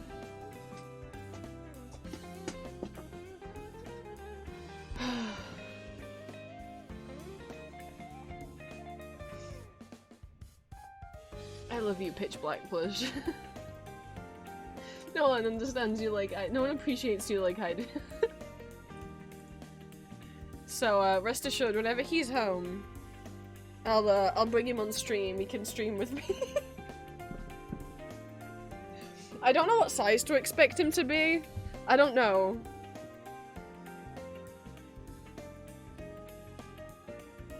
I'm thinking like maybe the same height as Mori. But we'll see. So you guys never know what you'll learn about on my stream. I remember when I started doing in Magma and you immediately went, I know that nose. I know that profile. I had a lot of practice. I made a mistake of trying to draw active Victor face without simplifying. This is hell. Which... Season 1 or Season 2? God, I was having a fucking moment on call when I was trying to draw Season 2 Act 3 Jace's hair.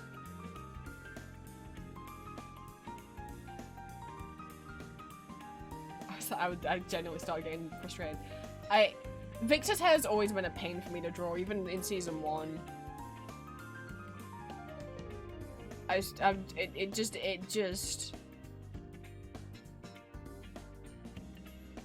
I feel like it's so easy to get wrong.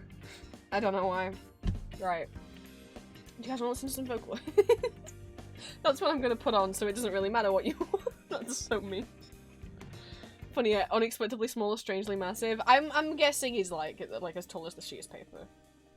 Not including the hair. Or maybe including the hair. We'll see. Oh, goodness me. I don't know when he'll be here, but...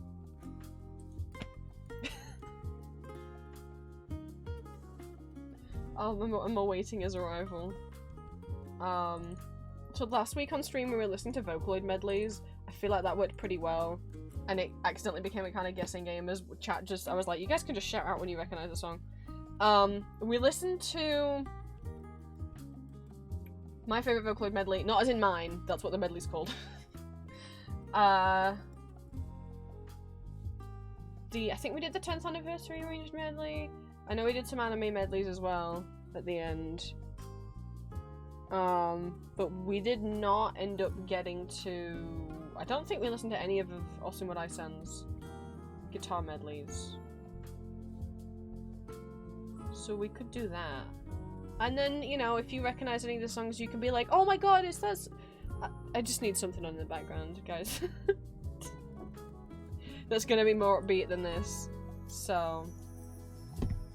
if I don't talk as much when I'm cutting out that, you know, I gotta get this done. Equally, you can still talk to me, it's fine. You can ask me questions and we can still talk. I just gotta be cutting out at the same time. Is that two stuck together? Why does that page feel... I'm probably just going crazy, it just felt thicker than the others. So someone ordered some 500D stickers! Oh, I'm so happy. Finally. That's not true, someone actually already ordered them before, they're just like on a... No, these were ordered a while ago. It's just that the pre-order's going out now. That's right. And, but someone else did also order them, so there's 2 orders of 500D stickers at the moment. Yay, that's the first time anyone's ordered them. But yes, that's because the 500D stickers here are going with some of the ghost prints, so they were on a pre-order waiting for the ghost prints to be in stock. But now they're all in stock. But yes, Cromwell is here. I think he's here.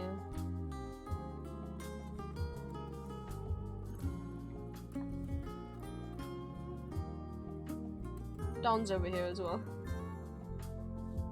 Also looking forward to watch which one we talked about it wasn't here. Yee! We did talk about it. I hope people are excited. I hope people come along to them, you know.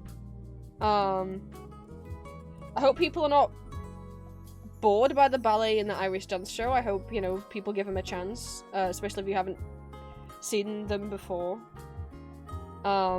I'm excited to show people Into the Woods. If you've never seen it before, or if you've only seen the Disney movie, you have missed out on some of the biggest plot twist moments, and, like, my favourite part of the musical, the real fucking turning point where it's like, oh, everything's gonna go to shit now, isn't in the Disney movie. So I am, I need Green to see Into the Woods.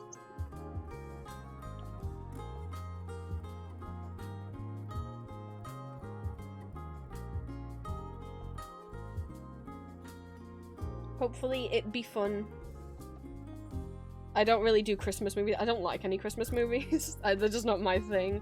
So hopefully, like, doing, like, fairy tales is still kind of, like, nice and fun, although even though Into the Woods is kind of sad. But, you know. But yeah, you can mark yourself as interested in the Discord events. Obviously, you can show up without marking yourself as interested in the Discord events. Because I'll be... marking yourself as interested just means Discord will ping you when it starts, but I will also be at-ing the watch party role, so if you have that role, if you reacted to that role, you'll also get a ping. I'll be pinging 10 minutes before I press play, so just try and remember for yourself that, I don't know if people would prefer I ping earlier than that. I used to, and then it didn't seem to make any difference, so I normally just ping 10 minutes beforehand. I always set alarms for myself at like 7:30 and at 8 o'clock, so I remember, and also that I remember to eat, or at least make food beforehand so I can sit and eat it while we watch. Because I always think I could get stuff done while we watch, and I never do. I fully just get enthralled in watching. I couldn't find the Into the Woods event then, and I'm like, oh right, because it's in between. Because it's... The stream is over, so that's gone underneath now. That's annoying that on mobile it doesn't show the images. I worked hard trying to find an image that, like, fits the dimensions well. It doesn't even show the images on here. It is if I make it bigger.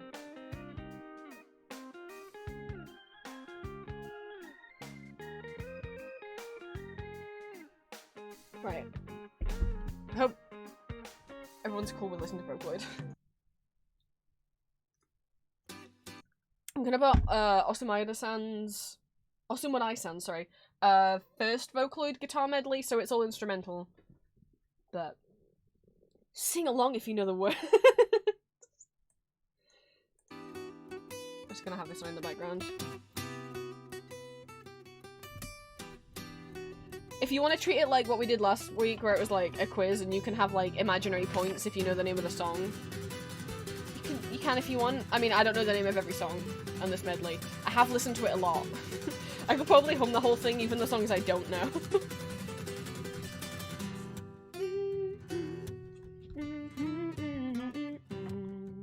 It is not Lost Ones Weeping. I don't think... This medley's kind of old. It might have come out before Lost... No, maybe Lost...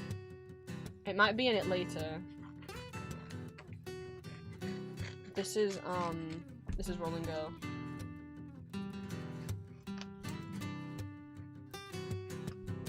Also, let me know if it's too loud. Again, this is mostly older Vocaloid songs in this medley, because this came out, like 10 years ago or something.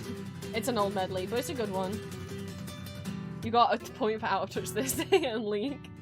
Well, I don't expect anyone to be able to spell Levian Polka, or however it's pronounced.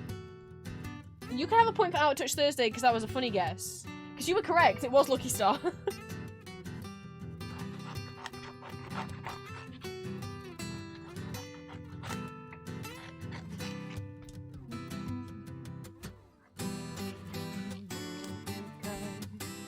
I don't know most of the lyrics to these anymore.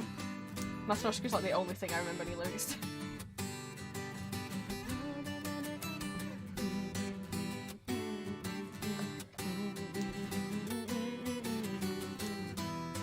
But I really like... some of my sons made their own songs as well. They're a really talented musician. They have like 3 different Vocaloid medleys, and they have some of their own songs they've made. This is my favourite. And then they have one that's just the Kagero Project songs.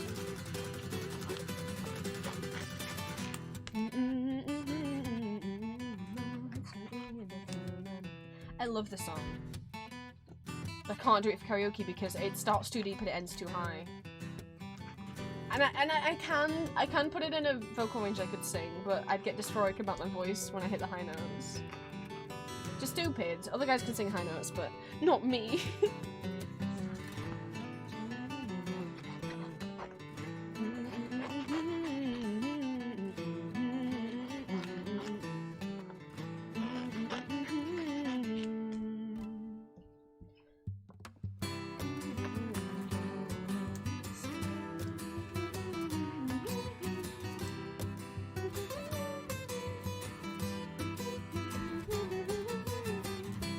I guess I'll name each song that I can remember once we get to the end of them. In case anyone is like, oh, I want to know what song that was. Or, oh, I remember it and I can't remember the name and it's bugging me. I guess that was, Meltdown? What's it in Japanese? Russian Yukai? Something? I just always call it Meltdown.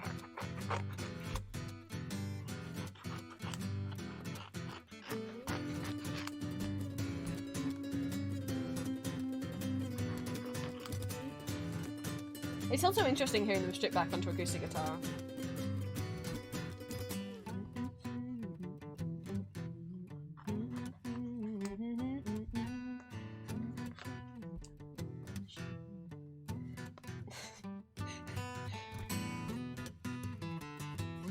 I'm sorry, Green, I can't give you a point for- Oh, this- No, it's- I know you were asking for. It's the, same composer as Rolling Girl, is my hint.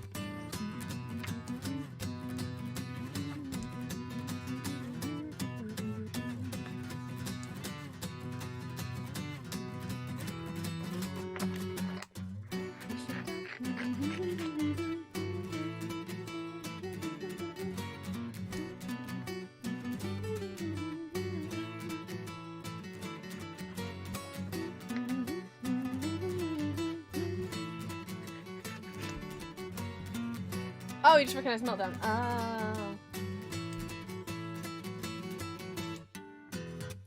This is,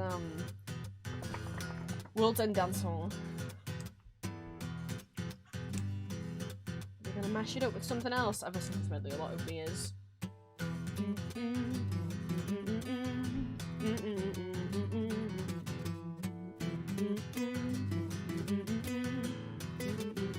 I think that transition is nice. That was a tiny bit of Panda Hero. And now we're into the one I know the lyrics to. I think there's a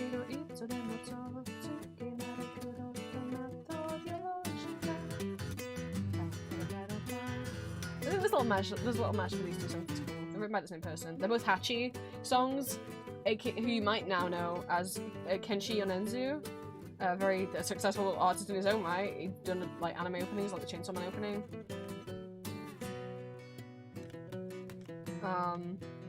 I keep thinking like it's cool to see some of like people who were making Vocaloid songs when I was a kid now be like these like Eve and Hachi now be like making the openings for Jujutsu Kaisen and Chainsaw Man, two of the like biggest animes of all 3 years.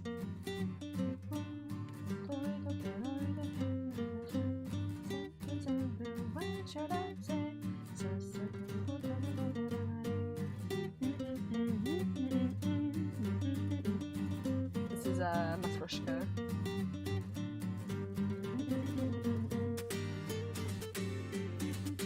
God, and this is one of my favorites. This might still be on my karaoke list. Some Vocaloid songs are.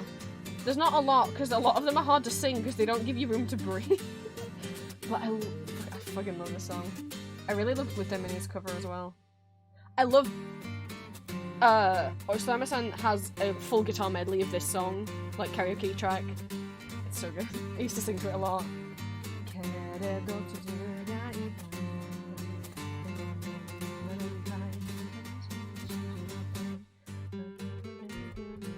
Ah.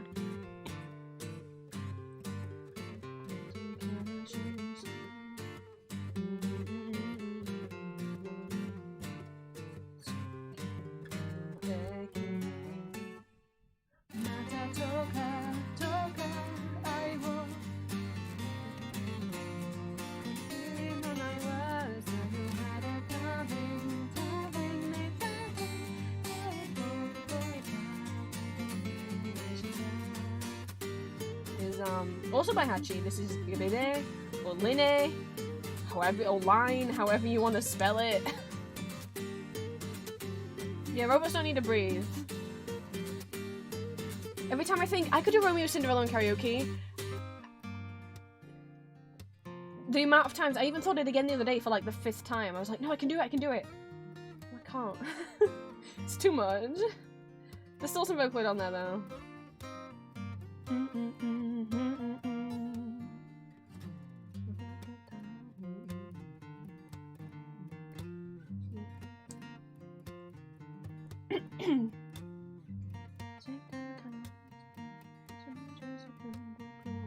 I don't like singing along without, yay, green! You do know this one! Yes, you can have a point for knowing Just Be Friends. I will say, I have updated, but yes, if you want references of Victor and Jace, I fucking spent ages compiling references of what they look like in every single individual act of Arcane Season 1 and 2. So feel free to go on there. I put them in Discord in photos images a few days ago. Please use them. I spent way too long on them. Two of my favorite Vocaloid choruses, like group covers, is this one Meltdown cover and a Just Be Friends cover, where they both like did an a cappella bit. One either just like taking all the voices out and just leaving the original Vocaloid. I think it was really pretty. I still have those saved. Probably like over 10 years old now.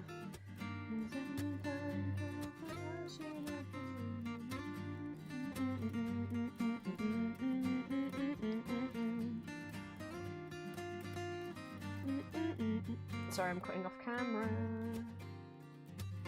We gotta do is just be friends. It's time to say goodbye. Just be friends. We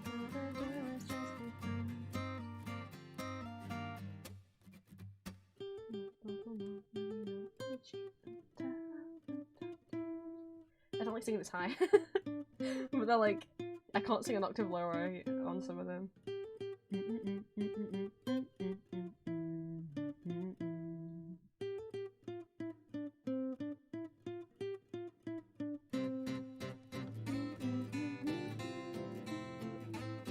I never listened to this one a lot, but I do know the name of it. I think I know the name of it.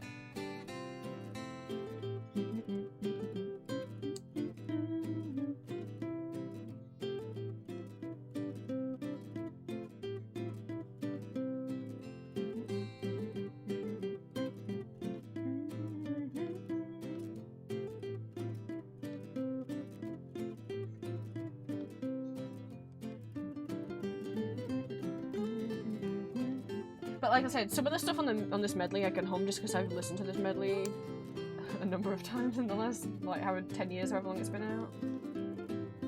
Even if, you know, I might not necessarily know the name of it though. And I'm pretty sure this is a song I'd like to sing.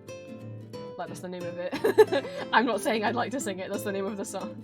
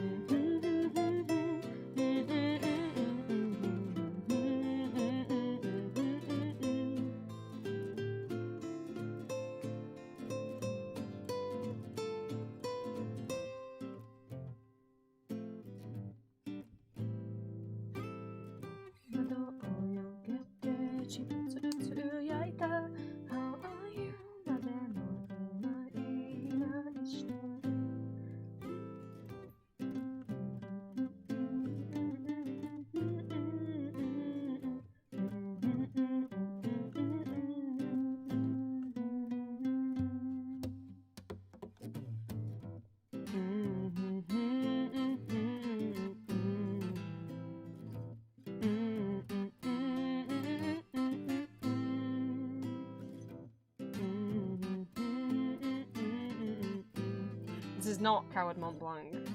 Mont Blanc? Mont Blanc. Thank you for the bits! I always forget what that song sounds like, but no, I know which song this is. It's not that one though. What did I swear? My dad just dropped my track. That's okay. Listen to a little Vocaloid guitar medley. You can guess the songs if you want. I'll name each one that I know once the song finishes, so people have a chance to guess. I'm actually trying to go. Look at me, I'm cutting out stickers. I'm doing it, Void. Can you believe it?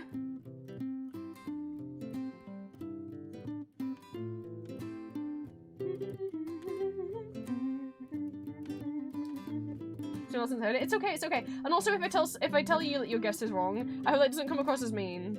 I'm just like, no, it's not. Please, I'm not trying. I hope my tone. I don't know. I get told my tone comes across a lot as like sounding like really mean. Or like really like monotone. When people like ask me stuff and I'm like, oh, I don't know.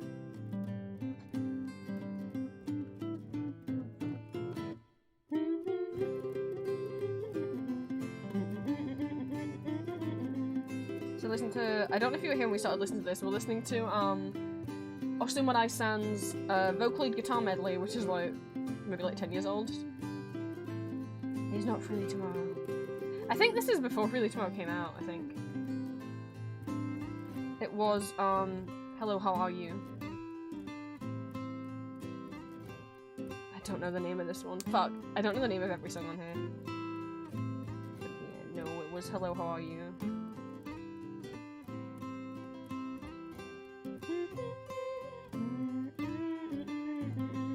So I'm not very helpful when it's one I don't. It's one I don't.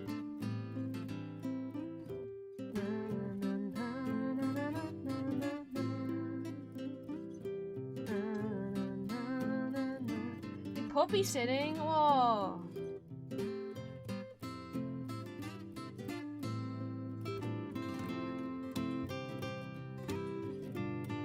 I was just wondering when you'd invite me back. Thank you for the hydrate. I actually need that.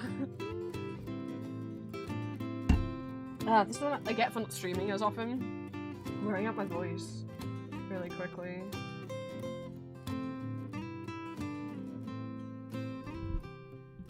Sorry, I just realized how far away my microphone was. I had a little girl called Alvin's about 13 weeks old. Aww.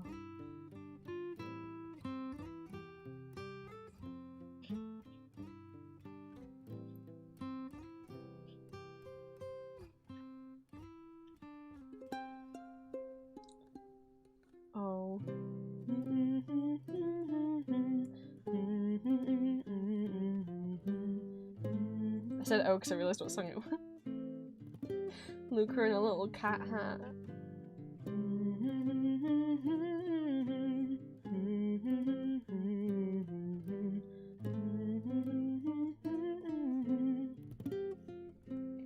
It was one of the songs I tried to learn but couldn't. It's okay.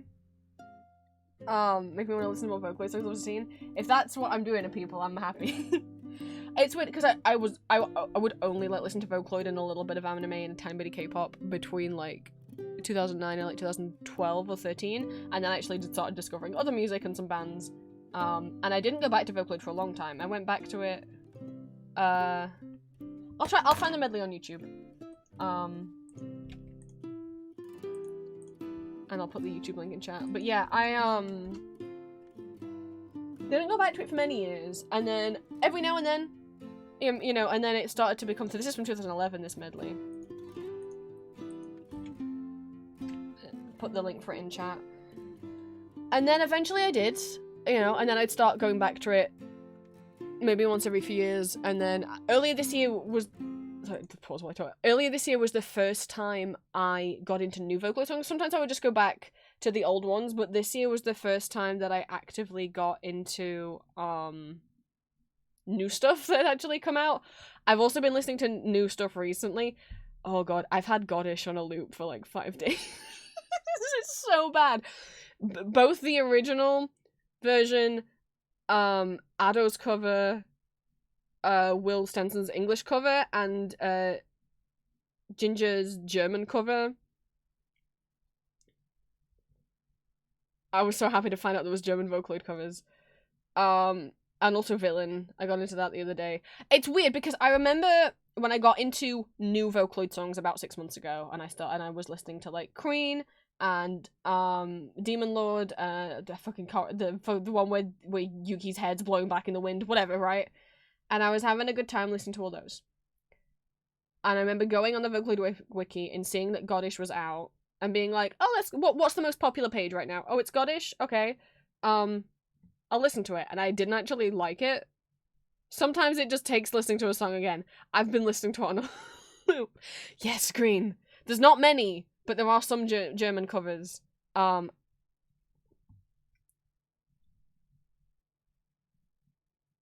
So yeah, Goddish and Villain, which I just was into, again, I was into Villain because I was listening to Ado's cover and I was like, this is cool, and then I went and looked at the lyrics, I'm like, oh my god, it's about queer pride, oh my god. And it's pretty ambiguous, you can interpret it as being trans or being gay, but the lyrics are literally like, about like, it mentions gender stuff and like, being scared to hold hands with your partner in public and stuff, and like, being like, well, I guess society's gonna label me the villain. I'm like, I already thought this song was great. What do you mean it's also like... But you wouldn't believe I was humming Black Vow today. That's my influence. Listen to Vocaloid and anime songs this week, it's been this stream's fault. I'm not gonna apologize. But yes, it was because I finally listened to Goddish again because I think I was just looking for... I really like Ado's cover of Burikino Dance. And I'd already been listening to that for a while. That was because I heard Burikino Dance in a Vocaloid piano medley that I was listening to the other week. Was like, what is this song? The Ado cover came up first, and I was like, the Ado cover is what came up first on Spotify, and I was like, cool, I like her voice. That's fine. And then I was like, you know, what other songs did she do on this album? Which is just a list of her Vocaloid covers. And I was like, oh, I'm really into Goddish. I haven't learned any of the lyrics, not in German or Japanese or in English, because it's so fast. My brain just won't retain them. I don't know what that's about, but yeah. I know Mesmerize is the big... I know that was big. I get it, but I cannot listen to it. The instrumental, there's just so much... It gives me a headache. I'm like, I get the appeal. And I get the funky art animation. But, like, there's so much going on in that instrumental that it actually, like, gives me a headache. I can't listen to it.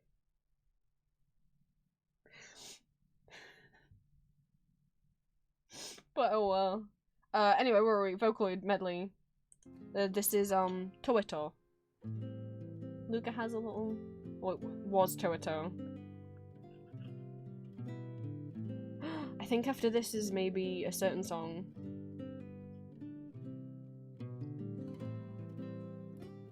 That I know some people will know.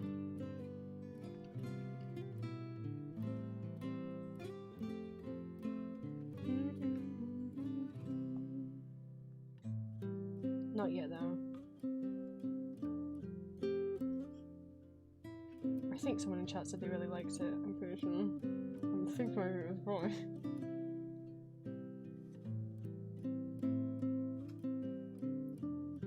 I don't know this one. I don't have a list of songs in front of me, sorry.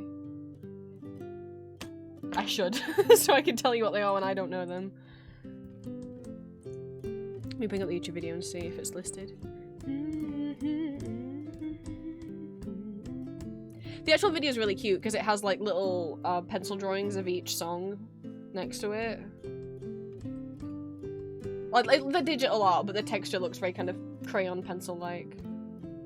I'm trying to get the YouTube video up to see if someone in the comments put a list of all the songs. God, it's 13 years old.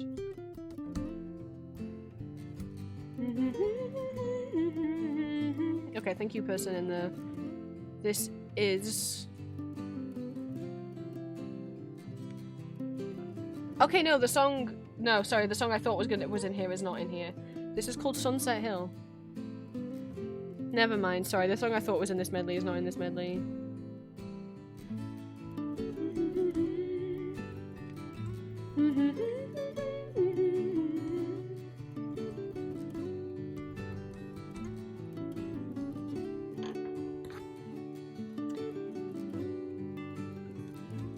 We can listen to some more medleys though as well. God, we're only halfway through this one. But, because I was listening to a Vocaloid piano medley that came out recently, that's called Vocaloid Piano Medley version 2024, because it actually had... I found it really cool, because I'm used to listening to Vocaloid medleys from like 10 years ago. So the Vocaloid Piano Medley 2024, as much as I wish it wasn't just him playing as loud as he could, I wish there was more dynamics. It was really cool to listen to because I was hearing Vocaloid songs that I grew up with as a kid, that are like 10 years old now. And also Vocaloid songs that came out this year, like Rolling Girl and Queen in the same medley. What? And I ended up finding like, I didn't get that far into it, and I was immediately like searching like, what song is this? This one sounds so cool, and now I love Burkino Dance. Which is actually an old Vocaloid song, but, and if I say old, I mean like 2009 to 2015, I guess. I hate that that's old now. But Ado covered it more recently. So I was like, oh, it is recent. Wait, no, it's not. It's a bop, though.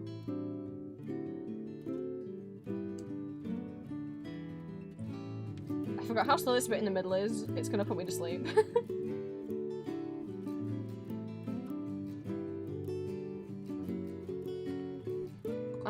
I think now we're on Rain. Have we transitioned into Rain Stops Goodbye?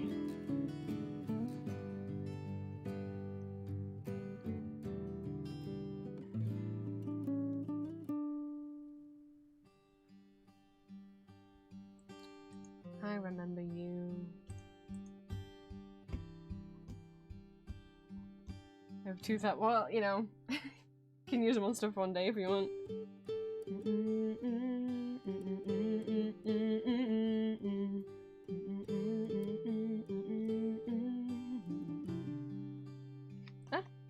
For Julia's streams, I think I have like 150,000. I don't use them on anything.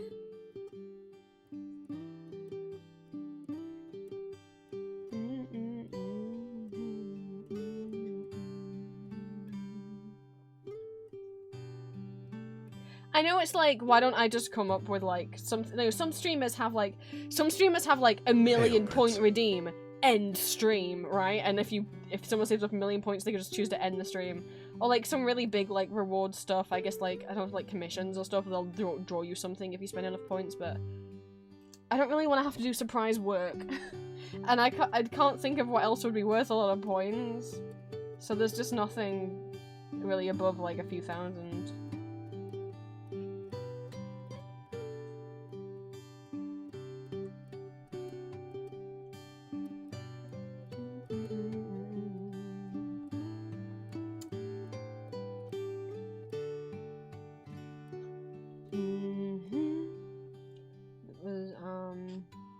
From Y to Y, which is one of the slow ones that I actively remember. Most of the slow ones I don't remember.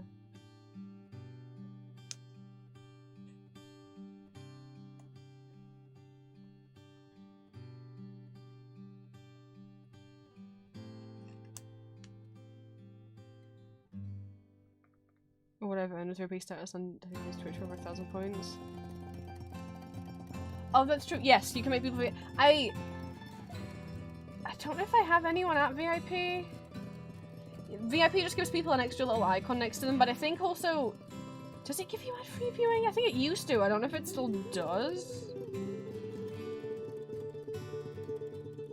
So I'm like, I don't know that people would generally find having the little diamond badge next to your name useful. Like, obviously Julia would have it, but she's a mod, so she has the mod one instead.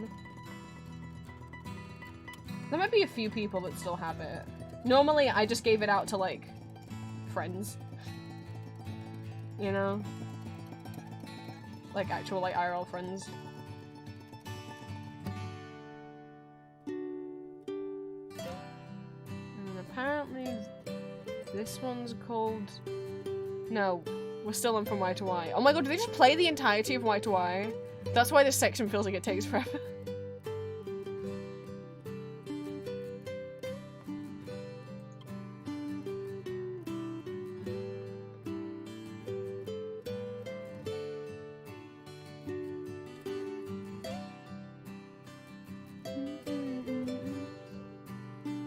No offense to the song, I'm just like, I'm gonna fall asleep now. This is meant to keep me awake. Can I skip forward to when I won't be put to sleep anymore? It's my stream, I'm sorry. Because you've got like 2 more minutes of like slow songs.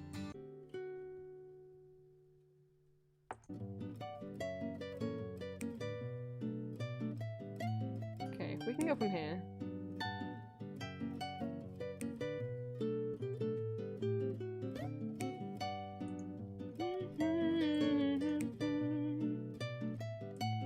Welcome. We're also welcome.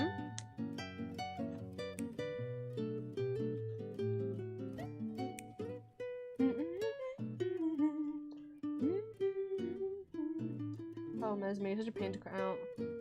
There's so many bits going off. Okay, we're picking up speed again.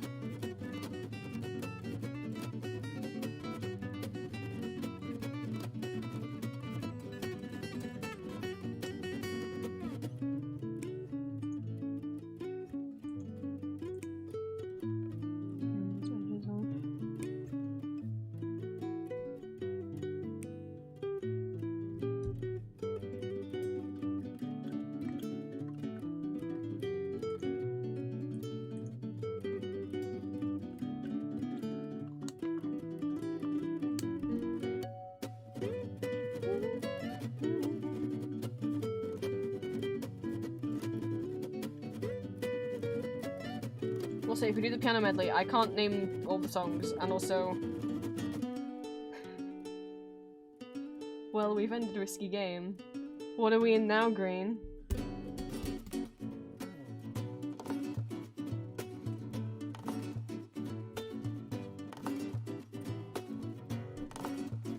I swear to God, if you don't remember what the song is when you've literally been posting art of it.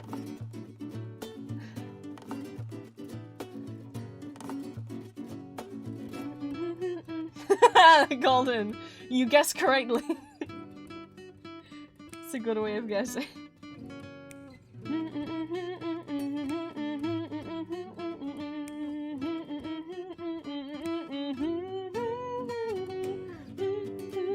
It is Magnet. It is the butterfly headphone song.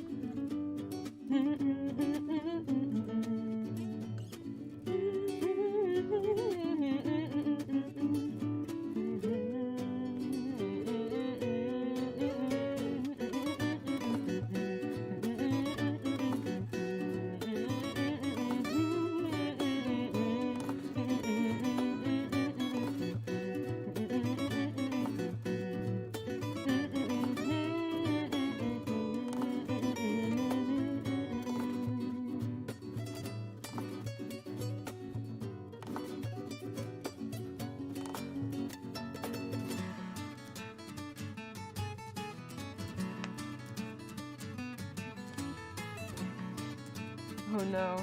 It's the suggestive song. It's the one where Miku swears and it's beeped out.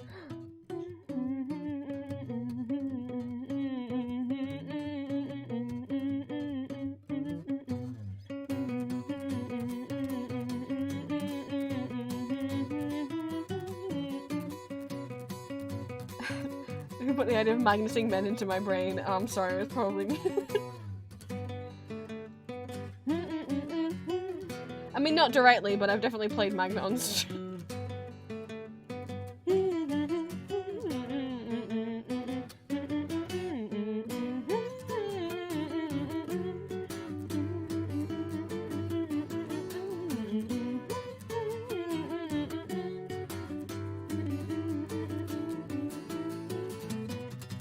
That was, Et Arso, or What Arso.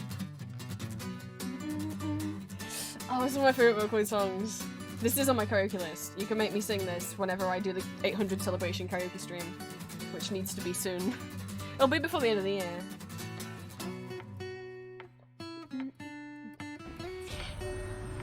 Void!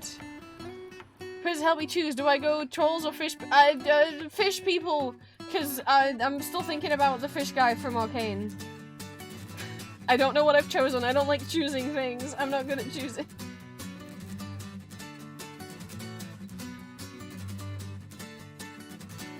I said if I was a tied ghost, then I wanted to make my sister cringe. It was perfect. Oh.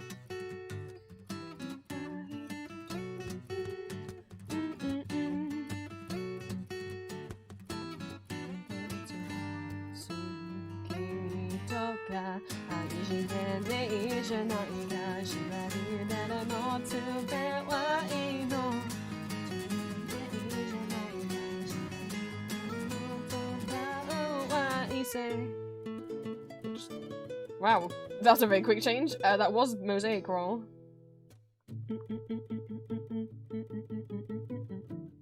Don't they sneak the Mario theme in here? Yes, they did. That's not in the actual song.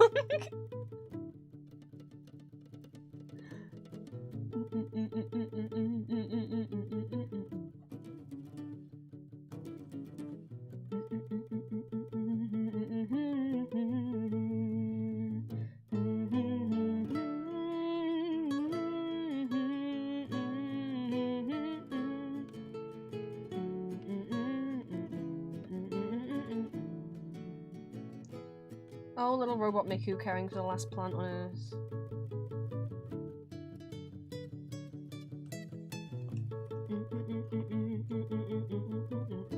Did they see it? I was like, I think I remember him randomly playing Super Mario in this medley. in the middle of this is Hello Planet. But he has two other Vocaloid medleys. One of them I think is a mix. The Vocaloid medley 2 I actually think is a medley of I think there's some anime in there as well as Vocaloid stuff, and then the third one is just Kagero Project songs, or Macaco City Actors, whichever you know it as.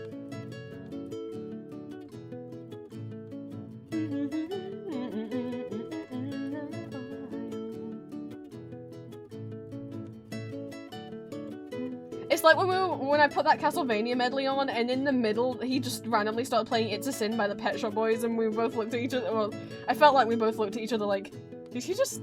Was that? Is the distance I can spin around? What a song.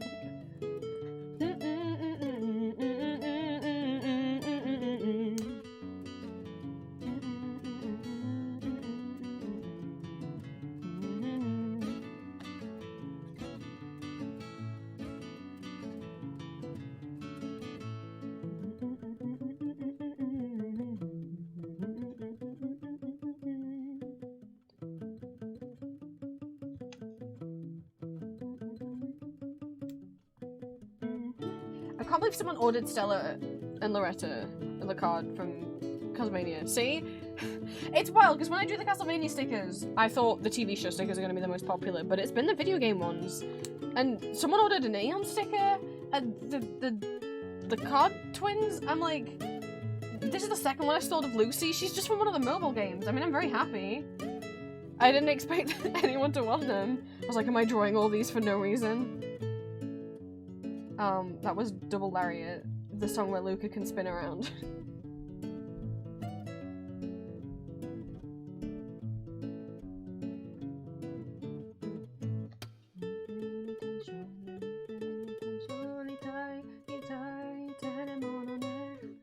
I'm like singing this and I don't even know what name it.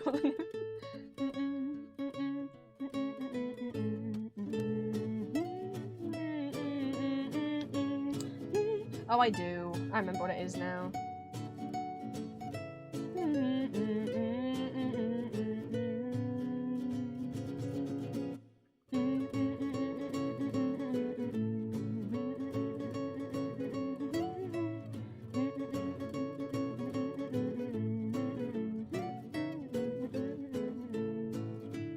It was 1925.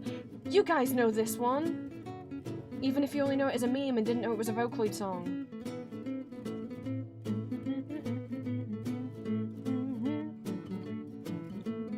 It's really slowed down, so maybe you won't.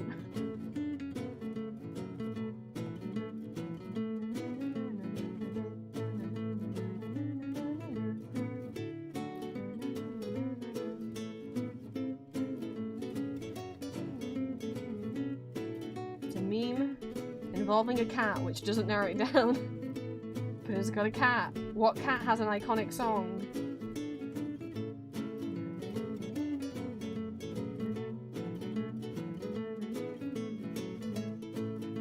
It's Nyan Cat. But it's originally just called Nyan Nyan Nyan Nyan Nyan Nyan Nyan.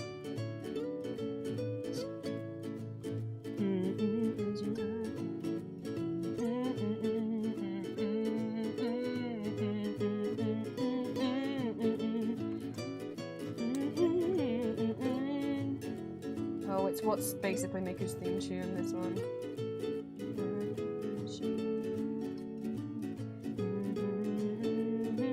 You can't have a Vocaloid medley without Melt.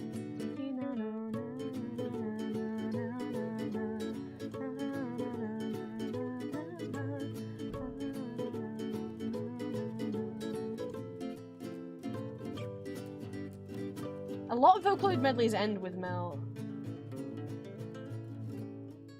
I can put the piano one on, and then people who know more modern Vocaloid songs can join in as well. Not the whole thing, it's like an hour and 14, but... I only listened to like 10 minutes of it. So I don't know what's coming up. And all the comments are in Japanese, so I can't tell you all the songs. God, I used to love playing this on piano.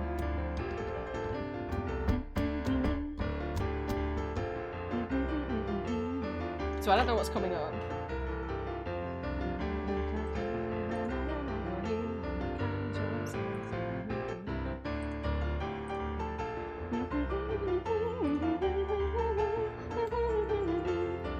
You can still play along if you want.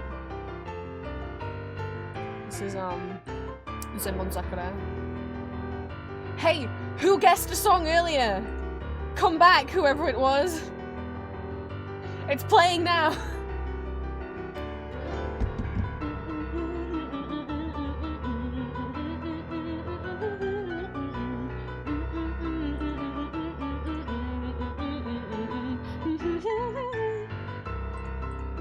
It was you! It's Lost Ones Weeping. I'll get the link for it. This is the link for this medley in chat.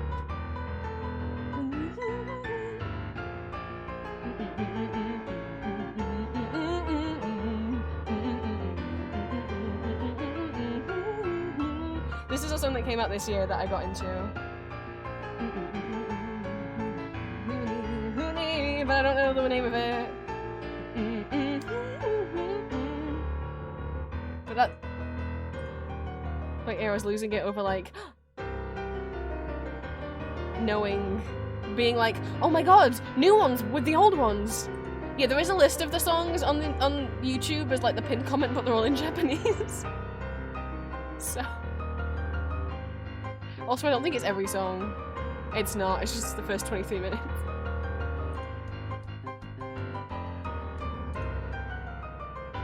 king. And then the queen.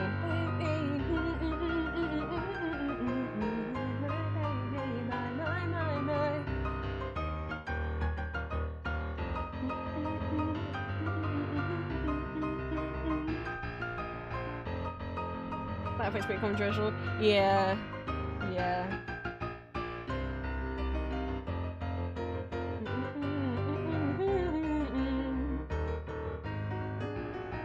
Oh, this is one that came out this year as well. I don't know the name of it.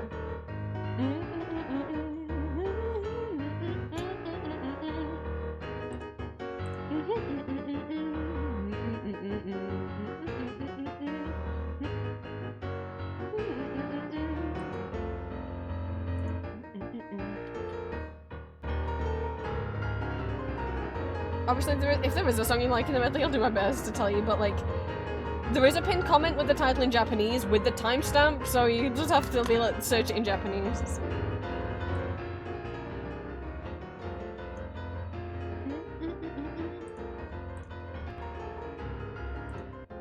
Oh wow, sorry, it started playing it twice.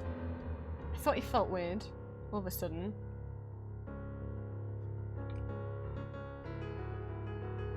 That was terrible. Why did that happen?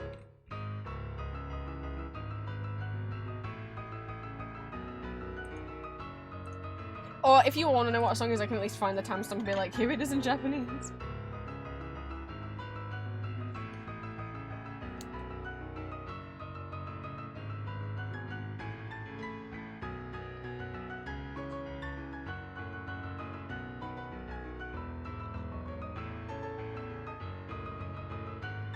There was a lot that I didn't know, so I was like, ooh, new Vocaloid songs I get to find out about. I'm gonna go search what this one is.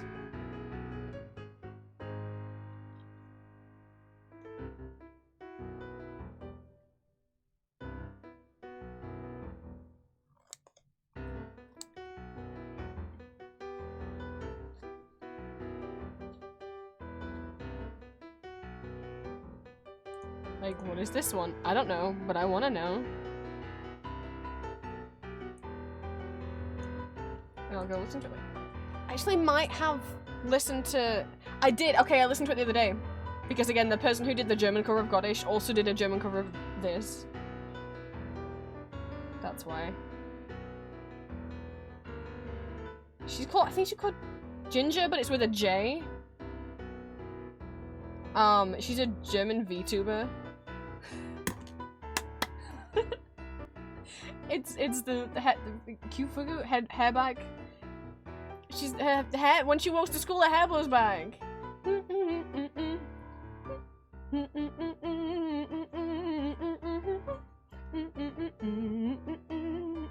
With the nice little recorder song.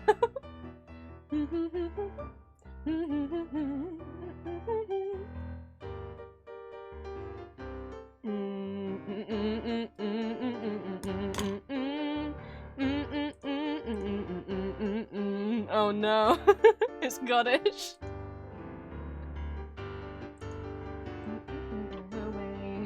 I want you, I don't know any of the other words.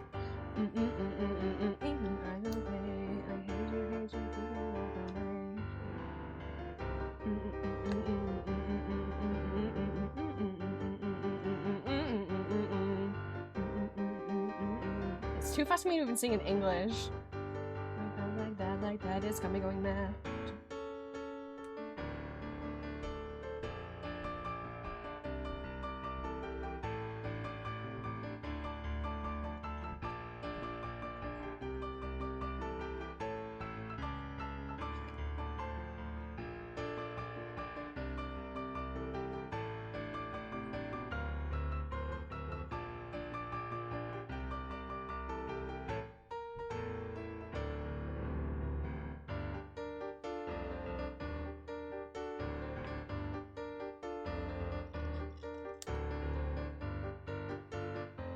It might be chosen as one I hate and everything like, oh. Oh. Okay, as long as you're not hating the experience.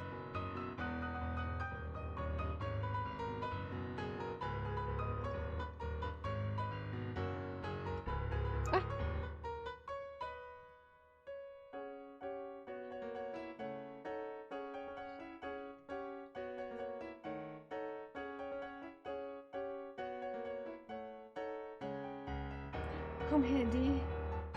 My first time getting to cut him out.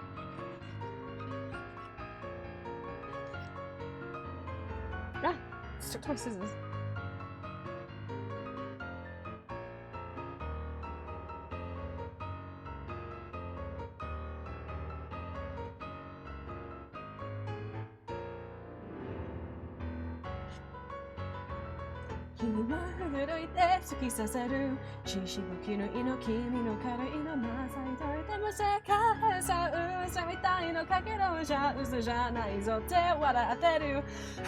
Why do I always do this to myself? You can't breathe.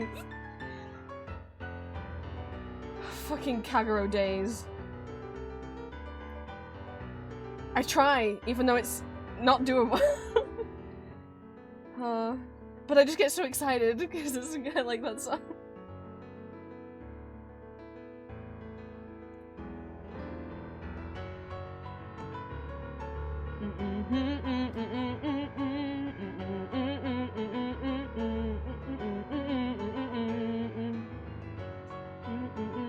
Your food. It is your food. I was like, what do you mean? The song? I'm like, oh, yes, your food.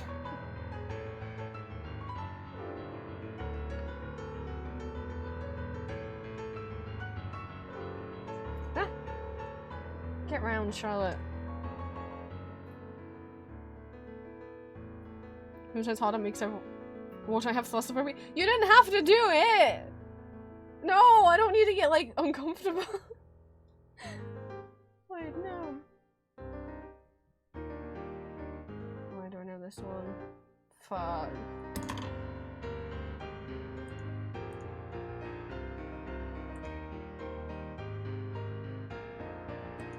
I don't know, the thumbnail doesn't help me.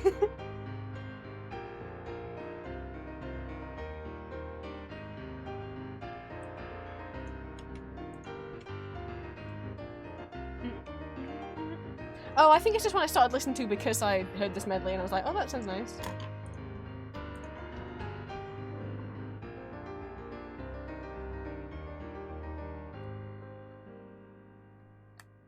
And of course the other man's...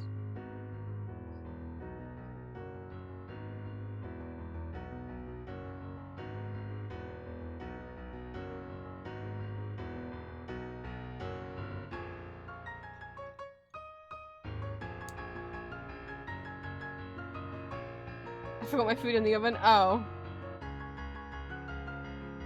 Oh no.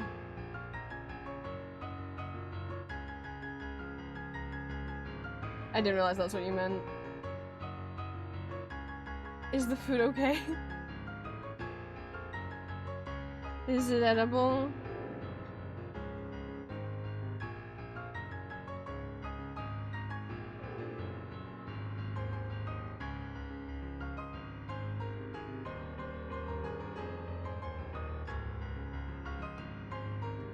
Victor! I was like, I have to give him a kiss.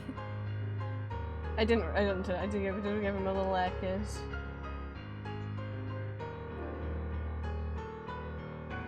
Am I gonna mention a pet peeve? I'm gonna mention a pet peeve as a cane user. A lot of TV shows and movies have people using their cane in the wrong hand. House. So, if you have an injured leggy, you want to use the cane in the opposite hand to your injured leggy. Using it in the same hand as your injured leggy. I know you may think that makes sense, but it's just going to mean you're putting more weight on the injured leggy. You want to use it on the opposite one so you can kind of use it like a crutch. Right? Like, if you've seen people walk around with one crutch, they're not using it on the leg that's got their cast on it, are they? So, yeah.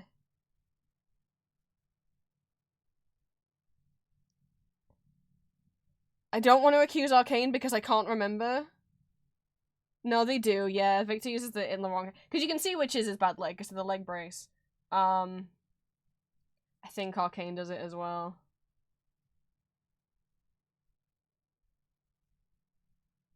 And because of that, a lot of people have misconceptions, and you know, I've heard of people being told that they're not they must be faking their disability because they're using the cane and the opposite hand of their leg that hurts. Like, yes, because that's what you're supposed to do. The TV shows that you saw do that were wrong because they didn't ask any doctor. They just assumed that, oh yeah, obviously it's this hand, but it's not.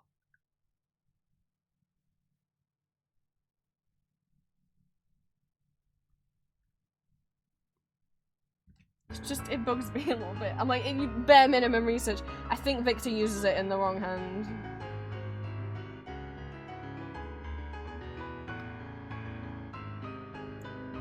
I'm pretty sure I can picture him with his crotch on the wrong side. It's not his fault. They animated him that way. Yeah, I thought I remembered Victor switching sides as well, so I might. That's why I said I think he does, but I might be wrong. Definitely some of the official art has him holding it on the wrong hand. I think maybe he does use it on the right side and just that initial... Yeah, he switches. Okay. Which makes sense. Okay. I thought so. I didn't want to have a go at Arcane, but I will say, hey, House MD, for a show about medicine...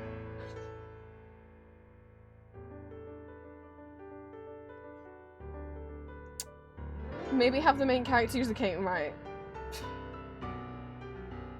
Sorry. Because I think that's where a lot of people get misconceptions about cane users and cane usage from.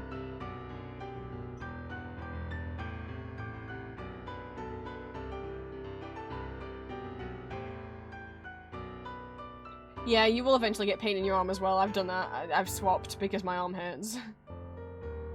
Just silk paper one side, just chronic pain, is it both? What do you mean by... Do you mean, like, does he use the cane more on one side than the other? Or you're asking what side his chronic pain is in?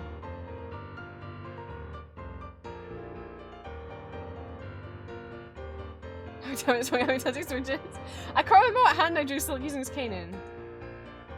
I did it the opposite to myself, right? I'm pretty certain. I'm pretty sure I can picture it. He's got it in this hand. Right? Let's go check.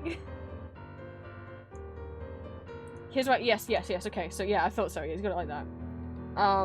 So I did it opposite myself. I hold my cane in my left hand because it's my right leg that has problems. It's my right hip, and then it travels down my leg at times.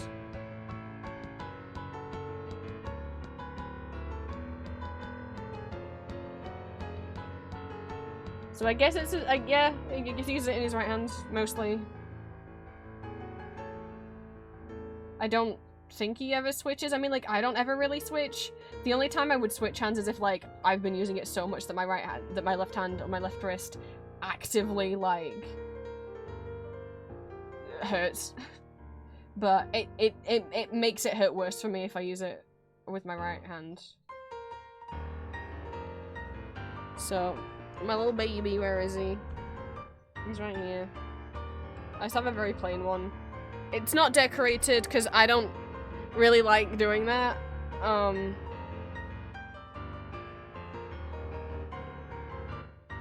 I like dressing nice, and if I keep my cane just plain black, then it matches all my outfits. If I put stickers on it, it's not gonna match my outfits. I'd seen other people put charms on it, and I thought about it, and then I was like, no, because it's gonna bash against the metal, and it's gonna scratch the cane, or it's gonna scratch the keychain, and either way I'll be sad. Hi Alexa, welcome in.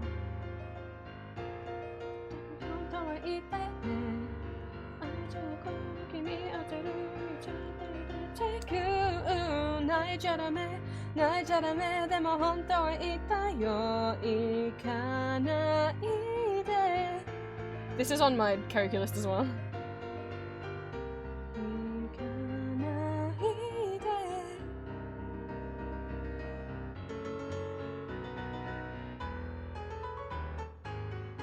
Welcome in. We're listening to Vocaloid medleys while I cut stickers.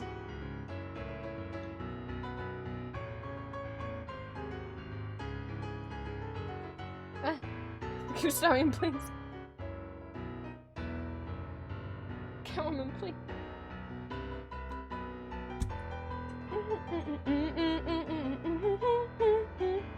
I play this all the time on What if I ever go on Taiko no Tatsujin? This is my go-to song. It's called Rocky. Oh, the other song that I was singing was called Ikanaide, by the way.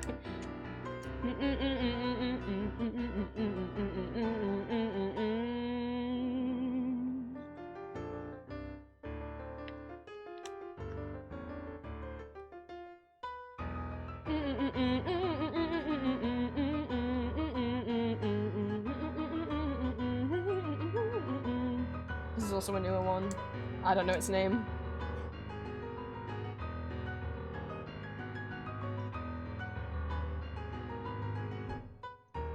Mountain, you're such a big boy. Vampire! Sorry, I got so excited. I was like, do I know this one?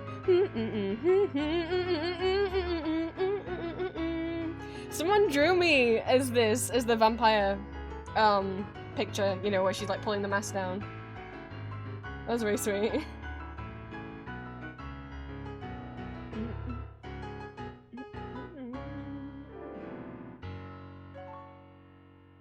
I said it before, I think. Oh. Thank you. I was self-conscious. I couldn't hum or sing on stream for so long. I still get really nervous singing.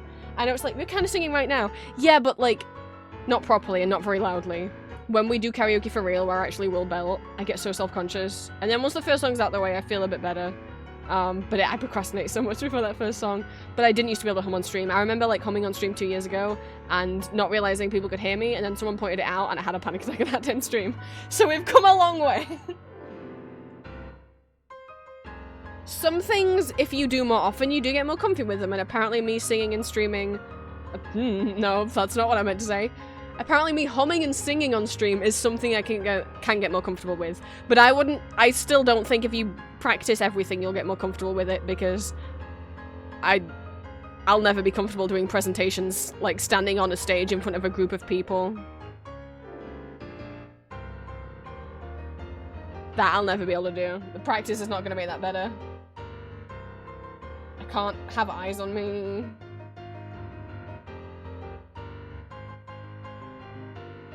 Which is probably why I can do this, because your eyes aren't on me.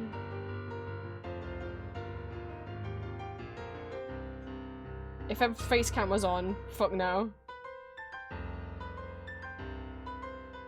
I'm so glad at university when we had to do presentations, I got let out of it because of my anxiety. They were like, okay, you can write an essay instead. I'm like, thank you. Because like, if you make me do the presentation, I'm not gonna eat or sleep. And be shaking constantly for like a month before it happens. No, none of us want that. Like, it's gonna mess me up. So they just let me submit essays instead. To which I'm like, why do we even have to do a presentation then? It's not necessary for being an illustrator, is it? Why make anyone do it as a presentation? And they're like, it's such a shame you didn't present this essay, it was so good. I'm like, it's not a shame. Would it be a shame if I was mentally unstable for like a month? I don't think so. I get so bad about presentations.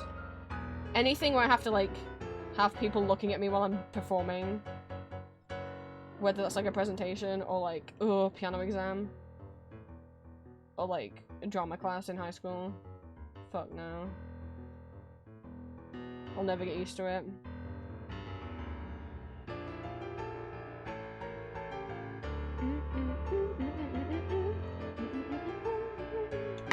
Why do I know that?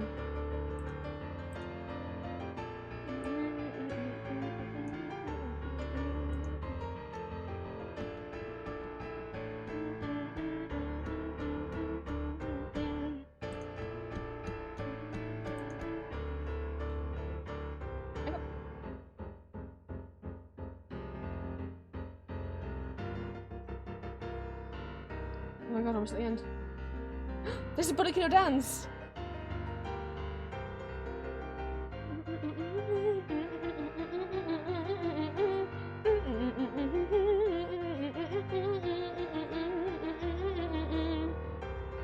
I'd already listened to- I loved Usewa by Ado, but I hadn't listened to a lot of her Vocaloid covers until recently. She's got such a good voice.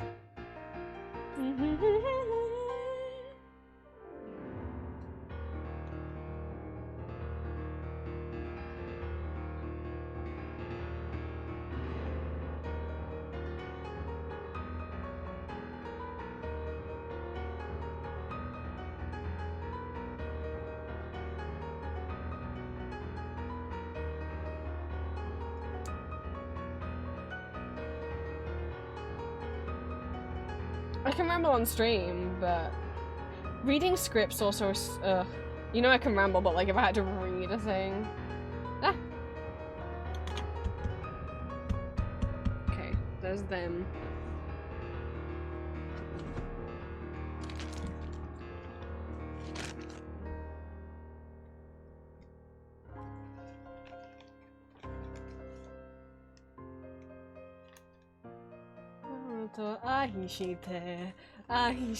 That took me a second to realize what the fuck that was. I was like, why don't it?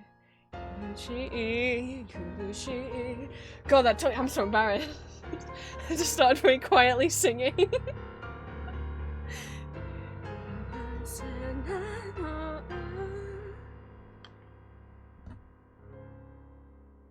I was so unsure. I just very quietly started being like,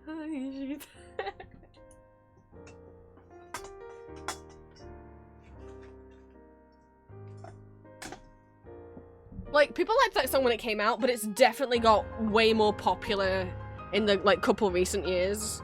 I think because it became, like, it started trending on TikTok. One of Kiko's songs that I'm like, yeah, you can listen to that, that's fine. The lyrics won't upset you if you translate them. That one's fine.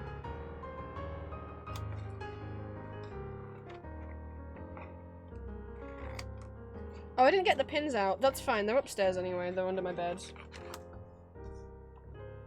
From a KTF2 comment. That's fine. We probably all found I Stay different ways. I just found it because I was into Vocaloid at the time when it came out, and I got into Kiko songs in general, and so I just started watching the music videos for all of their songs. Gomeni Gomeni was the first one I found, but it had English subtitles, so at least I knew straight away. At least I knew straight away.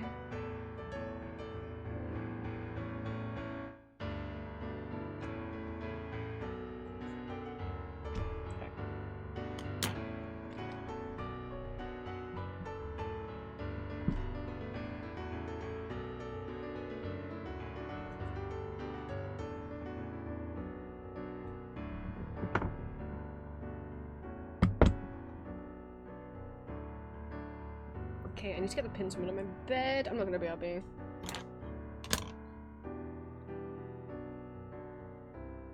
Will my headphones reach? I don't want to stop listening to Vocaloid. I'll just mute my mic and turn the volume up. That's not the microphone.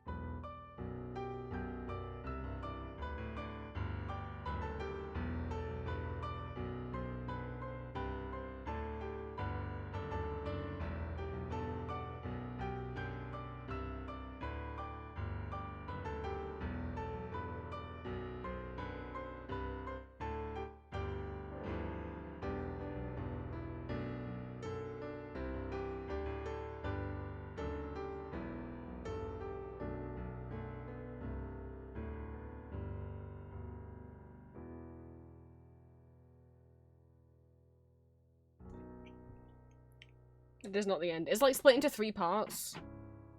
So, as I said, it's like an hour and 14 minutes long, this whole thing.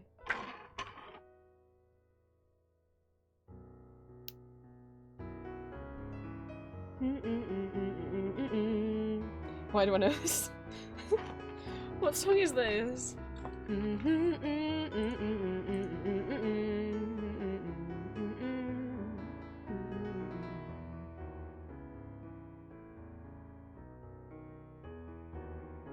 How far are we? 25 minutes? Oh, it was heartbeat 428482, whatever the number is. I know that this is Deep Sea Girl.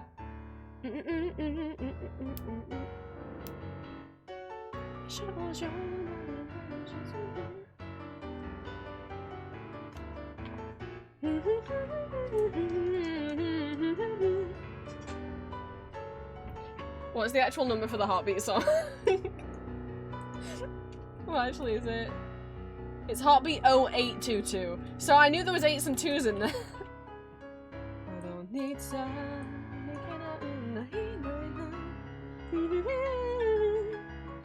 Oh, Meltdown, I love you, but I can't sing you.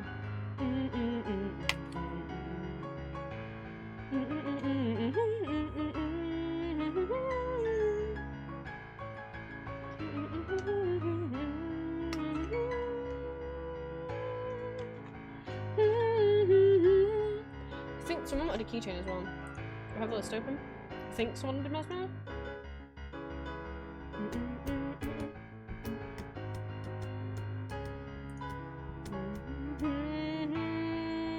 They did. He's over here.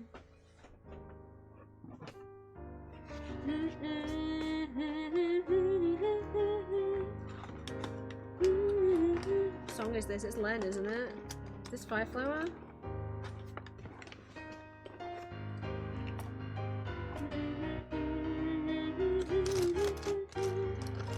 There's no worrying that you are.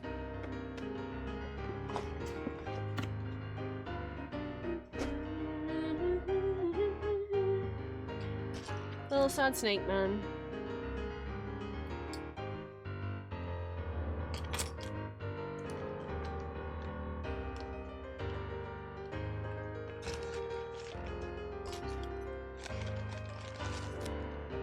Don't know this one. I want to.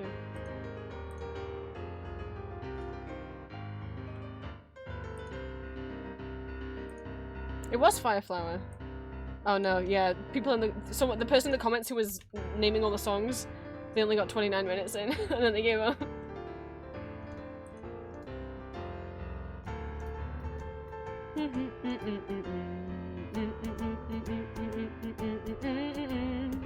The names aren't on screen either. I mean, if they would, they'd be Japanese, that doesn't help me. Oh, they are in the description, they're just not time-stamped. Okay, well I know we're at 1925 right now, which is written in, you know, a language I can understand because it's numbers. But, sorry, I hit the microphone.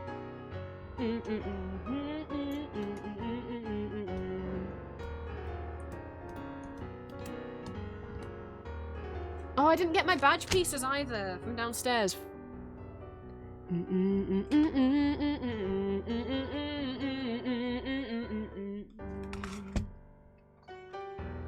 It's Lucas spinning around in a circle again. Shall I leave you guys listening to Vocaloid while I go get the fucking... from downstairs?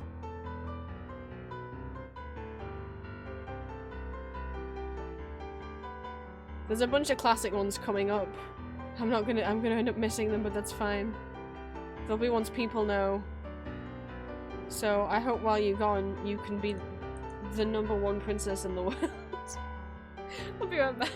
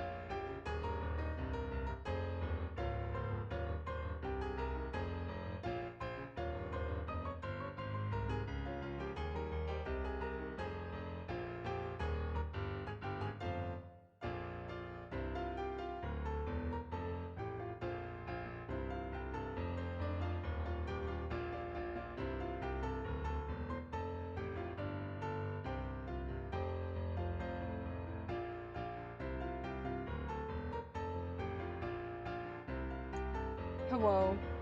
I hope no one was too confused by me telling you to be the #1 princess in the world.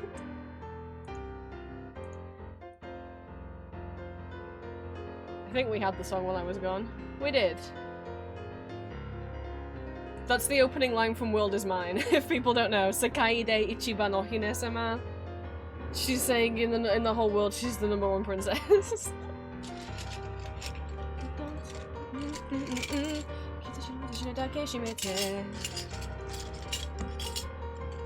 I saw it was coming up.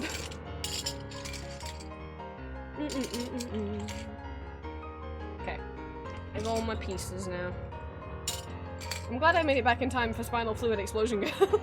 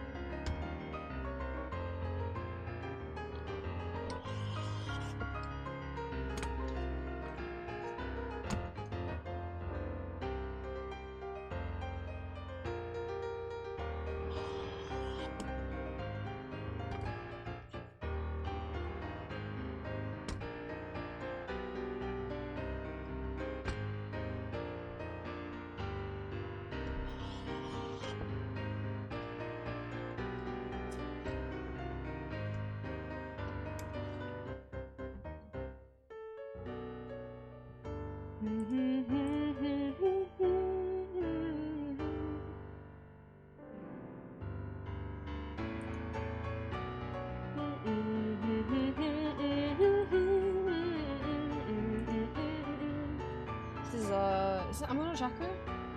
Can I just put this? No. I'm going crazy. Get sustenance. I need to get sustenance when stream's over.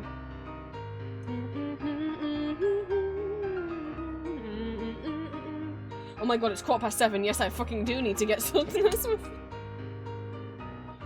Well, what I'll be doing after stream is getting those Javik keychains up for pre-order, but I need to decide if I'm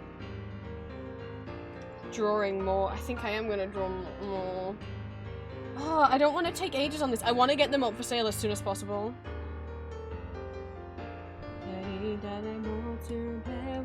I can get the Javik stuff up already though, and then I'll just get Steb and Lest and the others done later.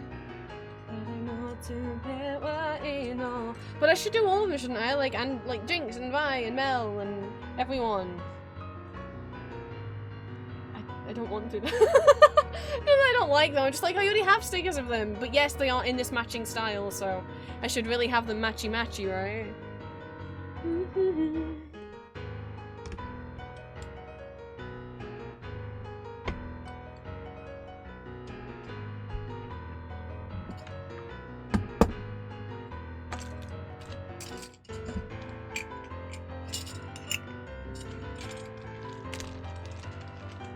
Bet you have baguette? Nice.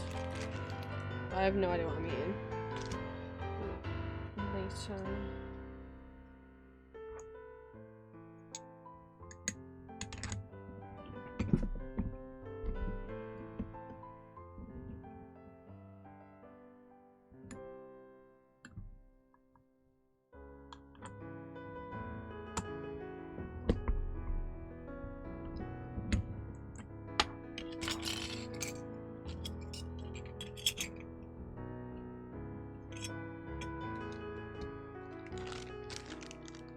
We actually got a Jace pin. Someone wanted Jace. I'm so happy. He's not my favorite, but I like seeing people be nice to him. I might not want him, but Victor wants him, and I'm like, you know what? I respect that. Victor deserves what he wants.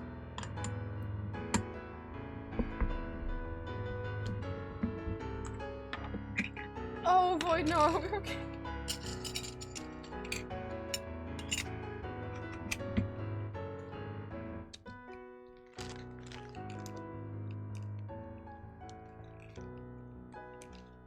Made people like Jason. I don't know, people. Well, I can't say. I was gonna say things, I was like, I can't. Spoilers.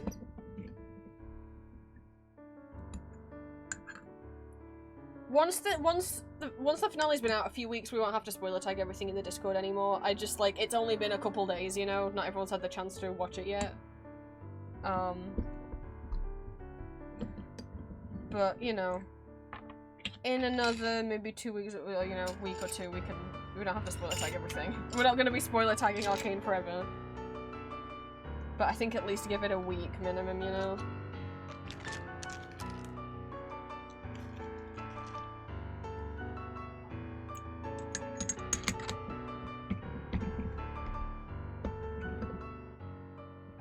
Because at some point we have to stop spoiler tagging it. At some point everyone who's wanted to see it will have seen it. We can't be spoiler tagging it a year from now, you know?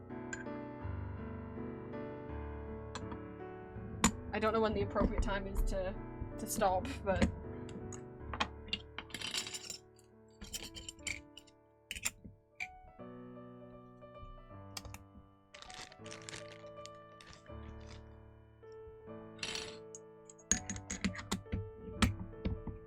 It's wild selling so much stuff with the pixel chibi stickers on now, considering this whole style started as this silly doodle of my little bat anthro Sona that I was doing one day. That I think was like partially Sylvanian family inspired, but I'm not sure. Like just doing that with the tiny little eyes.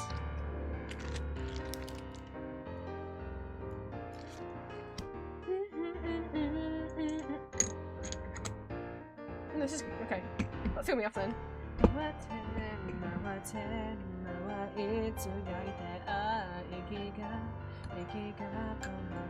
I loved this song.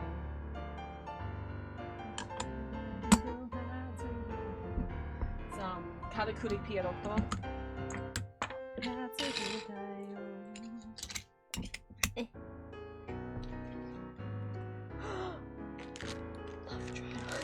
I got really excited.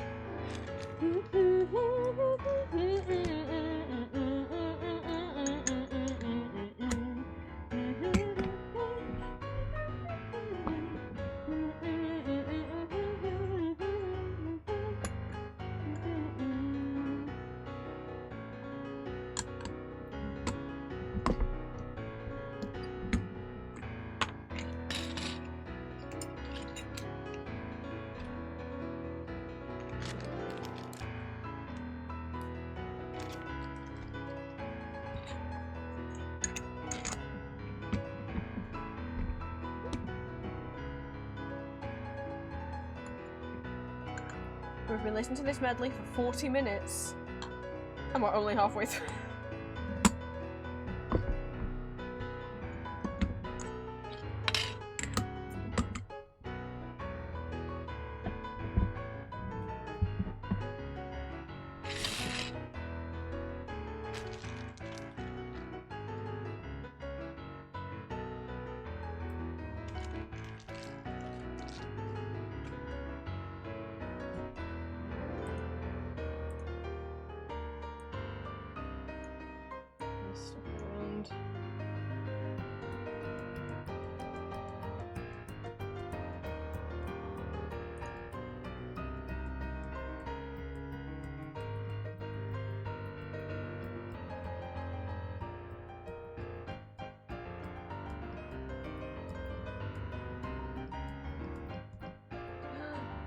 New game wants power, and it's a Thanksgiving episode.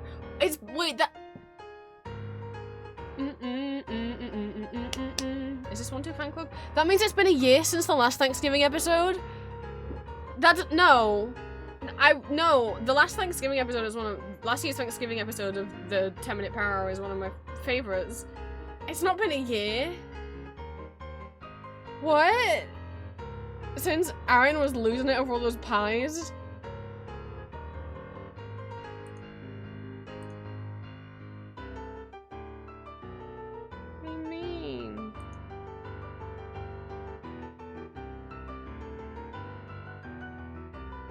It wasn't 1-2 fan club. I don't know what it was then. I don't know what it was. It wasn't 1-2 fan club, it seems. It's just a different song that I know, I guess. I think it was 1-2 fan club.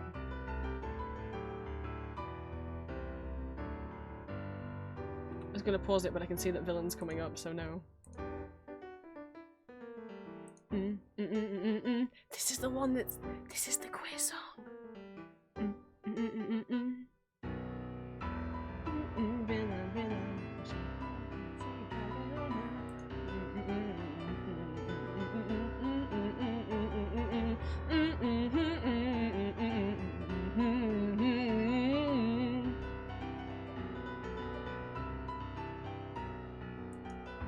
But that is all of the work's done. But I will, since I mentioned something on the stream, hang on. Bag all those away. I'll get the prints out tomorrow when I actually pack up the orders. I'm looking to see what else is on the medley just to skip ahead to be like, I'm curious how this sounds. I see. Or like if there's any fan favorites in here.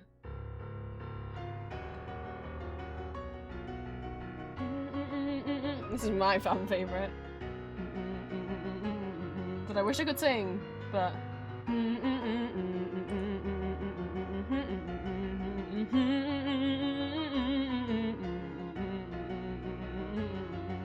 always end up losing it. Like, he doesn't have the names of the songs, but the picture from the thumbnail of the music video is in the top corner, so... Okay, we have to go there.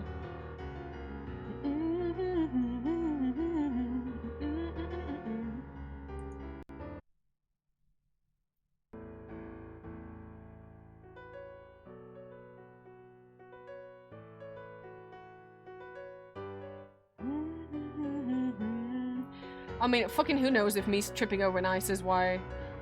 The amount of times I like sprained and twisted ankles on ice as a kid. Maybe that's why my leg is bad.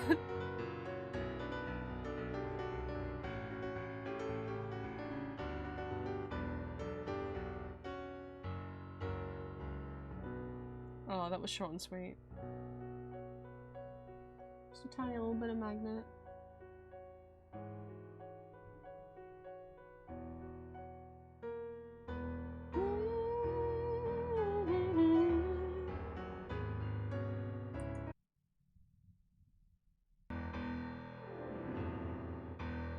You might even say like, oh.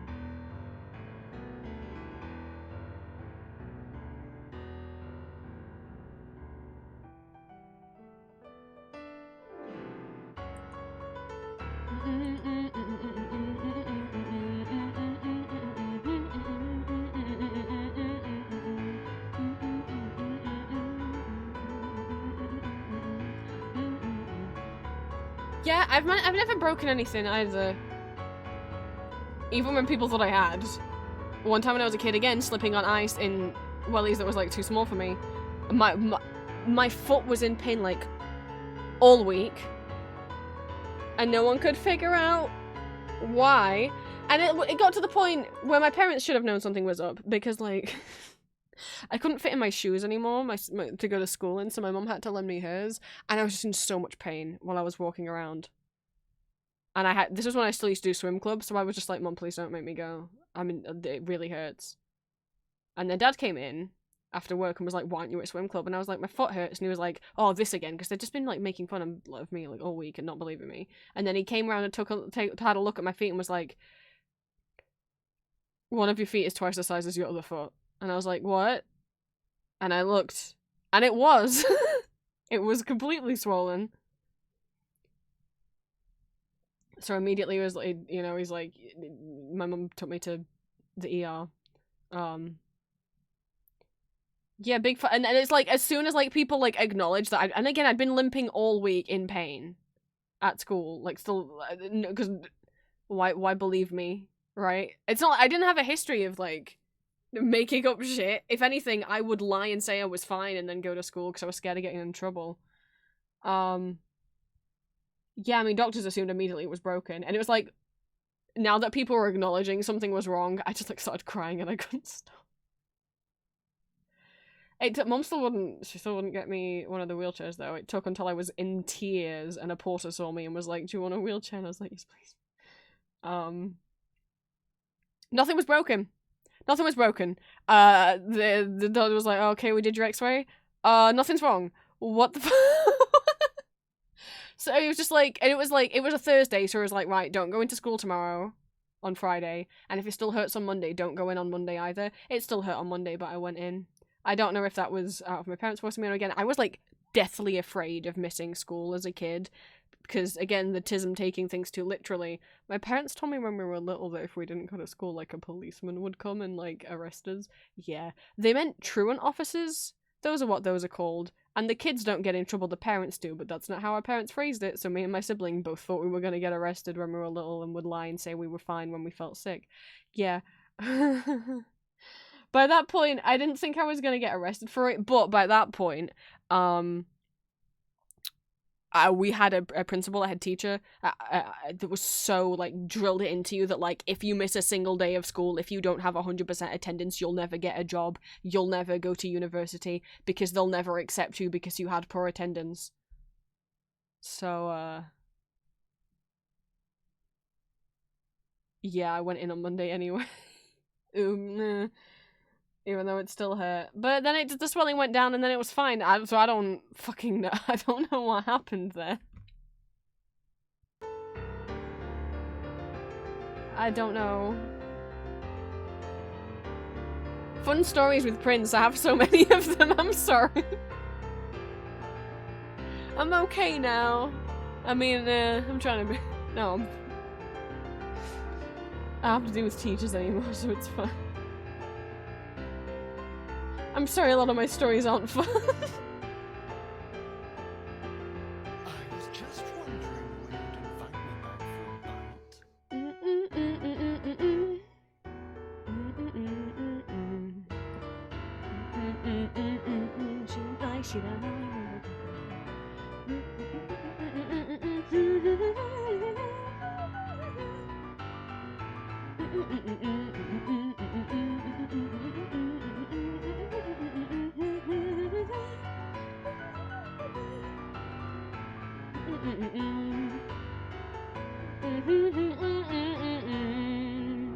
We're just watching this now.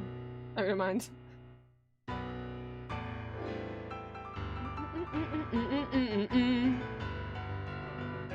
Prince. So it's at the same time. It's a bob! 6 trillion years in a night story. There's so many different English translations of that title. A Tale of 6 Trillion Years in a Night. Whichever one you want to go with. Oh, hello, Mel.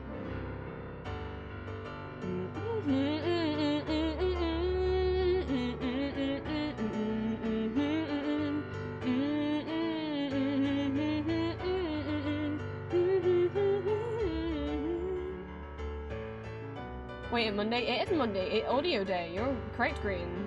If that's what you were thinking.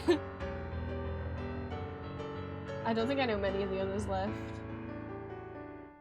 Also, I say these came out this year. This is actually, a lot of them came out in 2023, not 2024. I never watched any of the later Blackwater Shooter stuff. I only ever saw the original OVA. Sorry, I saw one later one that I...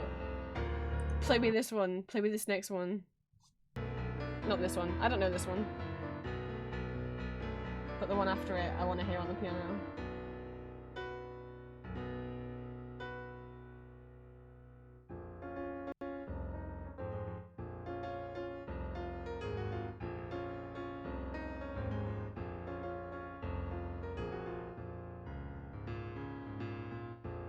This was made for, so this is one of Hachi's songs, who did Matryoshka, Rene, Panda Hero, a lot of the classics. And he hadn't made vocally songs for a while, and then you might know him better now as Kenshi Yonezu. He has his own solo career singing himself. But Sand Planet was like his first vocaloid song in quite a while, and it was to celebrate Miku's birth. I think it was Miku's 10th birthday, something like that. I was so into Sand Planet when it came out.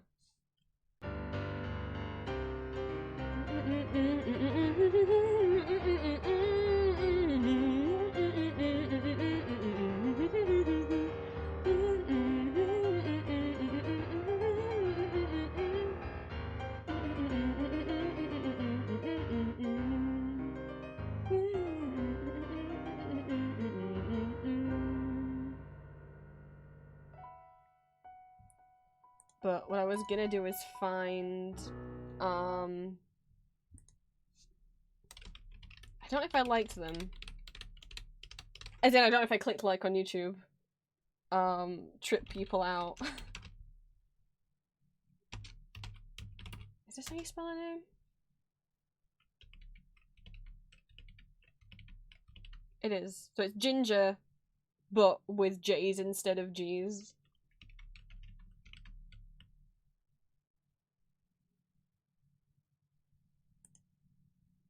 Trip people like, you can be like, I know the song. Wait, what's those lyrics?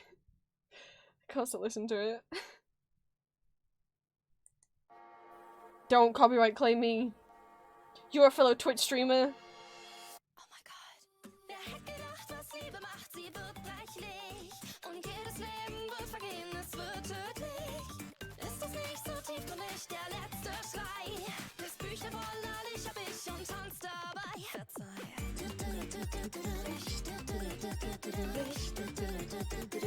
Ja so, ja so.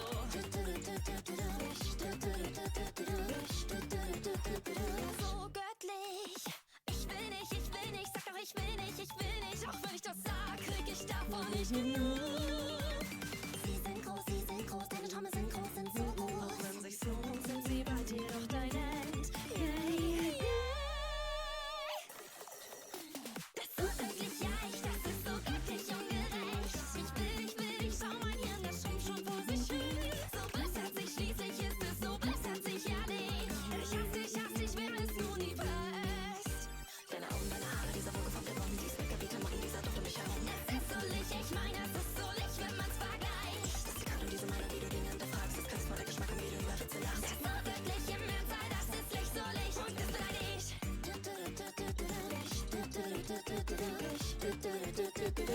Ja so, ja so. It's look.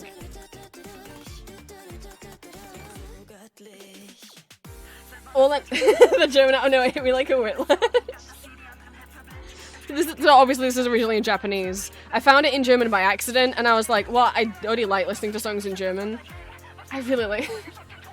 I can't stop listening to it on a loop in Japanese, English, and German."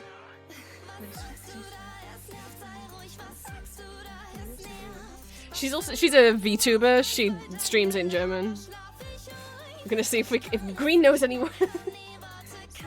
But the goddess top bit is actually in German, even in the original.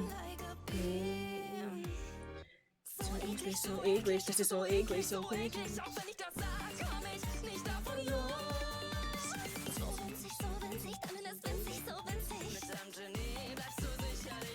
In every language, I find it hard to sing in English. It's so fast.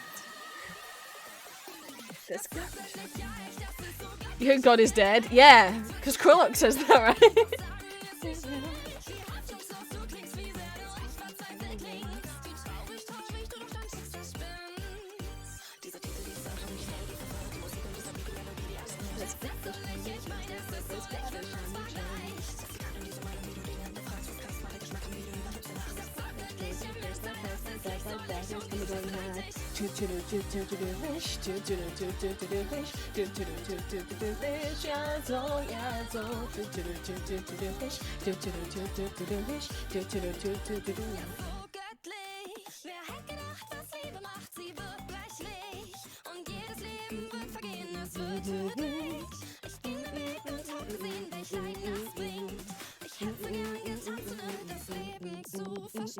It's cool that she made the whole video as well.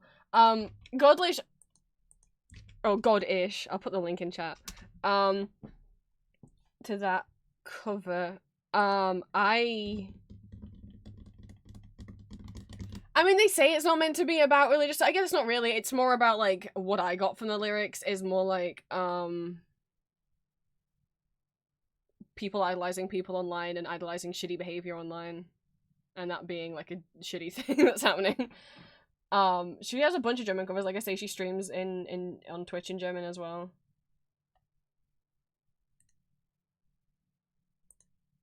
But, like Vocaloid covers go, like, the amount of people who will cover Vocaloid songs in whatever language and full-on make their own video where they'll redraw themselves as the character. I mean, the editing on that, on all of the lyrics coming on screen.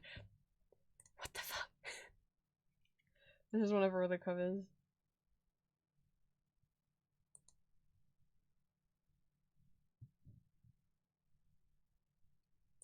If it'll play.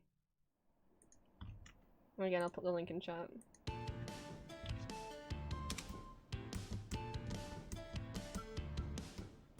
Bin wieder zu spät und der Zug auf dem Weg in die Stadt, die in Meilen weit fern ist. Jetzt steh ich hier, wenn ich sie verliere. All die Worte in mir halte ich sie fest bei mir, denn so vergehen sie nicht. Setze einmal laut, knick die Augen, komm auf, lass dich schleppen durch diesen ewigen Tag von laut. Wenn ich sie verliere, all die Worte in mir, steig ich in den Zug ein und fahr einfach fort von hier.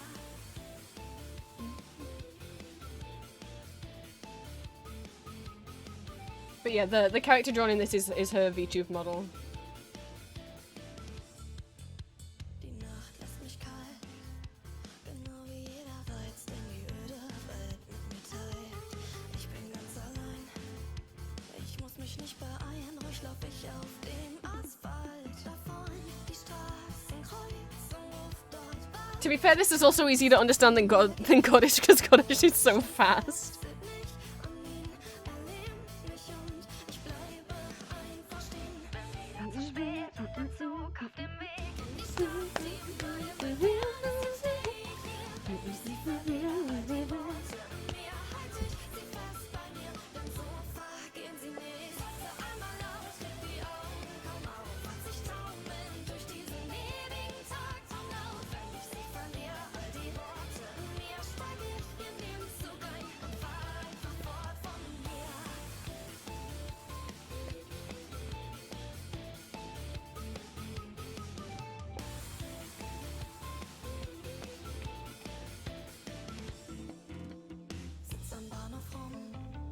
Uju was very upset at me. Oh no.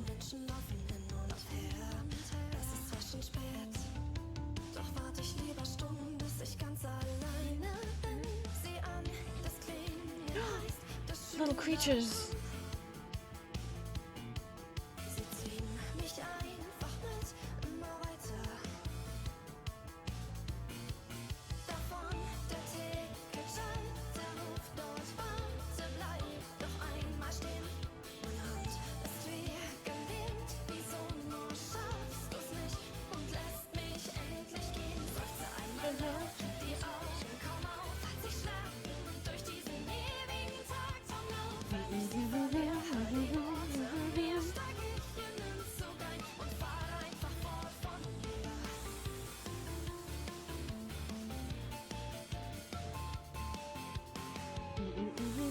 But see, Green, now you can do German homework by listening to Vocaloid. Der Zug, der die entfernte Stadt mit uns verknüpft, kommt angefahren. Der Luftstrom zieht uns mit, pass auf, bleib bloß nicht mit ihm fortgeweht. Die Worte, die ich längst verlor, ist schon okay, wir lassen so. Vertrau dem Zug nur alles an, genau. Oh, this one's long. Yeah? Bin wieder zu spät und der Zug auf den Weg. Bin wieder zu spät und der Zug. Key change. Yeah, Virgil, of course you understand it just fine. Gee, I wonder why. Could it be that it's your native language?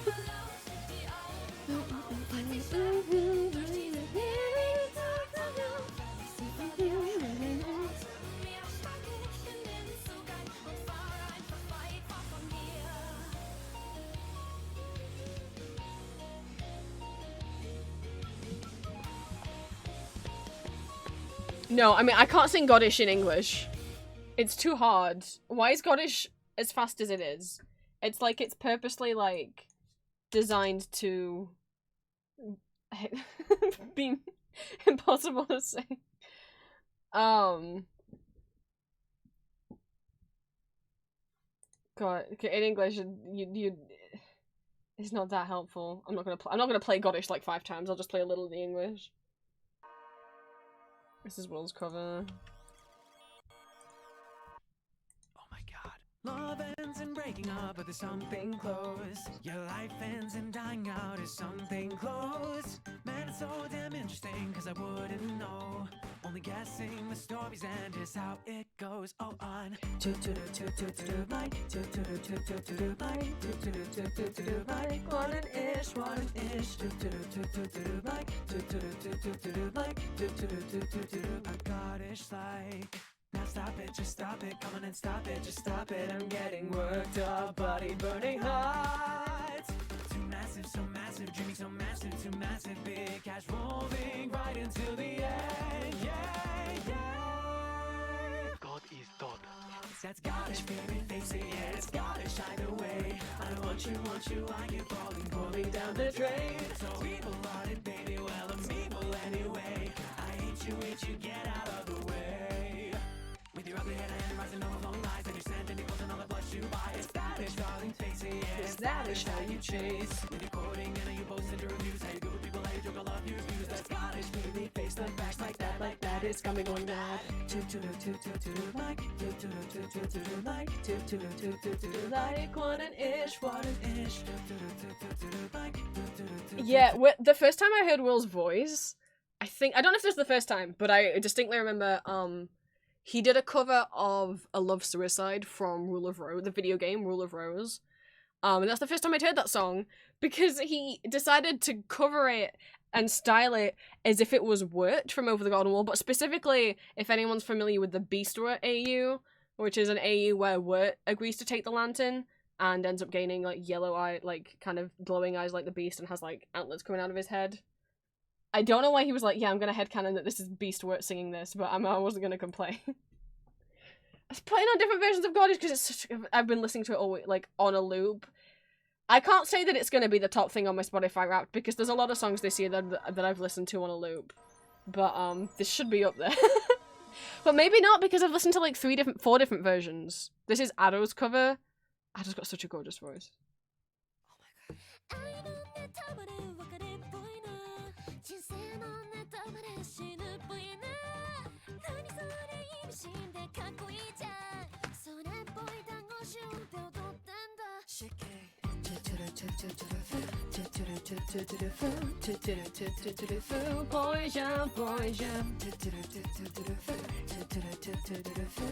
Hi, Julia. I'm gonna get foods in a second. I finished work, I was just playing songs that I've been into lately.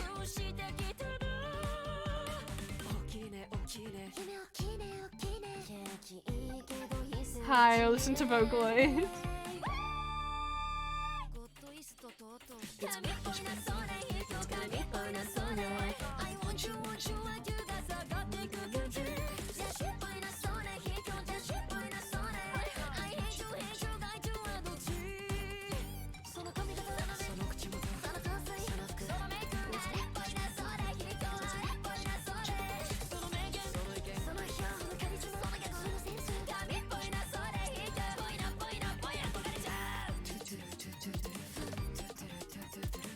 It's really... So yeah, Goddish is really in my brain, but I'll see if I can find... I'll just cover a villain. Which again, like I said, I was already into it, and then I looked at the lyrics and was like, what do you mean it's like a queer anthem? That the lyrics... I mean, you can interpret it any way you... like, whether gay or trans, because there's lyrics about being scared of hands in public, not dressed like... something being like... mentioning like X and Y chromosomes and like... gender being like a spectrum and stuff like that. There is a lyric that says something about like pretending to be a boy, which I know, which yes, you could interpret that as like fully trans femme, but in the context of the lyrics, it's also like you could apply it to trans masks worrying that they're just pretending, you know. I didn't know I was gonna have a Vocaloid queer anthem. Again, this is Addo as a human being covering this song. I just really like her voice. You did your finish lesson while I was playing Goddish, well done. I don't know what I'm gonna eat. Oh, the English lyrics on screen. Amazing.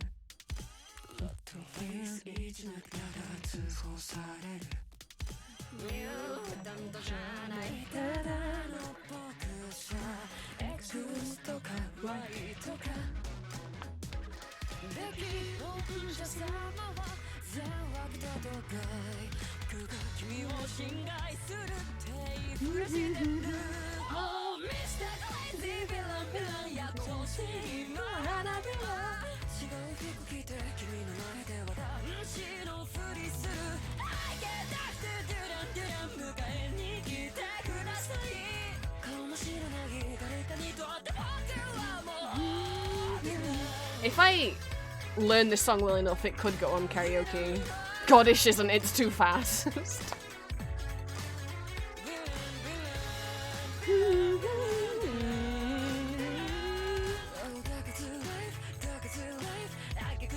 Here's the...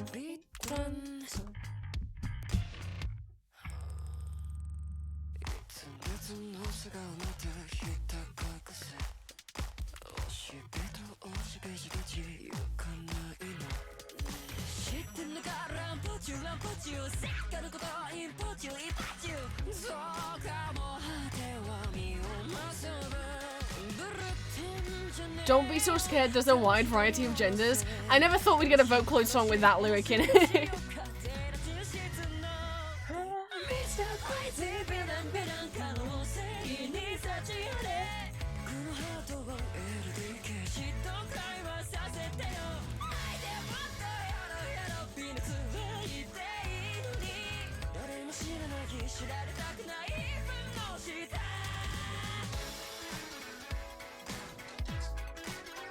This song's a few years old. I just only found it the other day.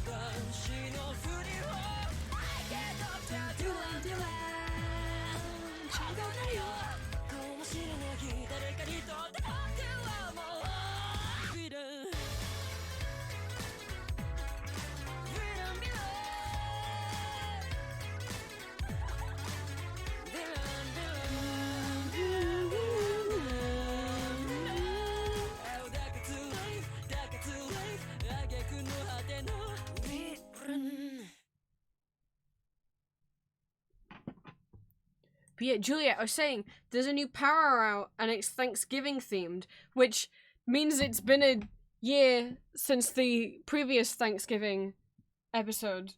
But that's not, it can't have been a year. Oh. No. But I still like going back and watching the old one. Because one, it made me realize how good Thanksgiving food looks to me. Like, a lot of it is like carbs, like bread and potatoes, and I'm like, oh, I love, those are two of my favorite foods right there.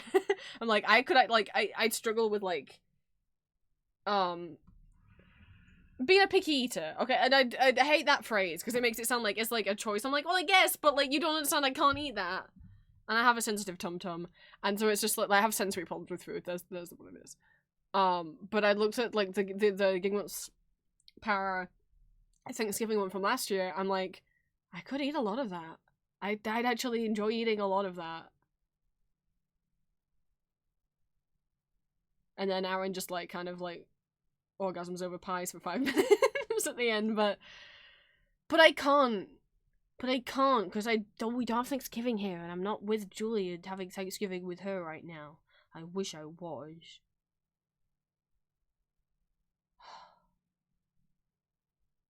I mean, I know there's literally nothing stopping me making my own food. but that's too hard. That's not the point. It's not the same. As if I was doing it with Julia. Why do we always have an ad break when I'm like thinking of ending stream? But thank you for today. I don't know if Julius... Did Julius see that I finished the keychains? I closed down where I had them open. But, chat, give me feedback. I know what I'm doing with the keychains. I'm not going to make 16 because that would be very, very, very, very silly. There's going to be Arcane spoilers on screen.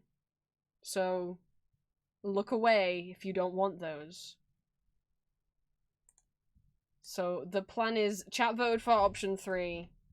which is just do them double-sided with Victor on one side and Jace on the other. That way I only have to make half as many. It's still gonna be quite a bit of money, but hopefully people will want them. I hope so. Hopefully people might want more than one of them.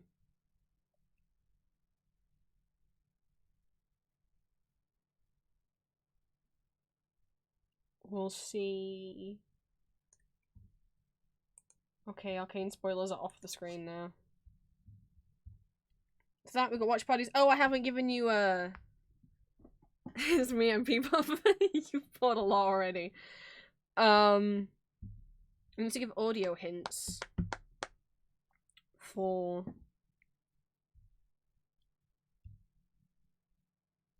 this week. Where are we?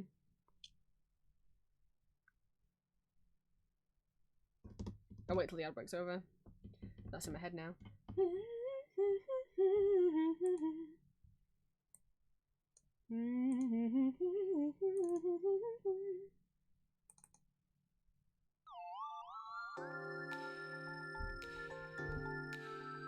I break over? Okay, cool. I tell Tiny Machine Victor in my hands. Oh!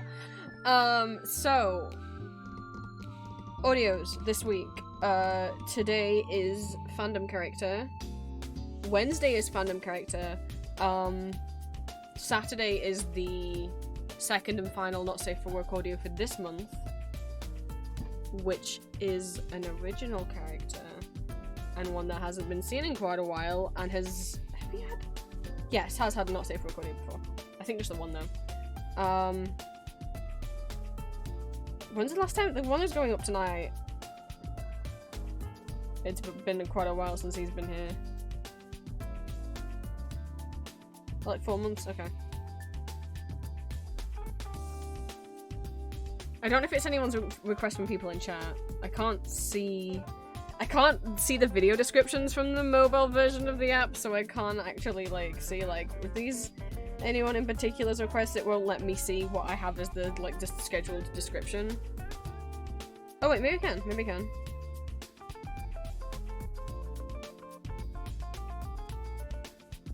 I don't think that's anyone in chat.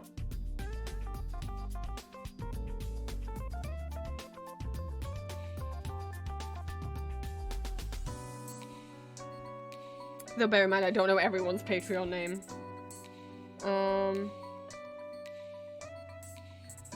And then I didn't write who the Not Safe for Work ones were from. But they're not safe for quite a few people combined into that one on Saturday.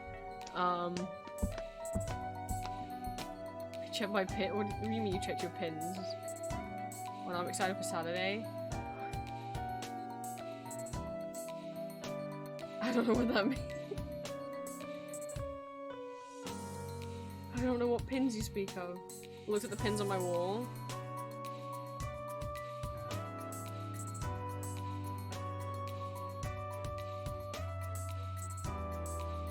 I still don't understand. I mean, I understand you having pins on your wall. I don't know how that helps you think about the audios.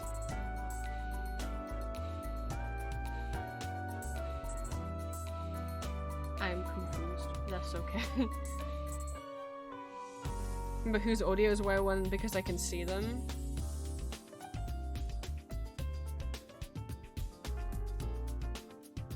Like my OCs? I've never made pins of my OCs. Am I like dumb? Have I? I don't have pins of the. Oh, the keychains. You're making me lose my mind. I'm like, did I make pins and forget that I made pins of them? Okay. That's why I was confused. You're not dumb either, Green. Okay. But I will say, when the audio request post goes, you know, when they go up on, Sunday. if you wanna get some Victor requests in there, I would like to do more, but I don't really have any ideas, especially if they are season 2 themed. Someone did comment on one of the YouTube videos, maybe like if the listener took the place of Jace in the end, and you were just like floating with him, you know, where he is now. And I'm like, maybe? I don't know what I'd talk about for that. That's a location, but it's not really a prompt of what to say. But yeah, just know, yeah, if you wanna... I'd really like to, but I don't have any ideas. But whether you want it to be Season 1 Victor, or if you want Wet Cat Victor, or Jesus Victor, or Final Victor, or Astral Victor. Whichever. I don't mind hopping around in the timeline, but so just, you know, think about some. Julia, you can send in ideas as well if you want, if you have any. I mean, there's more forms than boss fights. Yeah, I need to make food. Oh my god, it's almost 8 o'clock. I guess I'll just shove something in the oven. I don't really want... Oopsie. I didn't mean for it to be 8 o'clock. I rambled a lot on stream. Oh my god, it's been 6 hours! Oh, if I'd realized I wouldn't have played copyrighted music, because once the stream's over 6 hours, YouTube doesn't let you mute or edit out parts of your stream if it gets copyright claimed, so I apologize if this entire stream gets lost and YouTube blocks it across all countries. I normally try and keep streams under 6 hours because of that. Or just don't play copyrighted music. Oh, the urge to order. Greg's has like new sandwiches, and I ordered one a couple weeks ago when I was like just like way too depressed to fucking make food. They have like fish now. What? They've got like burgers and fish, like little fish finger sandwich things. It was so good. I kind of hate how much I liked it, because I'm like, it's just good. It was cod, which is my favorite fish. In like little, they almost looked like mozzarella sticks, but it was cod in batter, but they were like that kind of tube shape with salad in a sandwich. I'm like, is that gonna be good? I mean, I really love cod and I really love lettuce. Is that gonna be good? It was so good. I ate it and I was like, Julia, I wish I ordered 2. I want another one.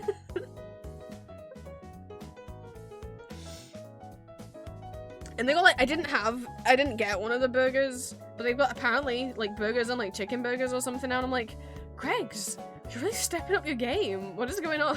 Those that don't know, Greg's is like a cafe bakery chain here in the UK. So you can think something like Starbucks, but way cheaper and way more associated with like, I guess like cheap working class, more kind of like posh people don't eat at Greg's. But that's fine, because that's more for me.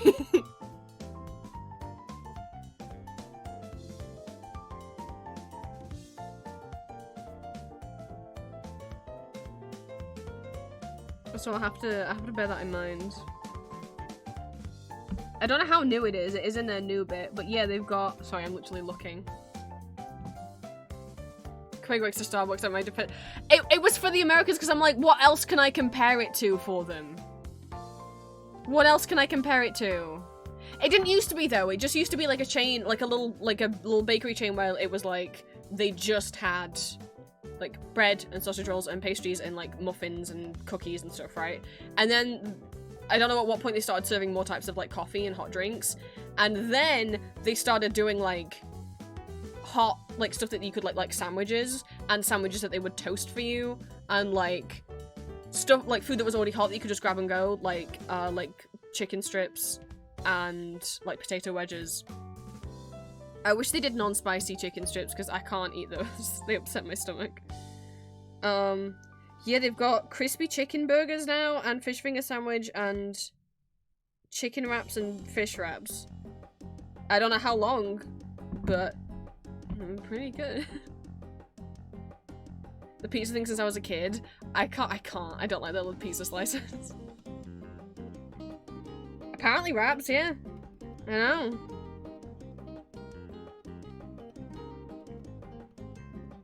I think that might But no, I shall put something in the oven because like I'm not ordering Greg's at 8 p.m. I don't need to. We got food in the house. So between a Subway and a Wara. Would I compare it to Subway? I mean, you can't like customize. You can't like build a sandwich or like a salad or a wrap.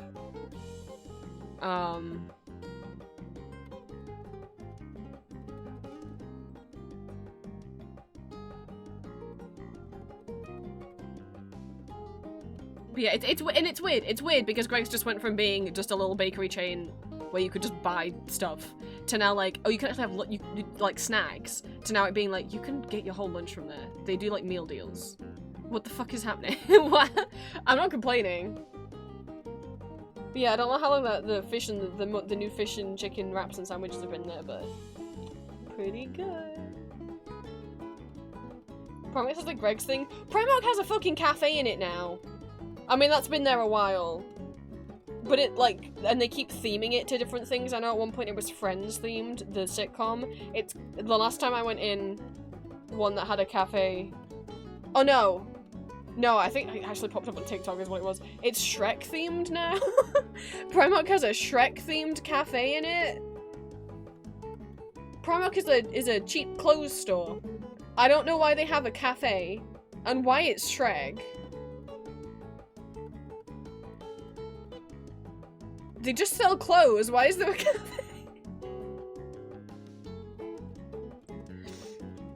I don't know, but there is one. I guess if you've ever wanted to eat in a Shrek, that's okay. I don't know if the food is like themed, you know, like when you see themed cafes in Japan.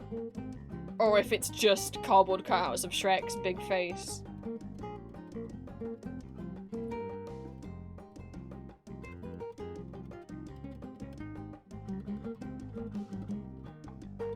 Get hungry after the shop, but who would choose to eat in Primark?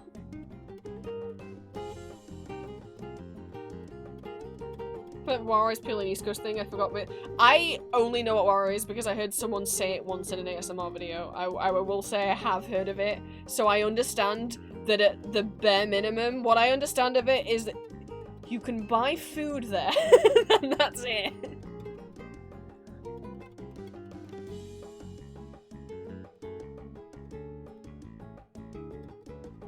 Yeah, no, I'll just put something in the oven. I got to eat.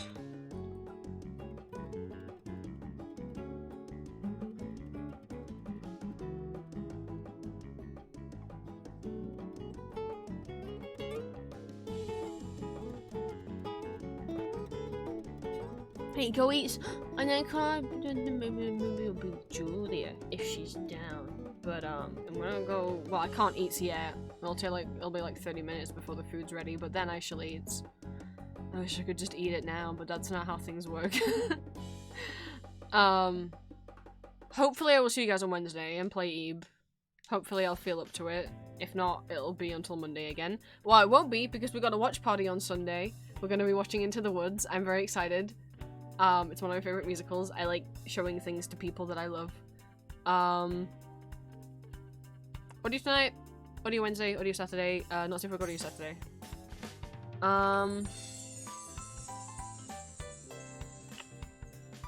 Yeah. Well, so obviously if I don't feel up for streaming, I'll say in Discord. So if you don't see me live on Wednesday, don't freak out. Just means I'm a bit sad as well. So if I don't see you Wednesday, then I will see some of you Sunday for the watch party, and if I don't see you then I should see you again Monday. Why the head part so low down? My head part has only been there the whole time. No. Why move? No. No. It started moving it and then it grabbed the wrong thing. There we go. Okay. I will see you guys at some point this week. Thank you for sticking with my... I can't believe it's been 6 hours. I will see you later. Mwah.